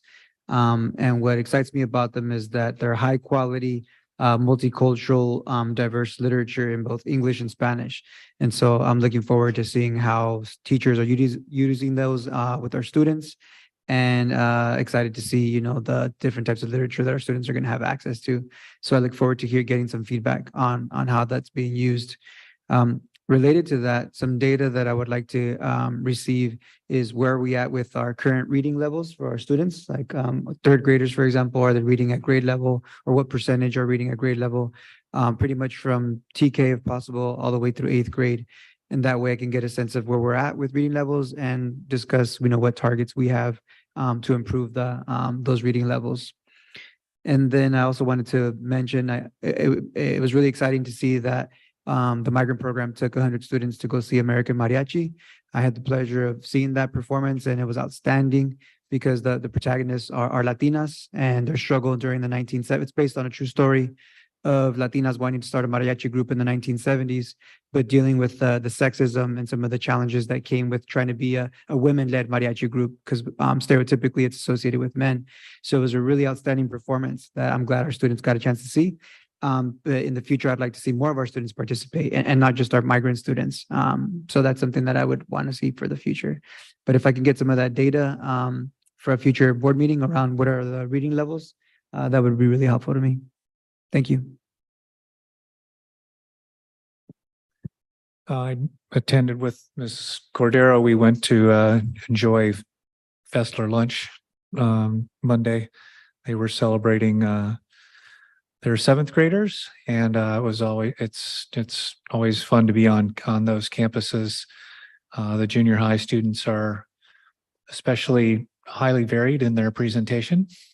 I don't know exactly what I mean by that, but other than there are some that are very intrigued by who you are and why you're here, and they'll be very forward in talking to you. And there are others that, much to their own chagrin, when Dr. Palmerston tries to get them to come over, they will not. So there are varying degrees of their social interaction with us on campus, and it was really fun to see them interacting and with one another, and a lot of positive vibes on that campus. And I've had a lot of positive reports from the other campuses as far as things feeling really good on campuses, and really not getting any more definitive than that, just feeling really good. Other than that, I basically just became a grandparent 3 weeks ago. So other than that, oh, that means one of the teachers in the district became a mother. That's your first job? Yeah. All right. Thank you. Charlotte Grace, Beautiful. also known as Charlie.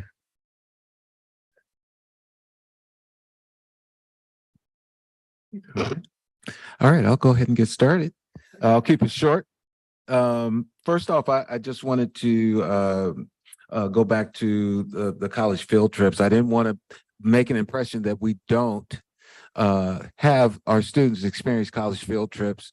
And Ms. Loftus reminded me of all our 8th graders going to Allen Hancock.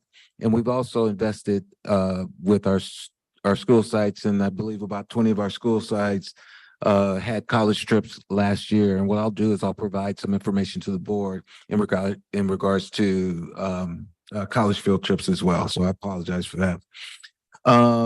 Also, I just wanted to make this announcement in regards to Natalie Durbin, an instructional coach. Natalie Durbin helps improve practices and achieve great student engagement and outcomes. She is an instructional coach at Liberty Elementary School, and I want to thank her for her work. She is one of the educators selected to be honored at the 10th annual Salute to Teachers Gala in November, hosted by the SBCEO and founding sponsor Cox Communications with support from other sponsors. And so I just wanted to congratulate her on that honor, and looking forward to celebrating that with her as well. And that's all I have for tonight. And thank you very much.